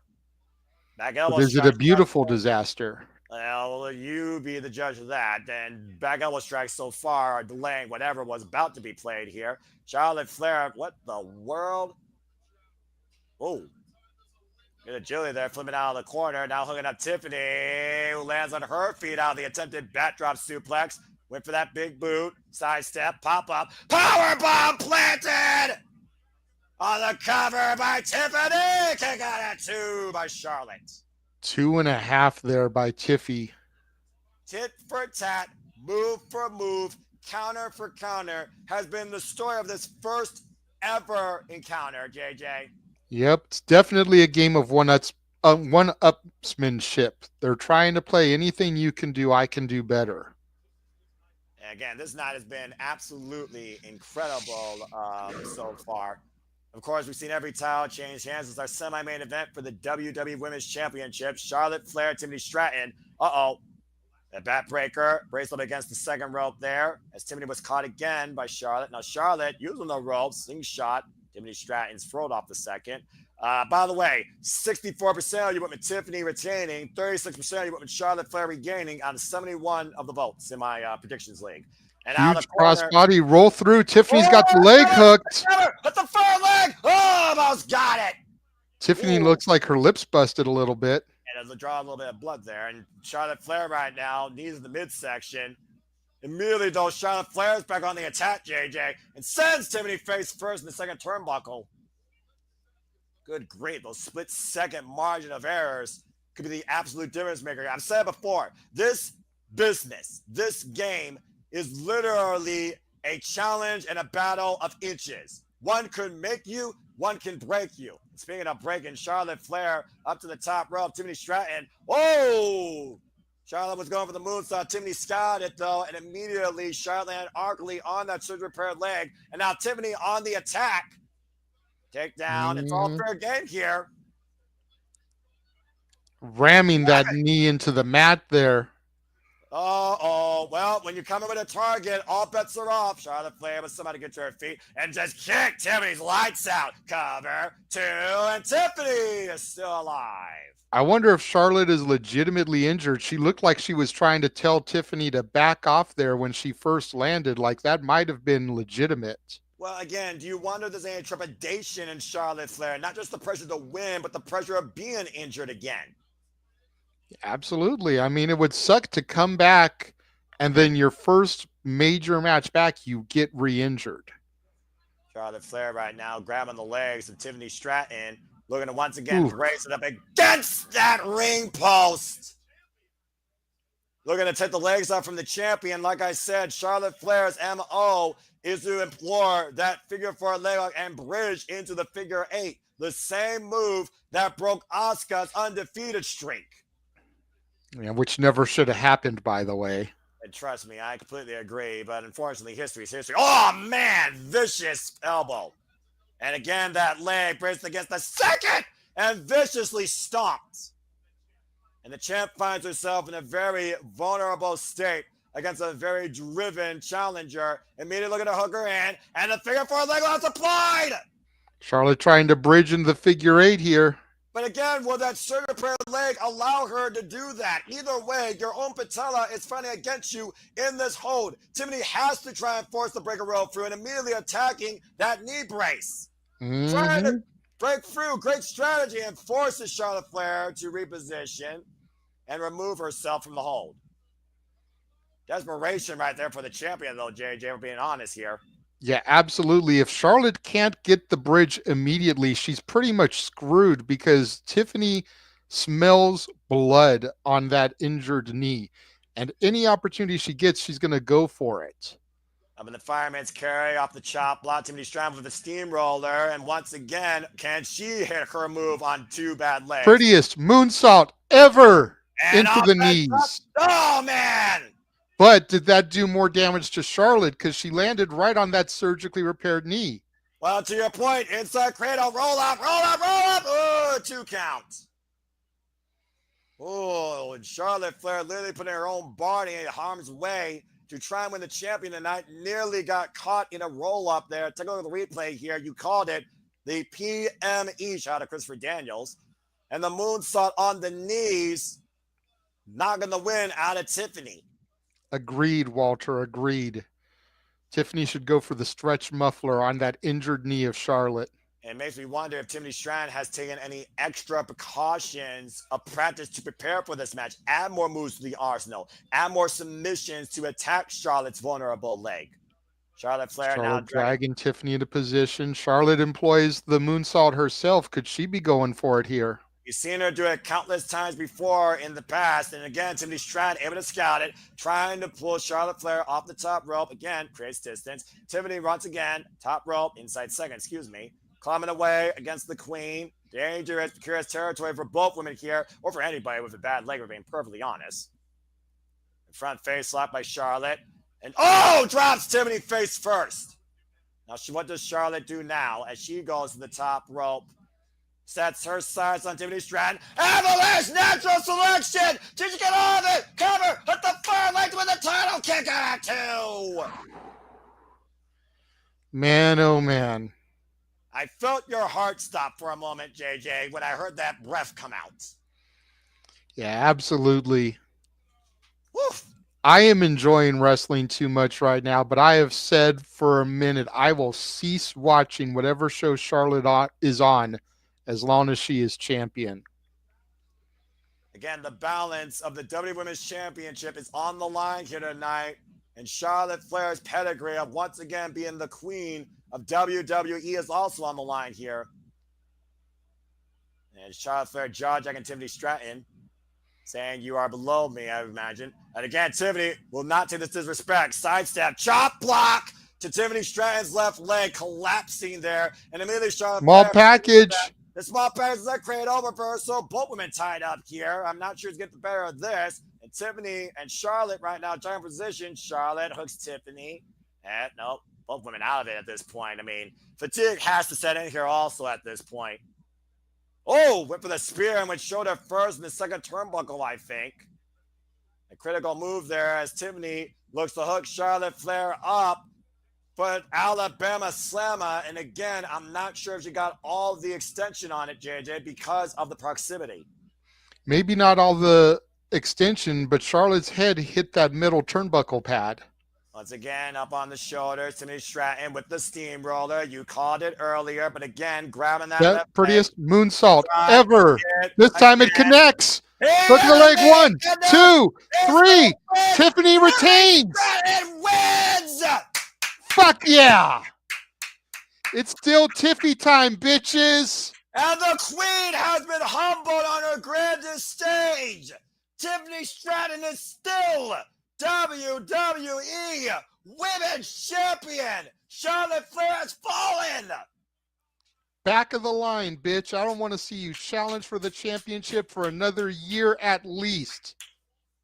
What a star-making performance in her first WrestleMania. The dream that she wanted came true, and she succeeded with it too. Tiffy time continues. Go ahead and call the highlights, JJ. Prettiest moonsault ever.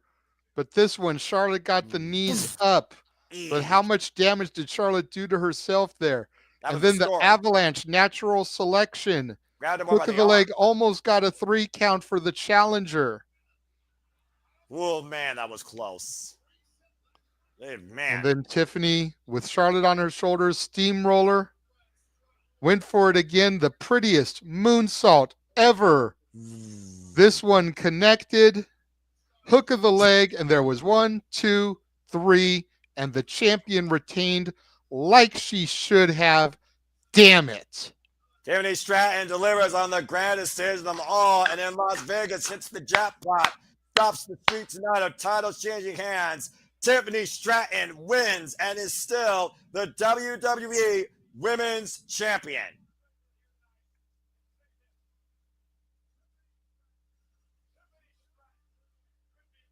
I will tell you this right now, JJ. We talked about Rhea Ripley, but I'll be honest. I think Tiffany Stratton has even higher potential to surpass what Mommy's been the last few years in WWE after a win like that. The 105-day career title reign continues in their first match, a banger of a match. Very, very surprised. After 3 title changes, we have our first retention. And it was very 50-50 throughout the entire thing. I think the critical moment was the natural selection. She grabbed the shoulder versus the neck, and that was just enough for Tiffany Stratton to survive, because I thought it was over there. Congratulations, Tiffany Stratton. We got another intermission. Go ahead and continue talking to Stat Boy, then toss it back to Walter, and JJ then can continue forward. I'm good with it. Go ahead, Walter. You can go ahead. Well, I'll let JJ give an update on the viewers and do the thing he's been doing all night. That works. Ladies and gentlemen, again, 151 viewers currently watching us do our thing and show our love and our passion for what, Noah? Oh yeah, that's right. Professional wrestling, damn it! Again, a lot of you guys are watching on Walter's X platform. We don't usually stream to X or to Twitch. So if you are watching on X, subscribe to all our channels. If you're enjoying us, if you want to see us do more of this, come subscribe to our YouTubes, because that is traditionally where these broadcasts go across. Rage of Wrestling, N. Foster 1916, Casa D18 Studios, J. Hebert Side 95, Batty for Wrestling. They're scrolling across the bottom here. Subscribe today, please, and thank you. And of course, this is being, of course, shown globally, not just here on the internet, but of course in areas around the world, such as India, who are celebrating Tiffany Stratton's success of retaining her WWE Women's Championship. And of course, the 35th fighter wing of Misawa Air Base in Japan. And again, to many people in the chat, also saying, thank goodness Tiffany retained. Again, a phenomenal effort by our champion against, again, probably the challenger. She just beat the Queen Charlotte Flair at WrestleMania. She's a made person, in my opinion. One Rumble winner was successful. One Rumble winner failed. And thankfully, it went the way it was supposed to. Hell course, yeah. We'll find out more about this stuff, I'm sure ahead of WrestleMania tomorrow night. And we'll probably get words from both the winners and the fallen in the WrestleMania post-show immediately following this. And of course, you can immediately follow us here because we are far from done tonight. Here's the our studios with the Saturday Shenanigans, hosted by Renegade of Wrestling, JJ Williams. Jeff Meacham, of course, will be there along with a plethora of other friends here of the Super Studios giving their thoughts towards WrestleMania Saturday. As of course, this continues. As we thank all of you, let's take a moment to honor and thank the grace that got us here too. As we look back last night at the WWE Hall of Fame. Of course, you and others, of course, spectated upon that. You could talk a little bit more about the experience and the illustrious class that went in. It was just Walter and I. It was a great night. Walter held it down while James and I finished Joey Janela's Spring Break 9. And then once I was able to pop in there, it was Walter and I for the duration of the evening. I missed the first inductee, which was Lex Luger, unfortunately. I came in time to see Undertaker speak about his wife, Michelle McCool, and watch her induction. Natural Disasters went in. The first Immortal moment where they inducted a match, the match from WrestleMania 13, Bret Hart versus Stone Cold Steve Austin, submission match, Ken Shamrock the referee. And then, of course, our headliner, the man who would not let us go to sleep. Mm-hmm. The game, Triple H, the cerebral assassin, making everybody's bodies and brains work overtime as he spoke for damn near an hour. What? Really? It was over an hour. Oh my gosh! Wow. Dead serious. God bless him. But it was a hell of a speech. High inside 2020, not taking anything away from the game. Well deserving. But in the moment, it was like, God damn it, Paul. We want to go Mimi's. Let us go keep you by time. And since the main event is about to start, I've been working on this to scroll it like I've been doing for our watch alongs, Noah. So if you want to give everybody a recap of what happened so far and how we got to where we got. That's everything that happened so far tonight. Yeah, sure, absolutely. As of course, again, thank you, Triple H. Of course, this is the 1 year anniversary and what was the genesis of the Paul Trish Levesque era starting last year at WrestleMania 40, while Triple H was inducted to the Hall of Fame. Paul Levesque, of course, literally has evolved WWE storytelling as we know it. For those that are just now tuning in but need a reminder or want to be reminded of what happened, we kick things off with Jey Uso submitting Darlene General Gunther in a sleeper to become the world heavyweight champion. We, of course, also have brand new WWE World Tag Team Champions as the New Day. Unfortunately, beat the War Raiders with combination offense and a hook of the leg, quite literally, outside the referee's vision. A storm arrived in Las Vegas despite the fact they live out in a desert, and whether or not the third wheel is still the third wheel or underappreciated, Jade Cargill not only showed her incredible strength, but once again, Naomi got shaded, and Jade Cargill won her match at WrestleMania. And in a Lucha Libre showcase and debut, we also had El Grande Americano beat Red Phoenix despite the fact El Hijo de Vikingo kicked his head off prior to the match. El Grande won again. Shout out to El Renegade of Lucha Libre joining me on a one-of-a-kind, unique commentary call. I still can't believe that happened. There's a Samoan werewolf that is absolutely running rabbit now as the new United States champion, as of course he beat L.A. Knight. Yeah. Destroying his ribs with a top rope moonsault in the end. And as we just saw, Tiffy time prevailed and humbled the queen on the grand stage of them all. Timmy Strand is still the WWE Women's Champion. As we get ready for our main event, we first once again remind ourselves to honor the greats and thank them. As you see, the WWE Hall of Fame class of 2025. Bret Man, Hart, Stone Cold Steve Austin, What? the Earthquake's daughter looked like family of the natural disasters. There's Fred Ottman and the family of John Tenta. he could play Daphne and Scooby Doo in a movie, in a real life movie. Dang. Michelle McCool. Or Velma, I should say, not Daphne. Yeah. And one person in ODQ was extremely happy about that. I'm well aware of that. But And congrats. here comes our headliner. The 14-time world champion and the COO of WWE, not simply Paul Levesque, but the game. You can say his name. Did anybody tell him that there's not an hour left in the show, just in case? Walter! I don't know. You realize who Edges is about to deal with, right? Triple But H again, shaking everybody's hand, giving a hug to Michelle McCool. No Yeah. Lex Luger out there, though. well, I mean, again, we saw him stand, of course, at the WWE Hall of Fame, which I'm so happy that happened. Again, Triple H, I do say again, thank you for everything. Again, Triple H, when he used to have hair, was my mom's favorite WWE superstar, and she still appreciates the game and everything he does for WWE. Of course, this man created NXT. Of course, today, as we know it, passed off to Shawn Michaels. So again, thank you to Triple H. Who inducted the disasters? Nobody. Mm-hmm. That's weird. They They just just came, accept- they made the announcement, and then Fred and the family came out on the stage, talked for a little bit, and that was it. There was no inductor. Although Jimmy Hart did get shouted out in the crowd as it was his idea to put them together. Yeah, what an incredible night, honoring the greats that brought us here in and out of the ring. Again, we say thank you to the WWE Hall of Fame class of 2025. Look at the water!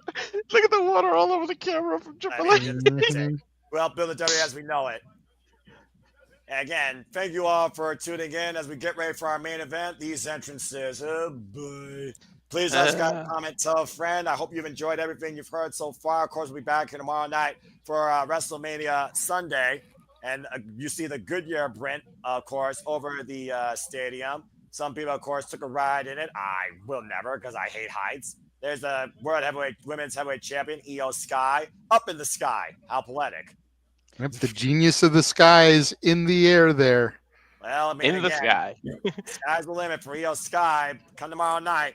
We'll see what happens. Triple threat action. What a moment that must have been for her. You know what? Should You know what? have thrown a parachute on her and had her hit an over the moonsault out of the blimp, then pop the parachute and land. So Unless she's scared of heights.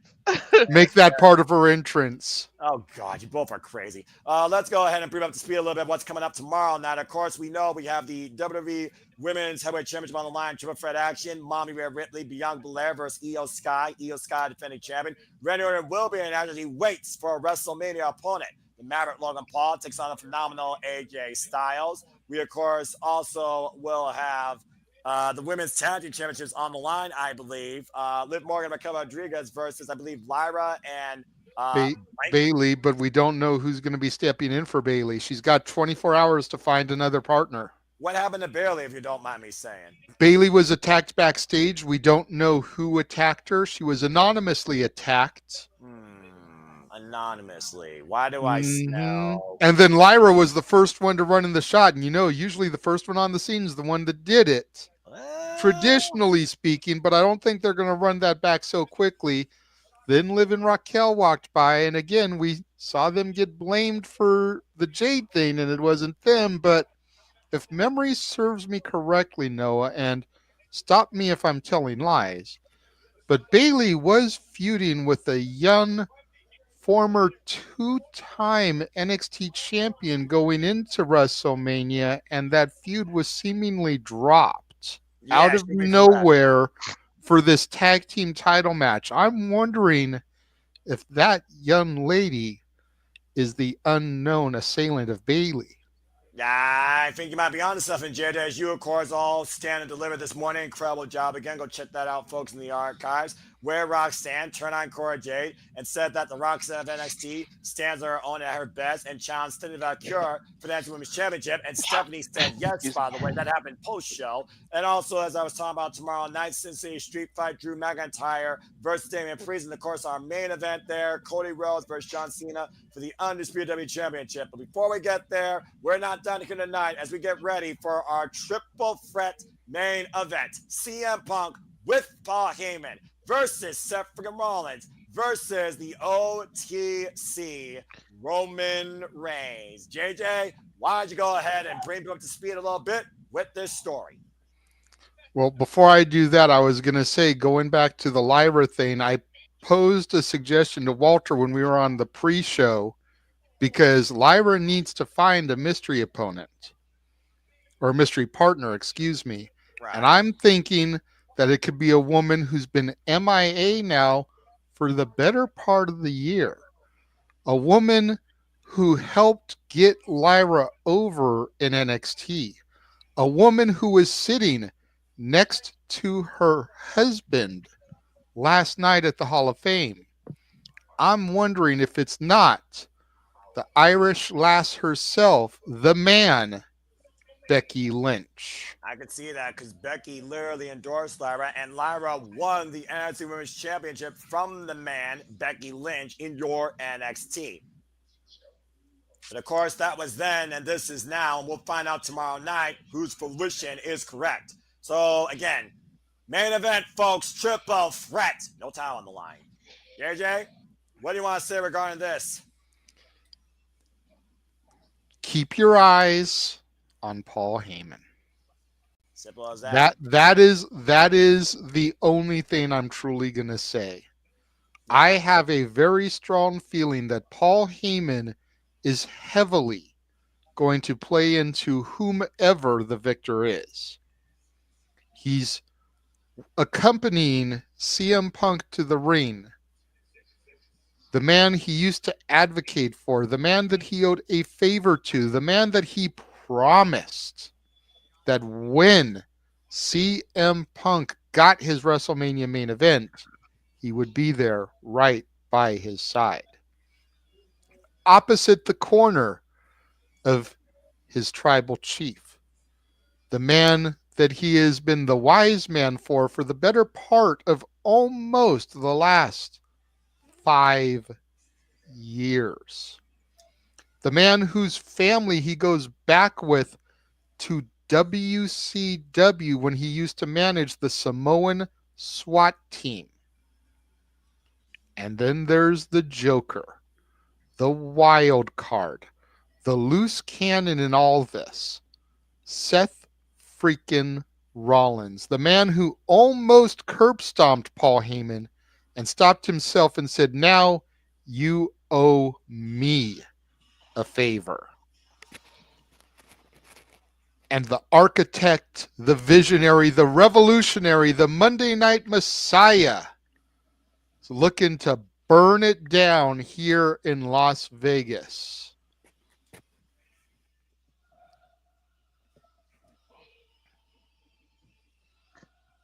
One can only wonder what he's going to be wearing. Nice flamethrower there, setting the entranceway on fire figuratively here. You said yourself how he's looking to burn down WrestleMania. I also want to welcome Walter Cruz, by the way, to this call. Walter, as Jada was talking about, again, thank you for joining us. This really comes down to maybe just a favor, but it comes down so more than that. Seth Rollins, by the way, his 12th career WrestleMania. He is 7-6, by the way, and he made his WrestleMania debut in 2013 alongside Roman Reigns. CM Punk claimed he brought Seth and Roman into this business, but he also left this business. Why Seth says he's the one that helped carry it. There's a whole lot of paradigms here of all three men. What do you guys say real quick, Walter? I got to point out something. There was rumors that we said, some of us said, hey, Seth can turn out to join Cena and be that third man, right? Who years ago set the stage on fire with a flamethrower during a What? WrestleMania entrance? It was The Rock. He set that on fire. Mhm. And now Seth just did that. I'm just saying. And Seth just came out from the dark to the light.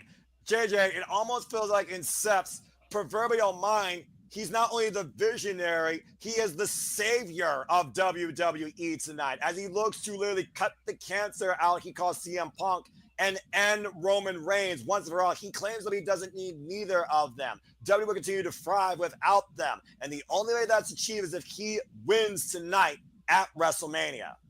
Noah, there's a reason why I used the Monday Night Messiah moniker last. To your point, out of the darkness into the light here on this holy weekend, as it is Easter Sunday tomorrow. Seth just The did. Monday Night Messiah appears to be resurrected here in white. Seth just did Undertaker and Shawn Michaels entrance together, pretty much. Exactly. And again, he said Paul Heyman owes him a favor. Will that favor come to fruition tonight? And on Friday, we called it, Walter. He says the victory is not a prediction, it's a spoiler. Talk about literally showing your hand. Seth Rollins believe he's already won this. Yep. I'm hoping JJ's right, though. That favor that Seth said, all right, after you come and bring Punk out, you got to go to the back. You can't stay out there. That was a perfect shout out, JJ. Because then Heyman can't get involved. Sunglasses on loan from the Elton John archives. He probably went to Elton John's closet, being perfectly honest. Of course, Seth Rollins also has done everything possible in WWE. And at WrestleMania, he had the cash-in of the century first. WrestleMania 31 against Brock Lesnar at the expense of Roman Reigns. And that was 10 years ago. If he went to Elton John's closet, does that mean Seth came out of the closet? I was thinking that, but I didn't want to make that joke. I was just waiting for the break from Noah so I could sneak it in there. Oh my God. That's the beautiful part about color, is getting to make those off-the-cuff comments, man. It's what I've been missing this week, being the lead commentator for so much of the stuff. Why do you think I love doing it so much? The color would. Oh, good grief. And here comes the tribal chief, the Oh, OTC, shit. the head of the table. Oh, fuck. Acknowledge him. Let me see your ones in the chat, everybody. Oh, boy. I don't want to take away from the flow, but with Roman, 2 hours later. That means, gentlemen, Punk gets to come out last for his first WrestleMania main event. awesome. JJ, Walter, you also need to realize something here, and I pose this question. We should also acknowledge no DQ, as of course there is a bigger wager than this favor you think that's at the front of this triple threat. Based on who wins this, they will be the moderator of the no DQ review April 22nd. And who represents Roman Reigns? None other than Virtue. But I pose this question to you two. What is the tribal chief without his wise man that has been with him since day one? Even when he was left to irrelevancy and brought back to the island, it was a short period of time, but you could say that Paul Heyman has defined the tribal chief the entire championship legacy's life. And for the 11th time, Roman Reigns will main event WrestleMania. Look at the bloodline on the 3D screens behind him there. Yokozuna, Afa, Sika. You said it yourself, JJ, with Roman Reigns' Rikishi. greatness just follows him. Mm-hmm. I There's like- Yoko, who again had success in Las Vegas at WrestleMania 9. Big Keish, who of course ran down Stone Cold Steve Austin and did it for The Rock. I like how they Roman both got white on the gear. is in an elite class with the likes of John Cena, Edge, and Triple H for the amount of WrestleMania appearances. It has defined WrestleMania now since WrestleMania 37 consecutively in the main event. Mm-hmm. With Roman Reigns, greatness truly follows. We talked about before, God mode, an athlete on another level, the record-setting champion of the modern era. But again, no championship involved here. More so, the only thing on the line is probably Roman Reigns' pride. And that might be more present than any championship that he's previously held before tonight. Because again, he's alone. It's the first time in WrestleMania that we're seeing the tribal chief without the wise man in his corner. It's the chief without a tribe. Talk about Roman Reigns' family. You were talking about those giant LED boards before. Of course, Roman Reigns carries the pedigree of the Anai family. Of course, sporting the Ula Fa that he won back against Solo Sikoa on the Raw premiere on Netflix. The Fatu and the Anawai bloodline is ridiculous. They would never ever run out for the next 10 generations. There will always be an Anawai or a Fatu in this company. Figure you've got Zilla Fatu, you've got Journey Fatu still on the independents. You've got Hikaleo waiting to make a debut.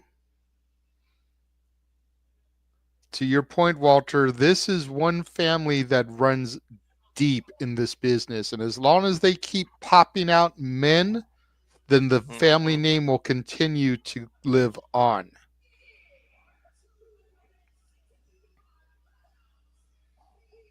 $61,000 plus, acknowledging the OTC. Alicia Taylor's introducing now the tribal chief, Roman Reigns. I acknowledge as well. But I know Jade is going to join me with this when he comes out. Again, folks, thank you all for tuning in. Just to bring a little bit up to speed on the story here, we could talk about the story going all the way back to 2011, 2012, but really this came ahead a lot further this year at the Royal Rumble, where both Roman and Punk were eliminated, and Seth was shortly to follow, and Seth curb stomped Roman Reigns, assaulted CM Punk. Roman was left out until the steel cage at Madison Square Garden, assaulted Seth Rollins, saved CM Punk as a favor to his wise man, and learned later on what that favor was that CM Punk was owed since helping Roman Reigns' family back as far as to his War Games. And since then, we now find Roman Reigns alone. Don't let these tattoos fool you. I'm a man of great discipline. Holy shit, he's getting his own special entrance. They're showing Punk's first promo back in WWE CW, and he's reshooting it today. Oh, I miss this song. This fire burns. Mm-hmm. Oh my god. OVW, to your point, JJ. Triple X, of course, in ROH. We talked about, of course, the trilogy that CM Punk had in ROH. This man has defined professional wrestling his entire career, calling himself the best in the world. Consecutive Money in the Bank winner, former WWE champion over 400 plus days. The only man to win Money in the Bank 2 consecutive years in a row. Mm-hmm. Oh god, I love this package. Friends, enemies, pipe bombs, moments, history, all defined by this man, the voice of the voiceless, CM Punk, Phil Brooks. I'm going to be Oh my god. after this, that's for damn sure. This is awesome that they did This this. is freaking incredible. Again, this man is living his dream tonight. Main eventing WrestleMania for the first time with his best friend in his corner. You know, it'd be even cooler if they didn't actually show this to him and he's seeing it in the back for the first time, because you know that's got to bring some tears to his eyes. It's different to like while you're filming it, but to actually see the final product is way different. Well, there's nothing left to do now but wait for the man to enter WrestleMania stage. For the first time as a main eventer. Clobbering time on the grandest stage of them all. What? It's Living Color performing him to the ring once again. WrestleMania 29. Oh, this isn't good. There's a bad history of when you get your song performed live. You're not wrong, though. Okay, that's freaking cool.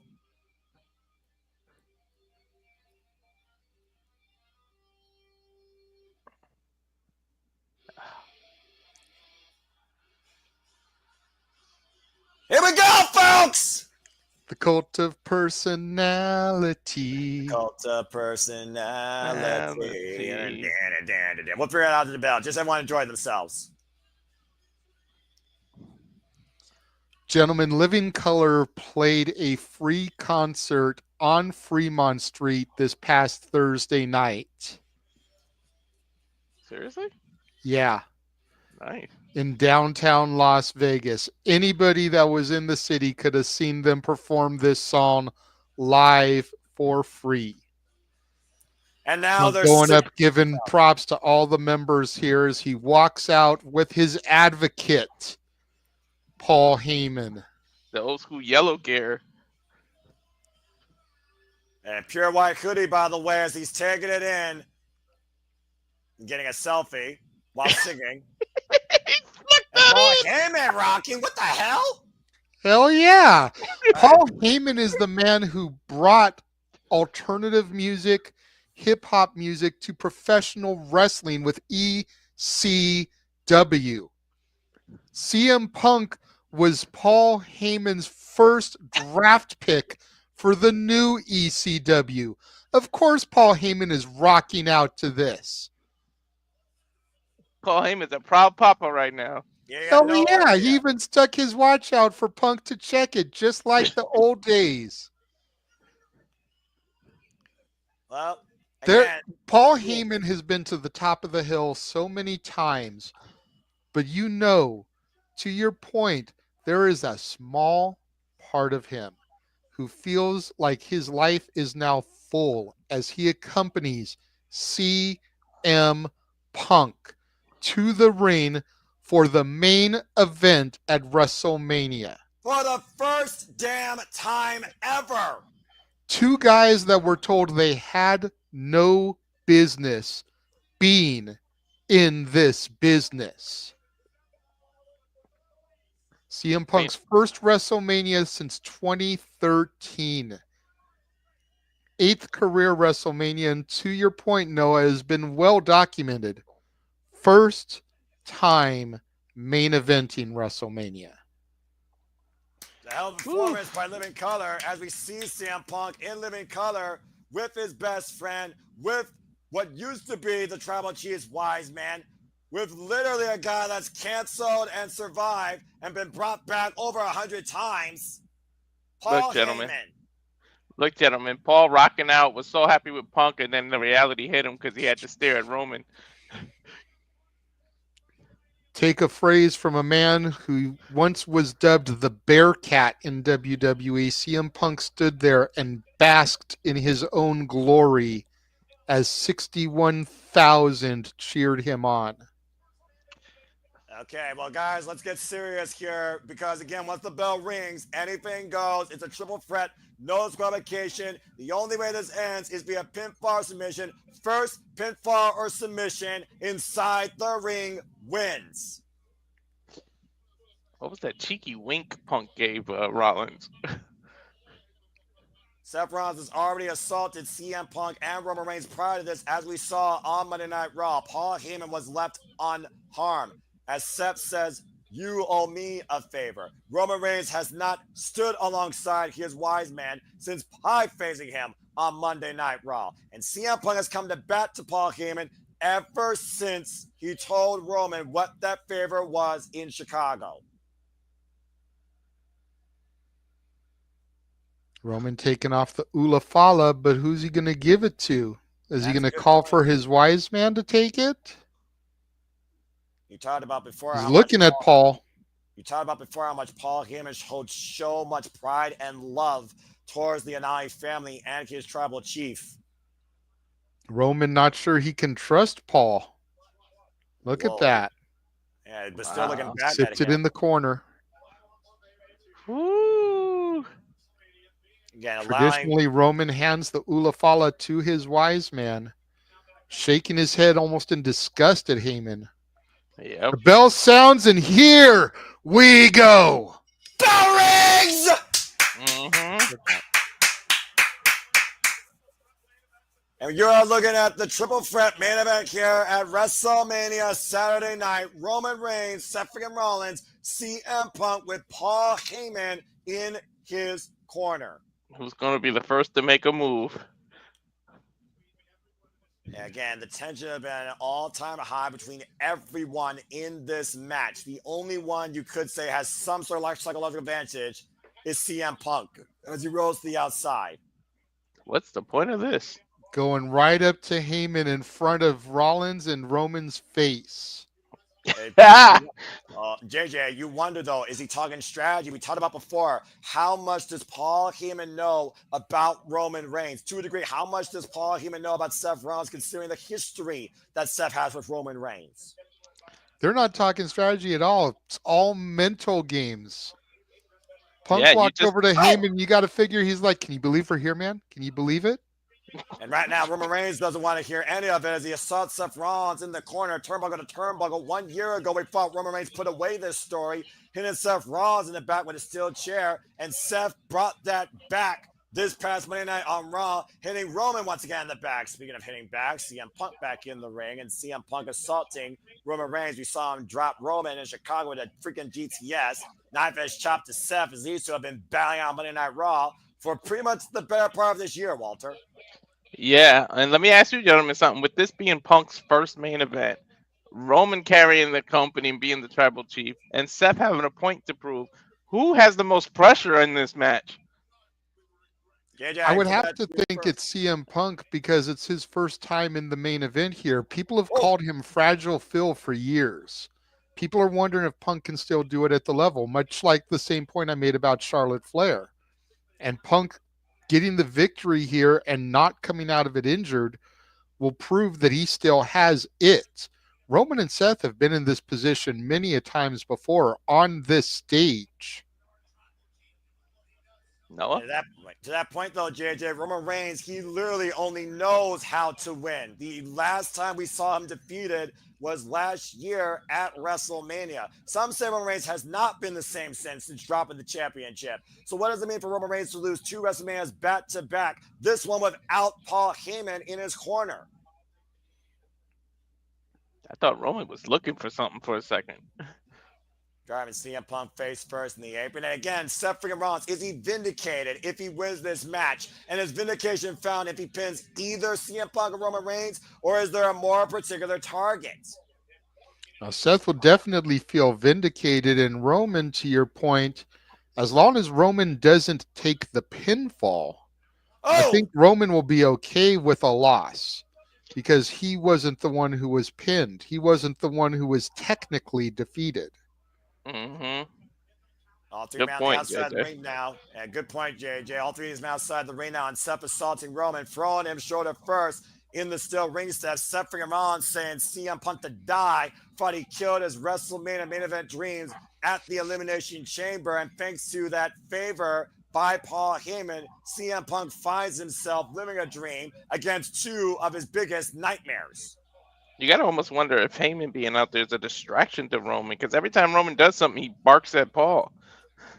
And again, CM Punk and Seth freaking Rollins squaring off on the side of the ring. The story of Monday Night Raw, the story of these 2 men since CM Punk returned at Survivor Series War Games in 2023. Now Punk and Seth right now tussling on the floor. Seth getting the better of the exchange for the moment. CM Punk now in the dominant position. Of course, we talked about again. And once again, when Punk came back, it was like Seth literally felt like a giant shadow was cast upon me. More so than decisions made against Roman Reigns when he destroyed the Shield and joined the Authority. CM Punk treating Seth Rollins like his last name was Jackson. A big axe handle. They take it to the WWE Universe. CM Punk uses a commemorative chair here. And right to the midsection. Roman Reigns nowhere to be found, by the way. And again, Come on. no disqualifications in triple threat, guys. Let's keep that in mind. Come on, Punk. Somebody probably paid like 10 G's for that chair. You just took it and used it. Seriously, I know how much those chairs run. I got one from SummerSlam 2010. It wasn't as expensive then as it is now, but still, I know the feeling. I can imagine. Again, place your bets on who you think loses the most money here in Las Vegas out of this main event. Seth Rollins just brain CM Punk with that trash can, calling CM Punk trash and cancer, looking to cut out WWE. Another vicious shot to the spine. And again, back of the head that time. Pinfall submission though cannot happen on the outside of the ring. This is not false count anywhere. Yet it's triple threat rules. The referee can do nothing but stand by. Exactly. It may not be false count anywhere, but to Walter's point, it's triple threat. There's no disqualifications, Noah. Get to the midsection now, and CM Punk trying to get the bear of Seth Freakin Rollins, hooking him up for a German suplex on the trash can. Beautiful vertical suplex there by CM Punk. Ooh, that rearranged your spine. Hell yeah. It's crazy that CM Punk is main eventing in Las Vegas, the same place he delivered his pipe bomb before talking about WWE Different Machine and leaving it. Yep, 14 years ago, and Jeff and I were there for that. At the T-Mobile Arena, nonetheless. No, that was at the Thomas and Mack Center. T-Mobile hadn't been constructed yet. Okay, fair enough. It was on the campus of UNLV, which I believe is where Rebellion was held. Just they've redone the arena. I mean, again, how much has WWE redone everything here? Roman Reigns, what's Roman? Diving over the barricade, wearing out Seth and Punk. Damn, Roman caught some height on that.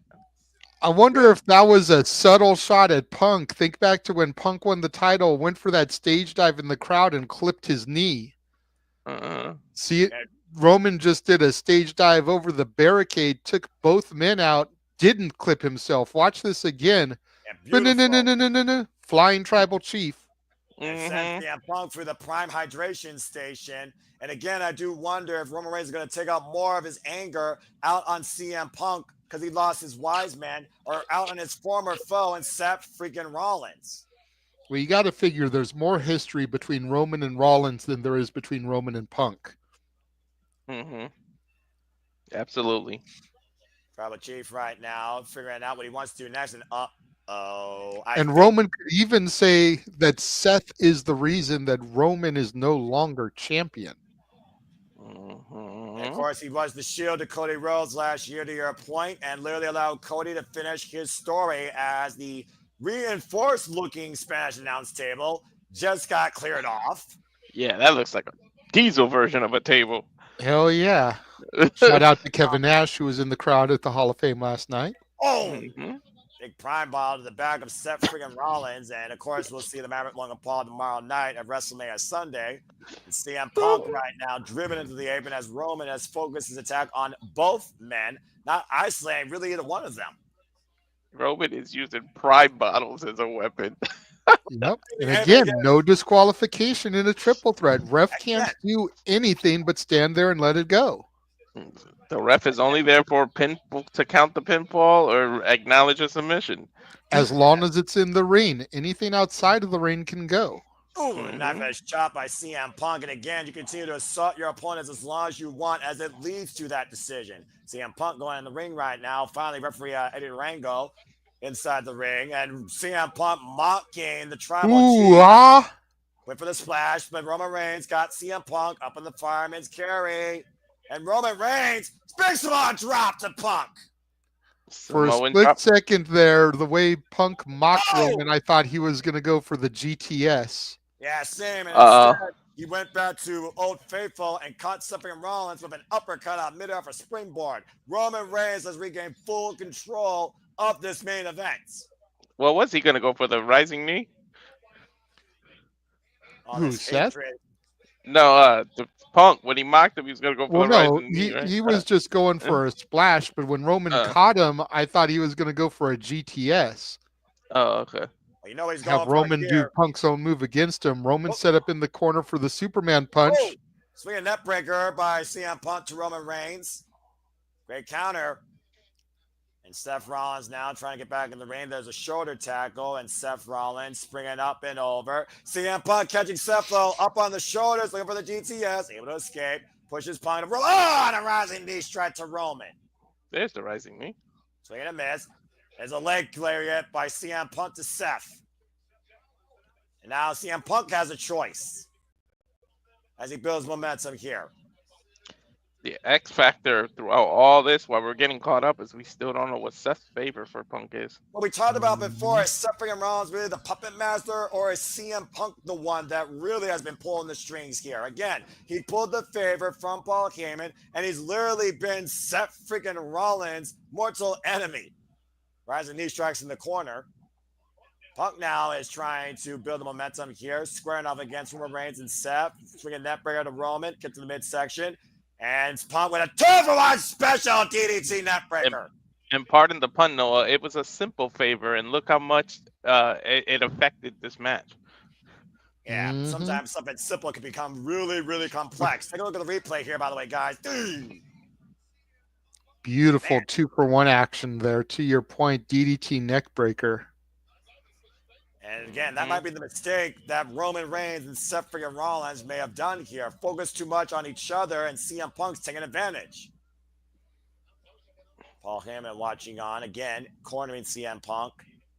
And Punk to the top rope, looks down at both Seth and Roman.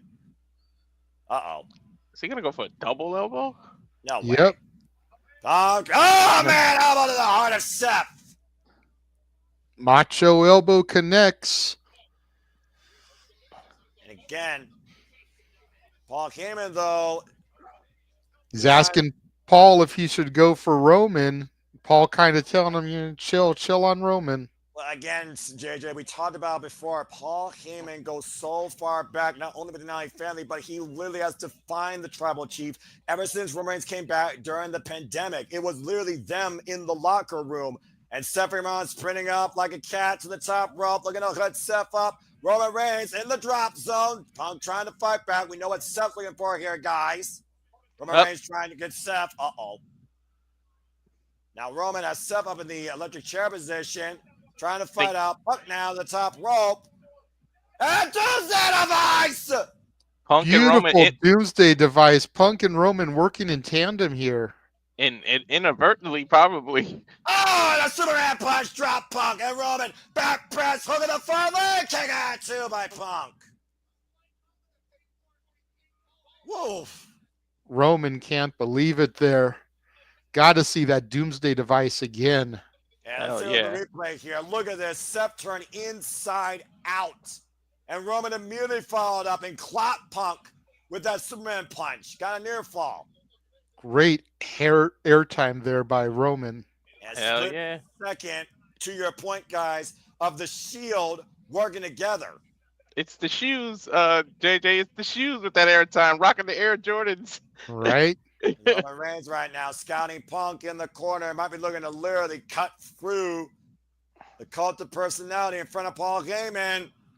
Ooh, ah. Oh, and a rising knee strike blocked the spear off your war cry up. And the fireman's carry Punk looking for the GTS again. Sending the OTC to sleep. And Roman fighting back, elbows to the jaw. Perfect timing there by Roman. Great awareness. And right now, Seth's been taken out of the equation. First time ever we're seeing Roman and Punk lock up since Punk's return. Remember, Punk at one point was taking the Shield on 3-on-1, guys. CM Punk getting the better of the tribal chief here. Combination offense. Oh, the rock bottom! Rock bottom! Cover, are you kidding me? Oh, man! Ooh. 2.5 off of the rock bottom there. And even Paul Heyman is like, what the hell? Anaconda Vice locked in. Yeah, in the middle of the ring. Submission hold applied. Punk's got locked in deep. Rope breaks won't even save Roman anyways because it's a triple threat. Exactly. Surely right now, Roman Reigns might be fading as Paul Heyman's watching on. And again, Roman raking the eyes, raising the nose. Wait, what's Seth for Rollins? Frog splash cross both. In a double cover for the win. To kick out two by Roman. as Punk was on his side, so technically he wasn't part of the pin. Yep. I'm surprised Roman didn't use his height advantage, try to use his legs to get out of that anaconda vice. Again, True beautiful indeed. frog splash by Seth, hooking the far leg of Roman Reigns. This is Crowd still doing anybody's ball game. Go ahead, Walter. the crowd chanting for Seth. It seems like doing his music entrance. I don't know if the audience even knows who to go for in this match. Everyone's definitely torn. I mean, again, if you're Seth Rollins, what do you do? Who do you focus your hatred towards the most? CM Punk or Roman Reigns? I think he purely hates Punk. It's with Roman. It's just that he wants to prove a point to Roman. Like, I told you this. And horses Punk up to your point. A buckle bomb in the corner. Damn it! The last person that needs to take a buckle bomb is Phil. Right? Yeah, Finn Balor 2016 SummerSlam, lest we forget. And Rollins now Sting. looking up Roman Reigns. Yeah, did that too. Once again, and a buckle bomb to the Tribal Chief. Roman Reigns bouncing off the turnbuckle pads. Both Roman and Punk are down for now. Once again, and Seth is standing. By the way, to y'all's point, partisan 71 votes in my predictions league. 50% with Seth freaking Rollins. 40% went with CM Punk. 13% went with the Tribal Chief. I'll admit it. Crazy. Punk. Seth was my original pick, and I had it all the way till I think it was yesterday. Noah, that I changed it just because Seth went over on Monday. I'm like, ah, damn it, and it made me change it. And I usually stick to my gut, so I'm gonna be pissed if Rollins does win. Up underhook, looking for the pedigree, up in the fireman's carry. Punk counting, looking again for the goes. A spear to Punk. It's crazy, Noah, that 13% picked the Tribal Chief when just a little over a year ago, nobody bet against Roman Reigns. Yeah, right. Back by dropping Roman picked up speed and spear. Oh! Seth caught Roman with a pedigree off the spear! And a curb stomp to the Tribal Chief!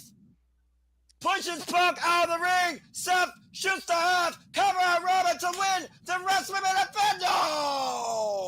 That was smart by Rollins, but you got to wonder if the hesitation to go roll Punk out actually cost him and gave Roman a little second to breathe. I was just going to bring that point up, Walter. You beat me to it. That little bit of time, that half a second, because watch, there's the curb stomp. 1, 2, 3, 4, 5, 6, 7, 8. 8 seconds to get the 2 count. 2 9/10, the closest fall in this match. Paul Heyman watching on, again, unable to do anything because Paul Heyman, again, like you all said, has to be so torn. You almost wonder if Paul Heyman would have some peace if Seth freaking Rollins takes care of both Roman Reigns and CM Punk, because Paul Heyman has to be at a crossroads. He's been with his Tribal Chief for 5 years, like you said, but CM Punk and him go all the way back to freaking ECW practically. Yeah.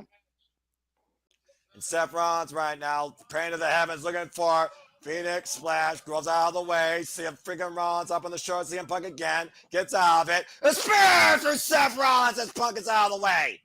Does Seth ever actually hit that damn move?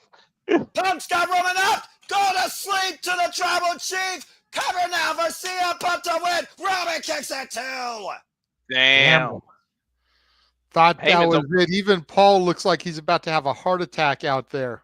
You beat me to it. He's about to have a heart attack. Yeah, but I want to go back. Stat Boy, he's a stat. I swear Seth never hits that move. He always rolls through that thing. Very much. That spear, again, you talked about earlier how you guys are literally juggling up each other perfectly. Literally, you guys got the same mindset. And again, 2 9/10 near fall. Both Seth and Punk have nearly pinned the Tribal Chief. Well, now we need Roman's close 2 count, right? Yep. Well, that Phoenix Splash didn't work for Nathan Frazier this morning. Freaking Seth didn't even get to hit it.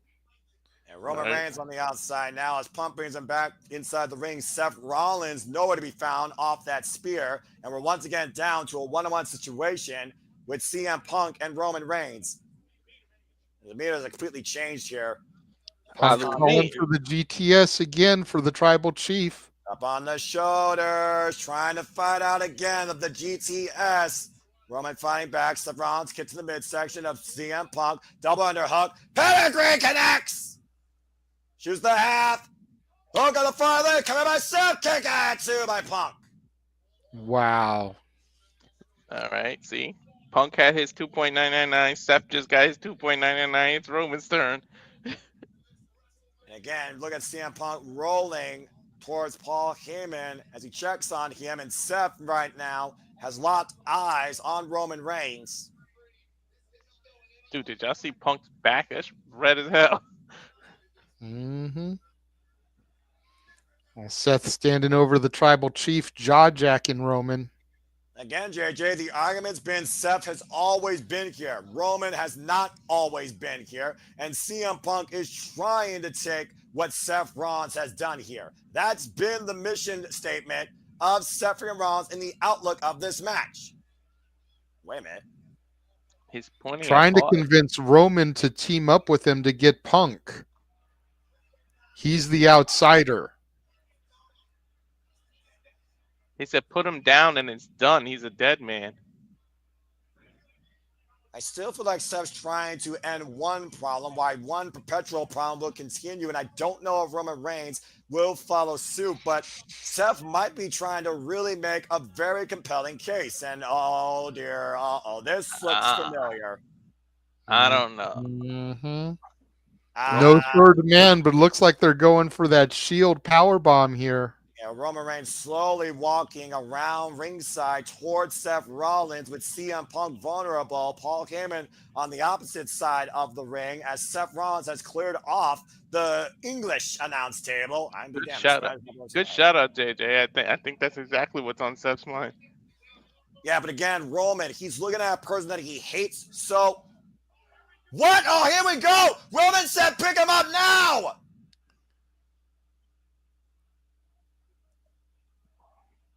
And Roman and Seth going old school tonight.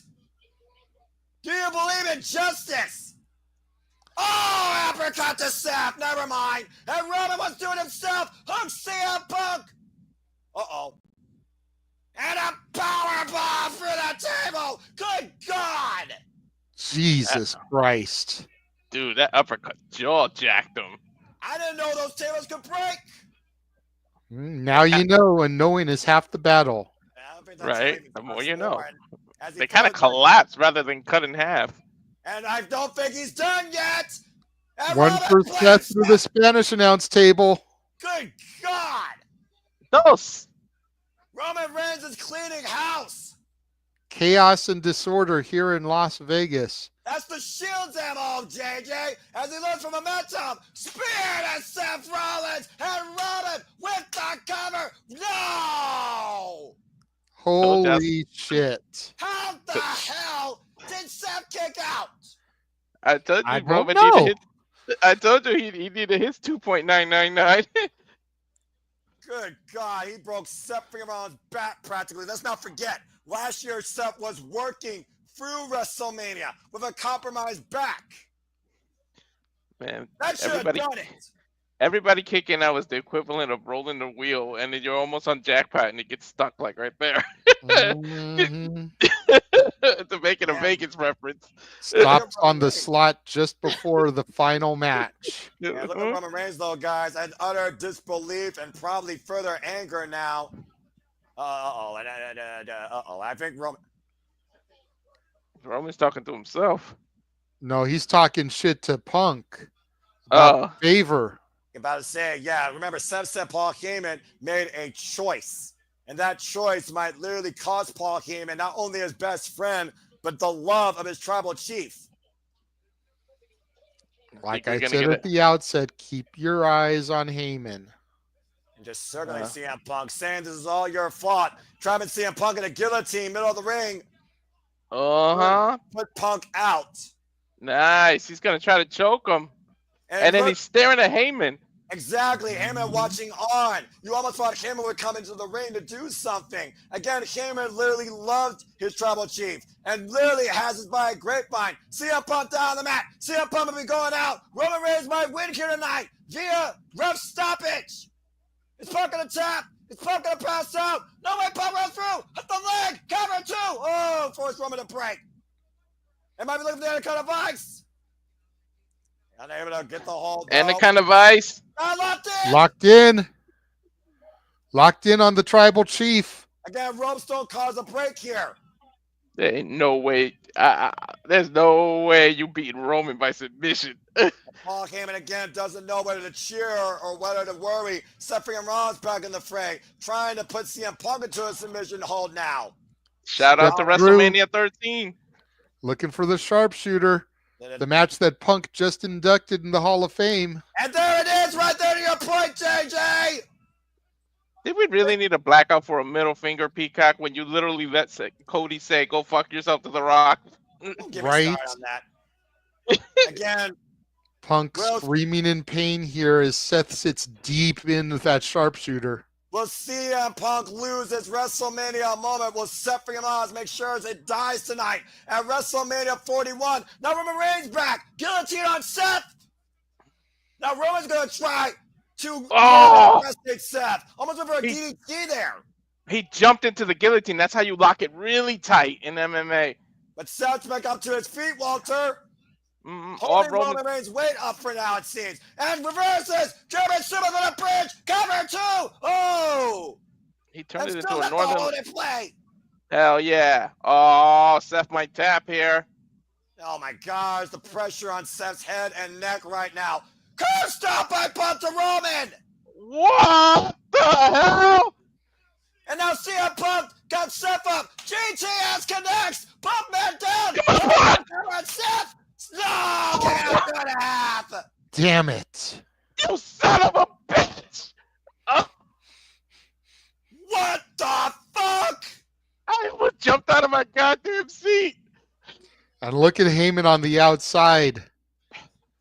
Almost bored. Something is going to happen here, gentlemen. Mark my words. Watch Heyman. As hard as it is to take eyes away from the action, if Heyman is in the shot, focus on Heyman. This Hell is yeah. WrestleMania 41, Saturday night's main event, triple threat match. CM Punk, Roman Reigns, Seth freaking Rollins, Paul Heyman in CM Punk's corner. They have literally used every move possible in their own repertoires and then some. And this match still isn't over. Even CM starting Punk- to use moves from each other's repertoire, to your point, Noah. Right? They read each other's playbooks. CM Punk right now focusing his attack, hoisting up Roman Reigns. Seth's still very prone though on the mat. Almost like he's dealing with dead weight on both ends here. Looking to once again send Roman to sleep, trying to lift him up. And Seth Rollins though trying to crawl his weight. Now Punk once again not gonna allow it to happen. Focus on Seth, up on the shoulders again. And Punk AJ's BTS to Seth. Spear by Roman to Punk. And a curve stop by Seth Rollins. All 3 men down. this was the moment JJ might be talking about. If Paul has no better opportunity than right here. This is absolutely insane. Take a look at the replay here. What a sequence. Go to GTS to Rollins, spear from Roman to Punk, curb stomp from Rollins to Romans, and all 3 men on the mat. And Paul Heyman is back up standing, gentlemen. Yep. Well, Heyman's going to the ringside area, looking down at the and steel chair. Oh my God. The Shield. Again, there are no disqualifications in a triple threat match. It is perfectly legal. Slowly making his way over, looking almost up had- at the heavens. Yeah, almost. You know asking what he's for gonna do? forgiveness. Is he asking for forgiveness or is he looking for answers? He's gonna slide it in the middle, and you're not gonna know who he slid it to. Paul, you choose your fate tonight at WrestleMania. Do you betray your tribal chief? Or do you turn on your best friend once again? Oh my gosh. Notice I'm Seth is right asking there. for the chair. JJ, Oh, to he your looked point, odd. look, Seth is right there too. Paul Way in came the in. back. He slid the chair to Punk. He made his choice to help his best friend who now has a steel chair in hand. Why Heyman's getting in the ring? Loyalty, family, all here tonight at WrestleMania. Roman is a sitting duck. Paul Heyman is helping Paul. Oh, a long blow to Punk by Paul Heyman! Paul Heyman just betrayed CM Punk. Holy shit! And Roman is laughing about it. And we know what's gonna happen, JJ. Roman's gonna get overconfident. He's gonna do it to Roman too.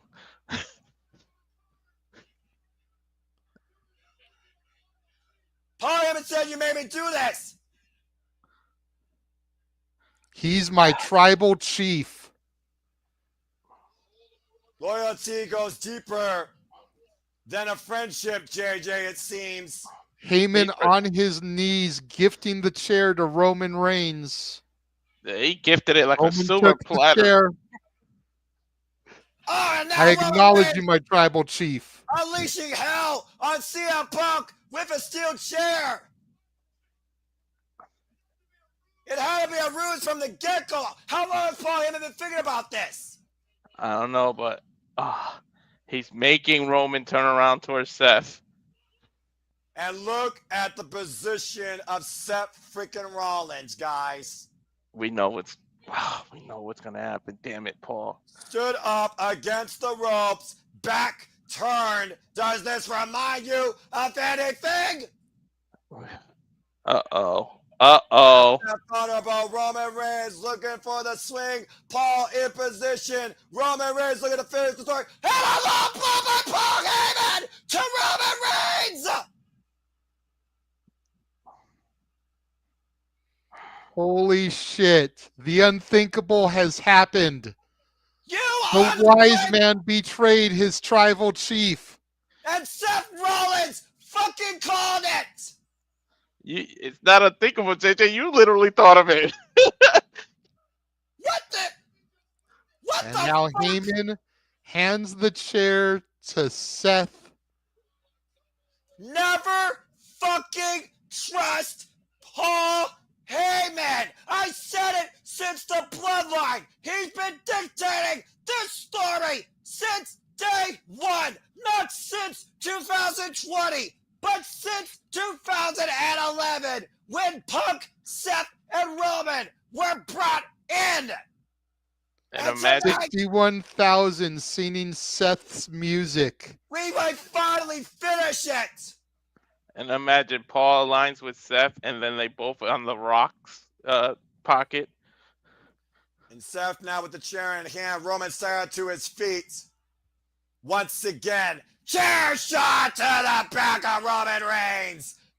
And once again, curb stomp to the tribal chief. Seth shoots the half, goes for the cover. Seth freaking Rollins wins. I knew I shouldn't have changed my pick. I Courtesy said this. of Paul Heyman. I said this exact thing was going to happen. I freaking went against my gut. God damn it, Paul Heyman! You snake in the grass! How about that for finishing a saga? Seth Rollins has pinned Roman Reigns with Paul Heyman's help, betraying both his tribal chief and his best friend. Wow. Conspiracy theories aside, predictions aside, to actually see it is a whole different thing. As Paul Heyman hoists Seth Rollins' hand up in the air. Seth Rollins, Uh-huh. Seth Rollins might as well call himself vindicated. JJ, talk about some of the highlights here, man, because this was a hell of a way to finish two stories, if I'm being perfectly honest. Oh, you see Paul Heyman here slid the chair into CM Punk. And as soon as he raised the chair to crack Punk, Paul Heyman in with the low blow, dropping his best friend. Then he bestows his Tribal Chief the chair on his knees, begging for forgiveness. Roman able to fire off a few shots on the back of CM Punk. And then Paul Heyman points out that Seth's back is turned and Roman can get some payback.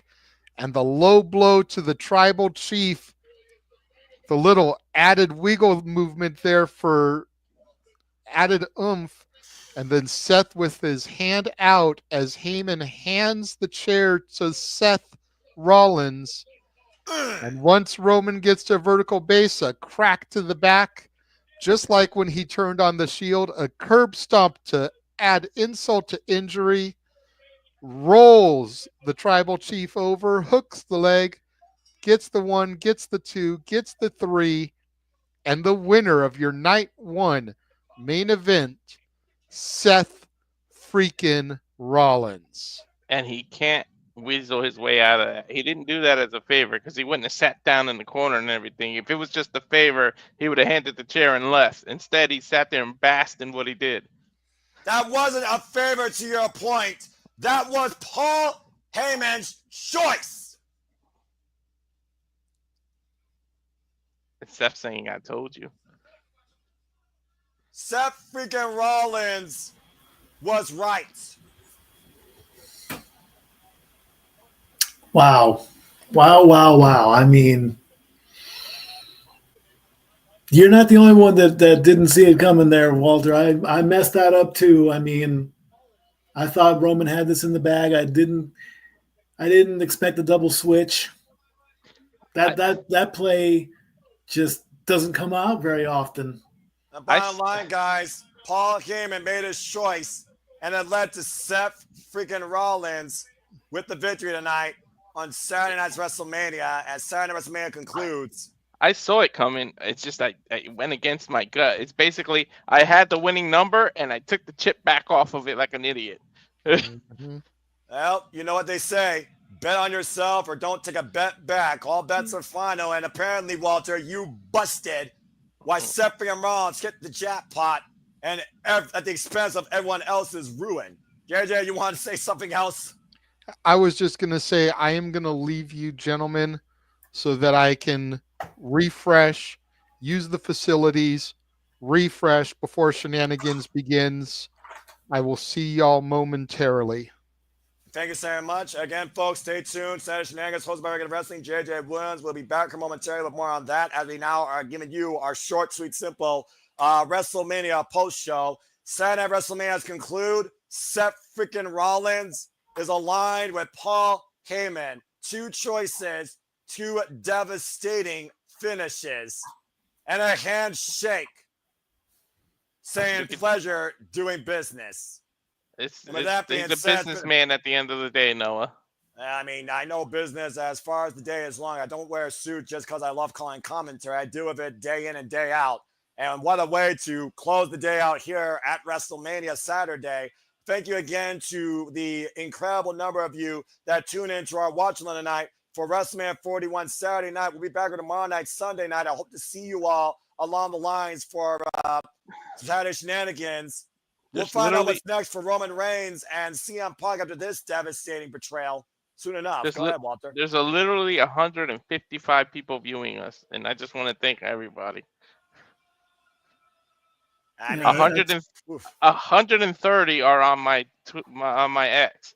So again, we don't do this on X normally. So if you could just please subscribe to all the channels, the Casa de 18 Studios, at Rage of Wrestling, at N Foster 1916, Batty for Wrestling, at J Heberside 95, so that you can not miss the rest of what we do during the week, because we don't always do it on X. We appreciate all the views. We appreciate everything you're doing, but please subscribe to the bread and butter and the YouTube channels. And you got to wonder, look at Punk looking at Roman. Will they have to work together to get back at Seth? This will be an interesting dynamic. Yeah, no kidding. I mean, again, there are way more questions than answers, but there's one thing you could say tonight. I think Seth Rollins got his final resolution. With that being said, thank you all again for tuning in. Subscribe to everybody there at the Suburban Studios. For Walter Cruz, for Stat Boy Mike, I am nothing more but a simple man, a life of professional wrestling. I am Noah Foster. We will see you shortly for the Saturday shenanigans. This has been WrestleMania 41, Saturday night. We'll see you soon. When will people learn not to trust Paul Heyman? I don't think they ever will, dude. I don't think they ever will. Have a good night, folks, and thank you again for tuning into our coverage of WrestleMania.